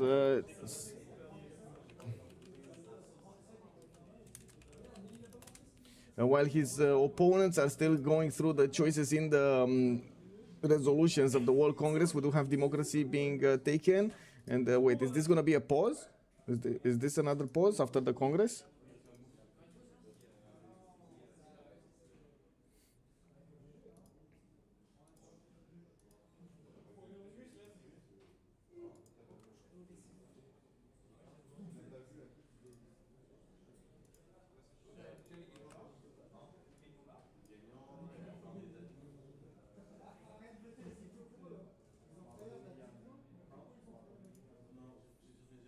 So give me a second so I can take a look at the room. Is this actually a pause? This is a GG. This is a pause. This is a GG. I am confused. The information is not getting to me.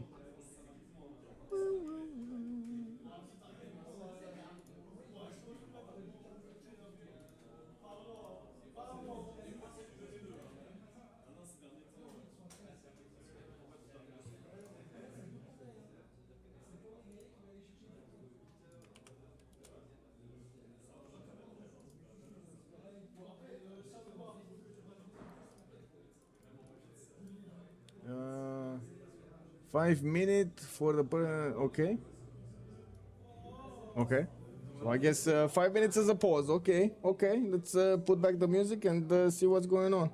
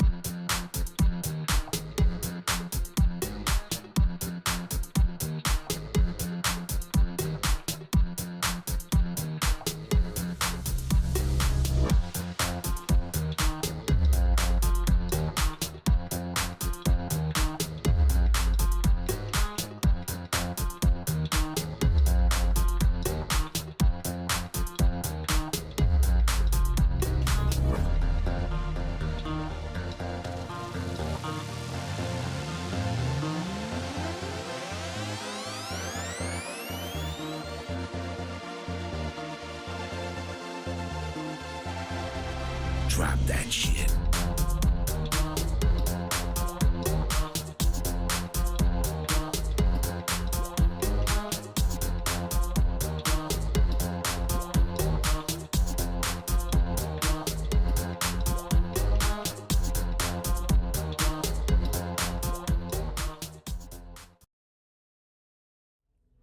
Okay, so we're slowly coming back here. We do have the team pluses and the unpause going on. It looks like we do need to switch to the in-game screen here to see what's going on. Well, I guess the direction did slow down a little bit.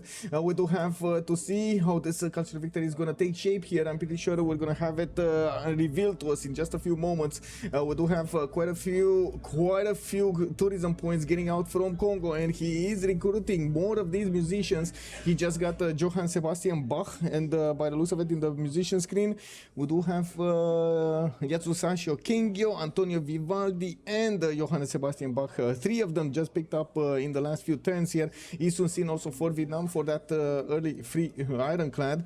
Well, early. It's not that early anymore. We do need to see if they are going to get this victory condition in the next few turns. Mikado is going to get his satellites in 2 and Space Race in 2 for that extra call for the satellite broadcast. I'm pretty sure he's going to be quite happy getting more of this tourism. 838 points. You can see how quickly this is starting to happen here. We're 95 and the prediction was between 98 and 105 to get the victory condition. He's 37 out of 77. He's about to pass the halfway point, and we do need to see if the defender is going to make some moves here. Let's see, who is the defender? One second. It's still T-Tube. It's still T-Tube defending this. Valiant defending his coast and the culture victory at the same time. He's getting the Angkor Wat to beef up one more population point in each of his cities, while he's getting a few more settlers to have space for a few more theater squares to try to fend off this culture victory, even though it does seem like Congo is having way too much of a kick.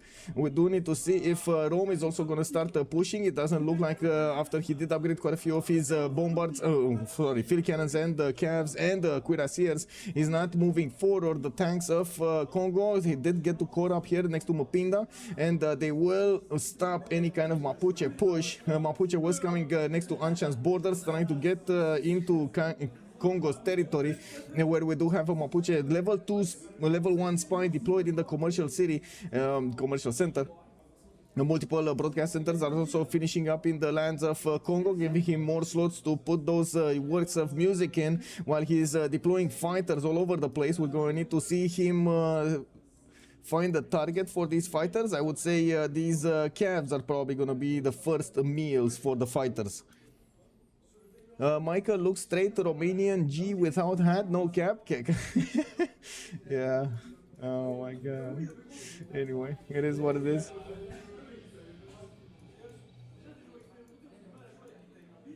Okay, I think we just heard the rock band fail, by the way. That one rock band failed of Mikado. That one rock band failed. We did have him discovering. I think he just got space race. So he just got the card. Wait a second. Let me take a look at his empire. I think he just got the card. Satellite broadcast. There we go. 200% to tourism from Great Works of Music. He plugged it in. Very nice, very nice. No. He's definitely gonna need, or he would have needed this one, but doesn't need it now. No, I don't see the new one anymore. He's gonna need the next, and the next. He did jump up, but no. Cultural heritage next turn. Okay, that's what he needs. Cultural heritage. He needs this 100% tourism from Great Works of Art and artifacts, and then the next civic will be environmentalism, which will boost him to 1400. Or around 1400 actually. So he's 1 turn away from getting over the halfway point. 37 out of 79 tourists, while he's getting his swords for a little bit more amenities here. He's still on +6 in the majority of his cities. He has not fought a single fight here, and that is helping him up keep his amenities very, very high. We do have Mikado with the tank cores, also fending off attacks from Mapuche. He deployed his fighter, and now these Mapuche calves are going to become food for these fighters. Did he snag Space Race for the music card? Yes. Yes, he did. He did. Now we do have TTO, by the way. I do have to say this is impressive to have him on 318 science in this kind of position with 112, while Omega just didn't have enough space to develop his series anymore. We did have Vietnam actually getting a few more units right on the doorstep of Egypt, and still we didn't have the battleships come out to fight him. Battleship fleets are getting upgraded, and they will do the damage against all of these Egyptian cuirassiers. If need be, they can one-shot the bombards. So now you can see what I was talking about earlier. You can see how much damage these battleships are doing against units from Egypt. I can actually show you on the units of Persia as well. They are basically one-shotting these bombards from afar and doing massive amounts of damage. If you would have had those 5, you can imagine that would have been quite a slaughter there. 43 out of 79. Mikado just went over the halfway point. Computer is saying victory in 6 turns, and I would imagine he's also going to get a big boost in his tourism. 1205 tourism a turn for Mikado. 1205 for Mikado, and that is before cultural heritage. Let's see, did he get the card in? Yes, he did get the card in. Sorry, he did get the card in. That's with that is with the card. And finally he's getting more musics. Okay, there we go. 1400 tourism a turn. Boom. 1400 tourism a turn. And wait, that is before environmentalism? Oh wow, that's before environmentalism, guys. So 2000, here we go.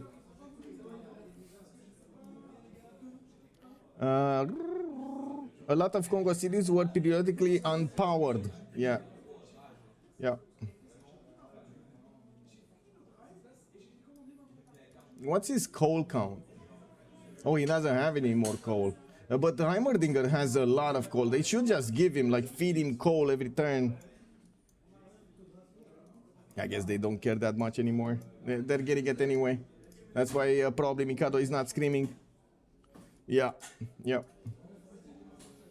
Okay, all power plants. Egypt did get a few more cities on the west, but still not enough. Not enough.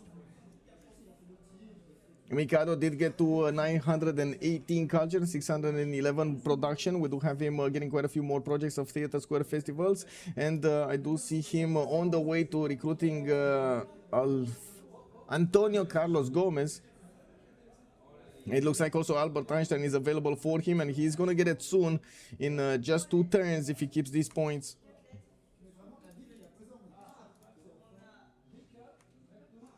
So turn 97. 1097. We're coming so close to that prediction.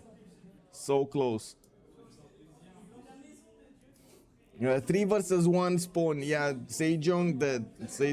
But I mean, he still did his job. Don't get me wrong, because he acquired the attention of multiple opponents, and he did force them to build a military. He slowed them down enough, and you can see the result right here. It was painful for Mapuche to get back out of those 2 eras that he had for the offense, not to mention Persia over here did have quite a bit of necessary time to get back on track. He's getting a lot of settlers out and still keeps going, while we do see the coastal attack on Egypt right now. Slowly but surely the Vietnamese boats are getting closer, while we do have the battleships also needing to move onto the front line. They are moving quite quickly with 6 turns available for them to 6 moves available for them to get going. Mikado just rolled 50 out of 79. It looks like the defense did not move, but he did move. He did acquire more.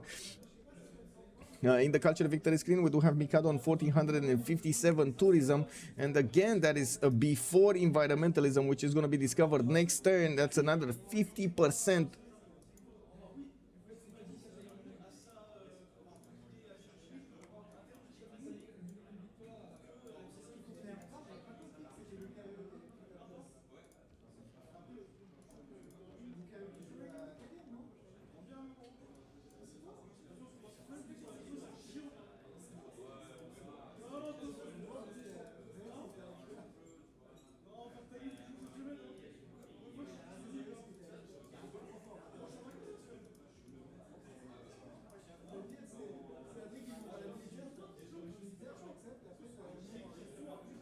Oh my, Persia is struggling to get this. I gotta say, this is incredible effort from T-Tube out of his position to try to get everything done.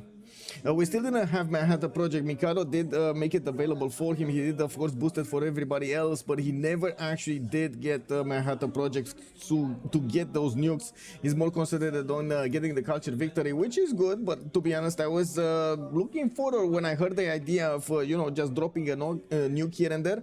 I would have imagined, yeah, that could be a very good ending for a CivLAN. Yeah, getting the nukes dropping on your opponent's capitals at once.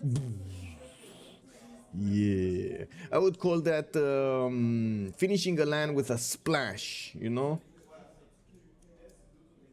We got swords coming up from Sparta. I do see Vietnam has a level 2 spy in there. And yes, the line of Persian bombers did not get all upgraded into artilleries. Not that he have a balloon. We do need to see if we will have T-Tube over here discovering his balloon technology. Mobilization finishing up in 4/10. While we do have Mikado needing to get environmentalism next. We do need to see how many of these tourists he's making per turn so he can... take a look over there, predict how fast this is gonna be with so many of these projects and so much culture. He's pushing forward towards the victory screen. 58 out of 80, so the defender only got 1 and he got 8. Whoa, okay. Well, yeah. That is an issue. I would call that an issue. 58 out of 80. Whoa. He does have also 1, 2, 3 more artists with another 2 writers that he just cannot get anymore. He doesn't have slots anymore.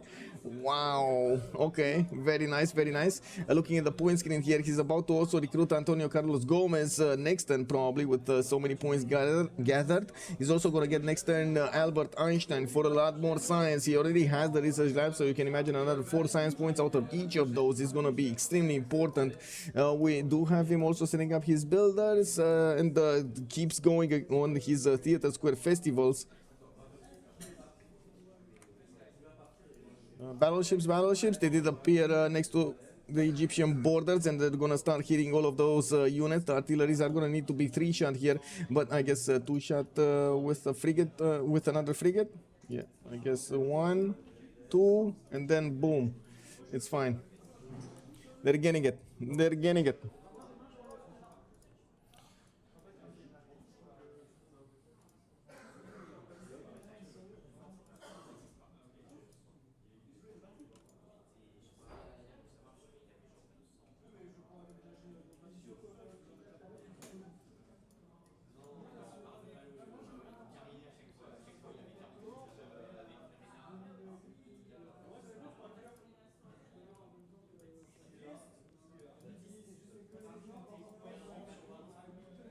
Okay, some moves here. Come on, let's see what's going on. Yeah, they're definitely targeting that artillery, but he does need the moves from the battleships to actually do the final damage.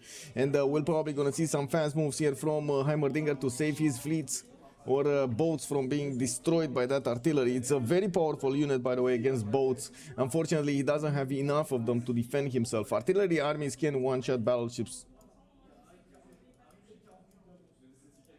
Okay, Persia putting a city right in front here of Rome. We do have mostly Mapuche getting a lot of units out. Cuirassier corps. He's still gonna get to tanks quickly enough. Cartography coming up in next turn with Reformed Church while his attack in the north has been fended off.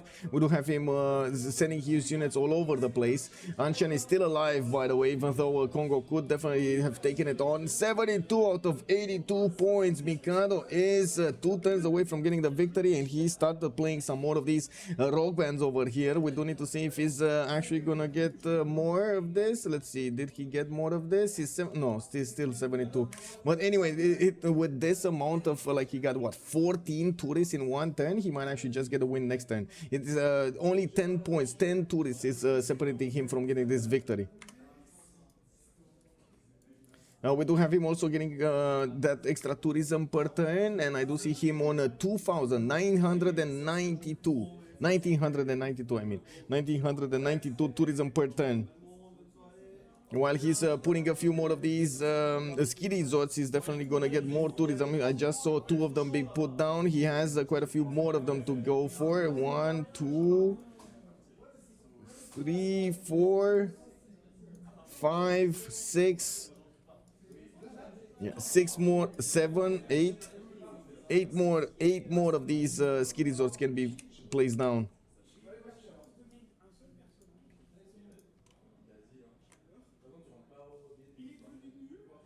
I'm actually a bit surprised it didn't get over 2,000, but sure. Ah, there we go. There we go. 2008. I saw the ski resort getting placed down after I called out the 1992, and I was thinking, okay, he will have more over here. And where is the more? He should go over 2,000. Why didn't he do it? It was just a matter of the computer updating the numbers there.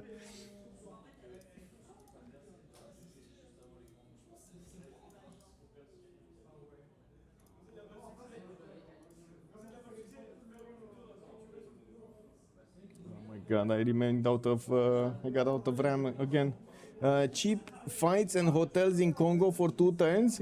Oh, cheap flights and hotels. Yeah, yeah. Yeah, exactly.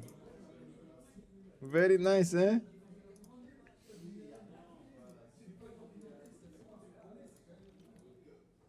Okay, jet fighters also coming out from Congo. They will start one-shotting these units easy peasy.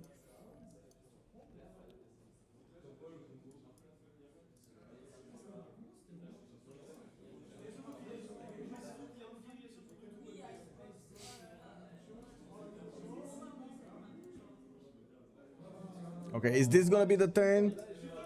It might be the turn. We're turn 101. No, it's not the turn. It's next turn probably. Yeah, it's next turn. 80 out of 83. 80 out of 83 for Mikado to get this victory condition going. He's on 2008 tourism per turn. He still has a rock band somewhere. Does he? Does he? I think the last one he played actually stayed alive. I don't want to take a look. Maybe it's in Rome's territory. No, no, he has a missionary here though. No, he doesn't have any rock bands from what I do see. Oh wait, that's not his missionary. That's Vietnam's missionary. Where's the rock band? Why is there no rock band here? He died? I guess he died because there's no rock band here. Yeah. Oh well. It is what it is. 80 out of 83.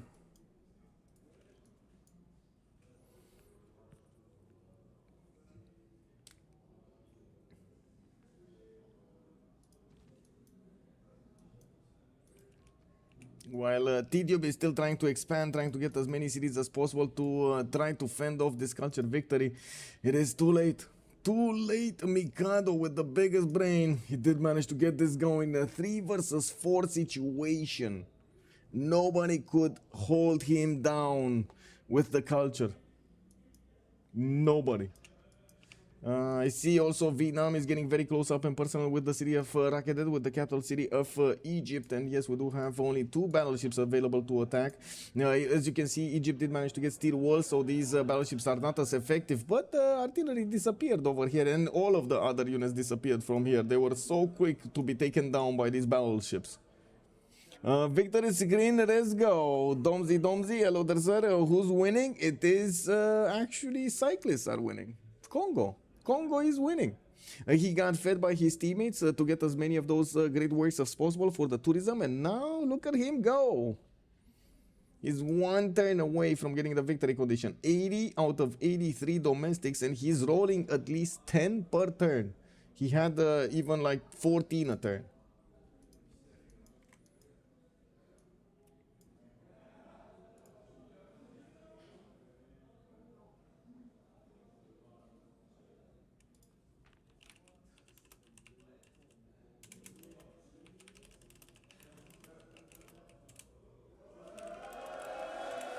And there we go. There we go. We do have all of the crowd going wild. Cyclists with a 3 versus 4 situation. They got the win against the Barking Gang. Victory condition. Unbelievable. Such a fast culture victory. 102. Unbelievable road. Undefeated until now. We do have these players managing to get that culture victory. Even if Ilark was taken out from the game, his team won. unbelievable, so cool. Let's actually switch the screen over here. Maybe we get some sneak peek in. Okay, there we go, we get to see everything, everybody getting out there. Let me actually put the screen up. Okay, there we go, the prizes are being given to the players over here. We do have quite a few trophies for them to gather. Oh, let's go. Amazing, man, amazing.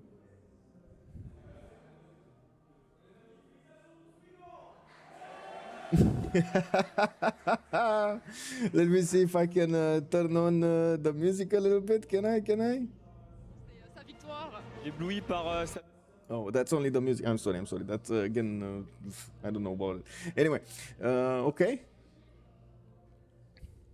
With much pleasure for the, of course, for the class, for the cast. It was amazing. It was like all of this weekend was incredible. So many good games and so many good plays over here from the players. Even if it was a little bit random, or they did put a bit more chaos into the rules. But the fact is, we did have a lot of good times in the last 3 days. A lot of good times and fun. First time we get to see the CivLAN in an esports location, in an esport format. It's unbelievable. Congratulations to everybody. Thank you so much, everybody, for the support. It couldn't have been possible, by the way, without you. This could not have been possible. Thank you so much for every kind of support you have shown to the community, to me, to everyone else. Thank you so much. This is incredible how much we're starting to get going, slowly but surely, putting one step in front of the other to try to get this game into the esports scene. We did have the 3-day weekend finishing off right here. The CivLAN is done, is finished. We do have our winners, and we're gonna come back with quite a few announcements on the Discord.